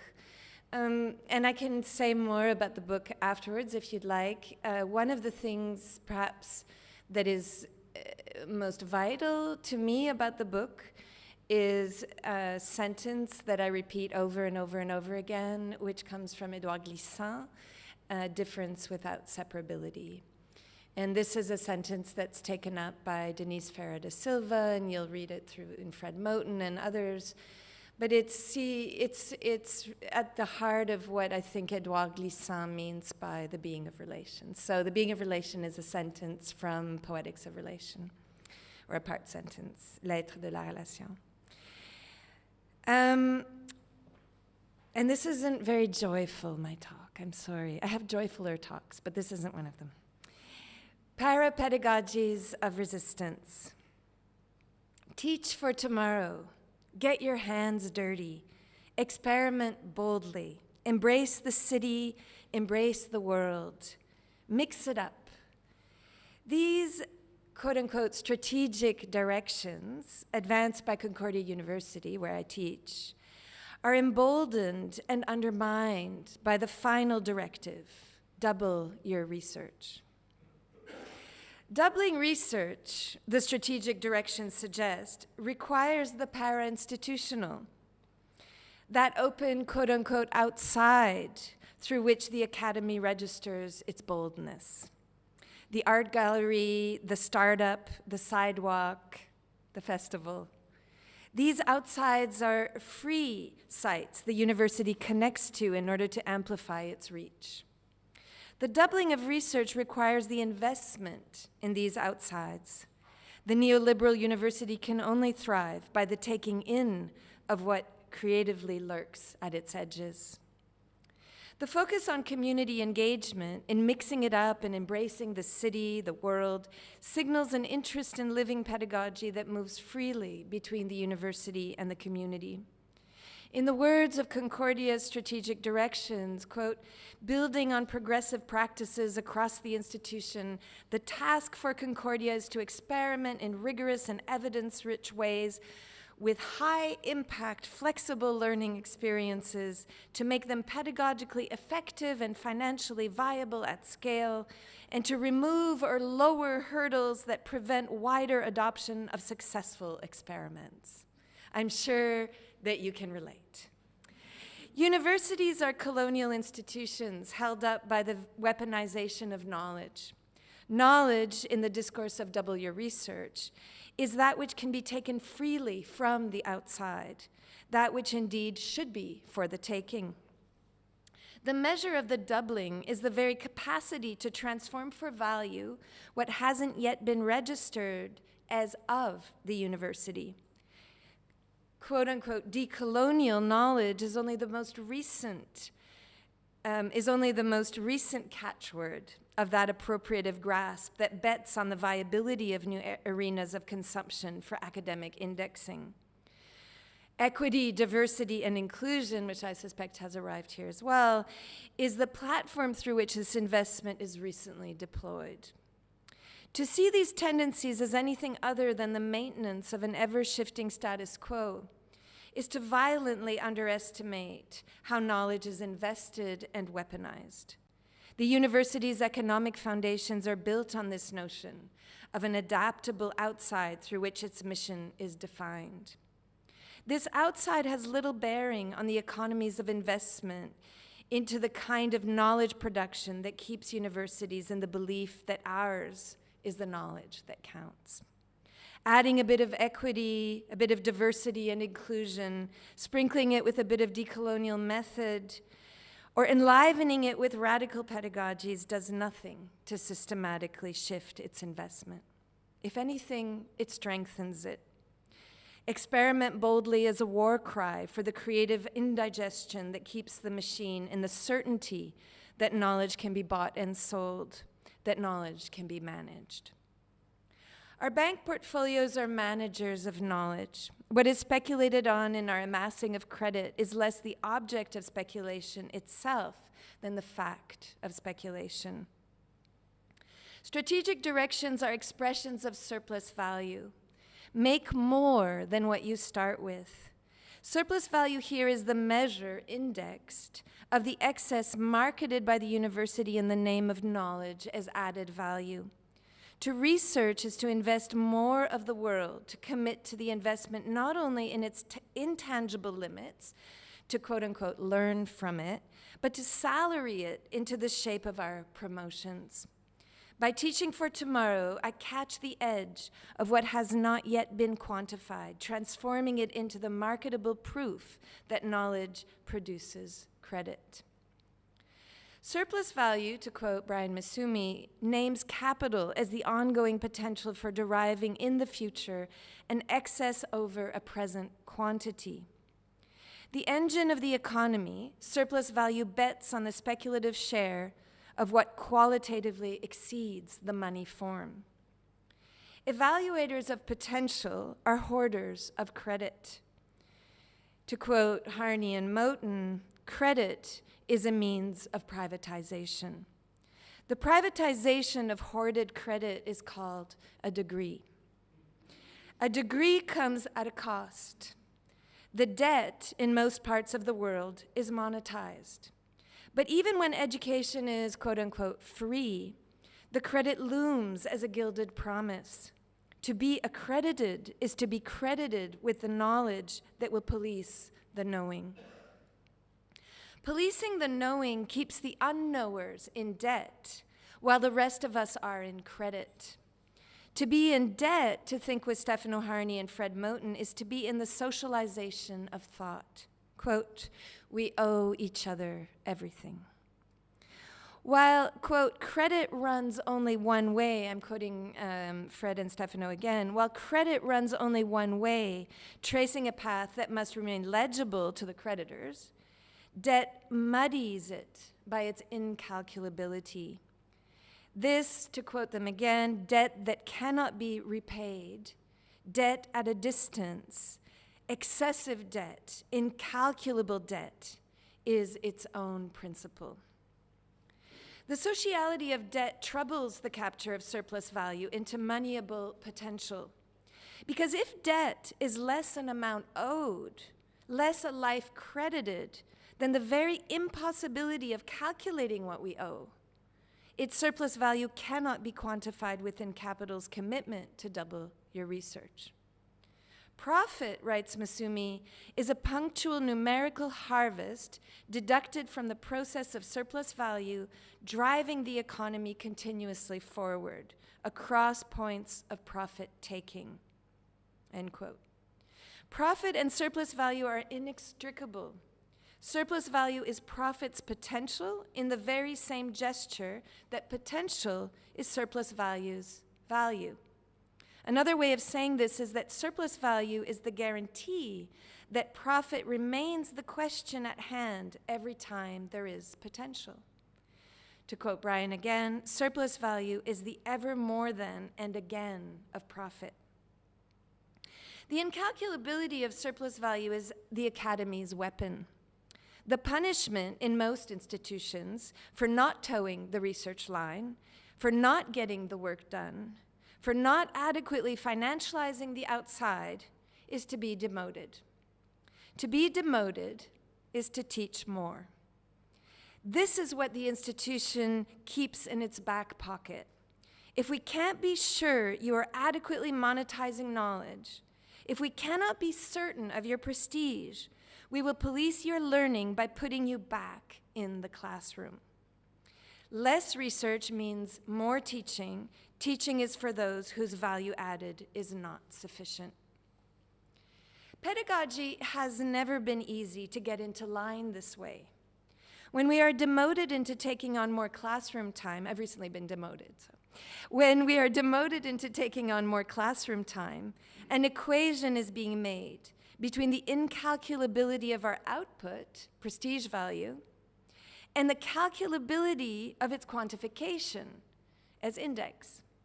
In the act of demotion to the classroom, which reads as having, at least in our world, as having a larger teaching load, we are being informed that our labor must be circumscribed by the classroom, i.e. measured, because otherwise our incalculability remains too incalculable.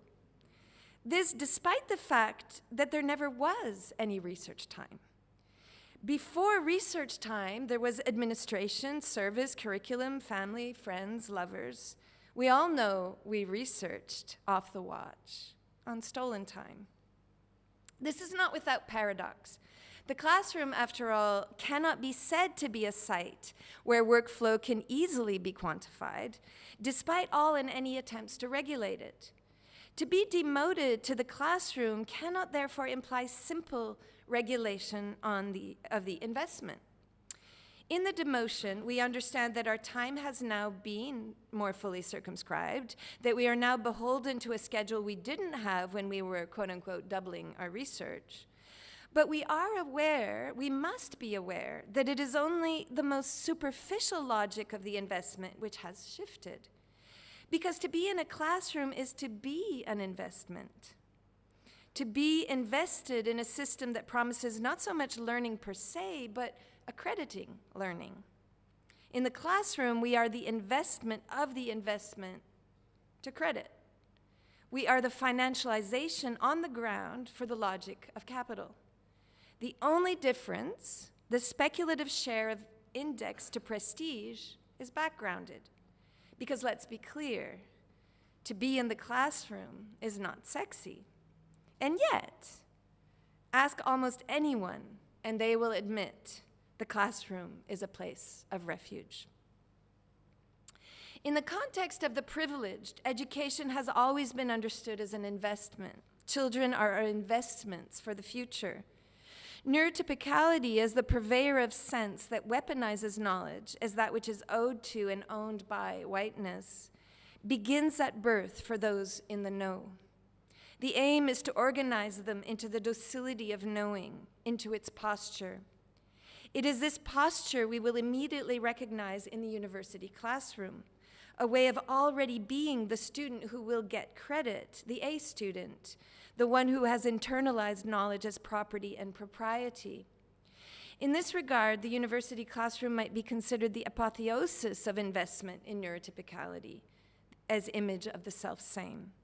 Whereas all education previous to the university is legally required in most states, the university is a site we, quote unquote, choose to enter.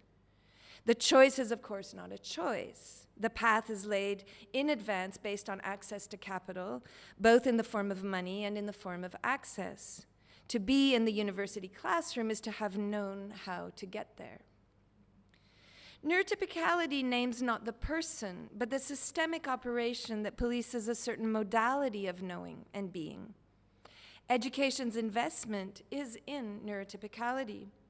From earliest childhood, those in the know with access model behavior that entrains a predisposition to knowing. This happens as much through the teaching of facts as through the passing along of cues for appearing to know. We are taught not only what we know, but how to appear to be in the know. By school age, this has taken the form amongst those who excel of a straight-backed frontal gaze, an attention to the kind of information that can be packaged and returned with added value, homework, a policing of peers, the practice of sidelining other ways of knowing through peer pressure, and a belief that certain bodies are more worthy of knowing, ableism. Education's primary investment is in the belief that those who occupy knowledge do so naturally. This is whiteness. Whiteness must proliferate. The university commits to this proliferation by prolonging the false equivalence of learning and work. Increasingly, we are told that the investment in education by the taxpayer is only relevant should knowledge lead to the job market. Education is a commodity that pays itself off. Students are called clients, syllabi become legal documents, and we are trained on both sides to disparage learning. Where will this take me is heard more often than what else can this open up? The irony is that shifting education into the environment of use value, organizing knowledge to fit into the rubrics the job market requires, underplays capital's speculative force. If capital's main drive is to money potential, there can be no security about what will have value in the years to come.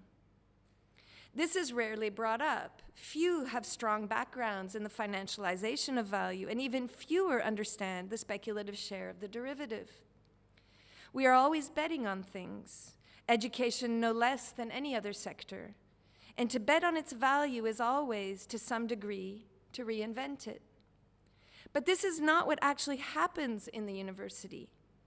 The university is far too slow a machine to operate at the cusp of value revalued.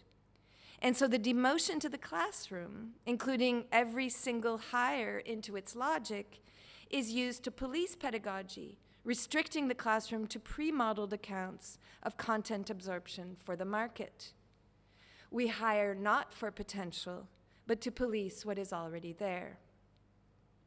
And yet, to teach is also to expose each other to the speculative share of content. Even in the most straightforward learning environment, the echo of what flits across content, what the text calls forth or the idea generates, moves thought.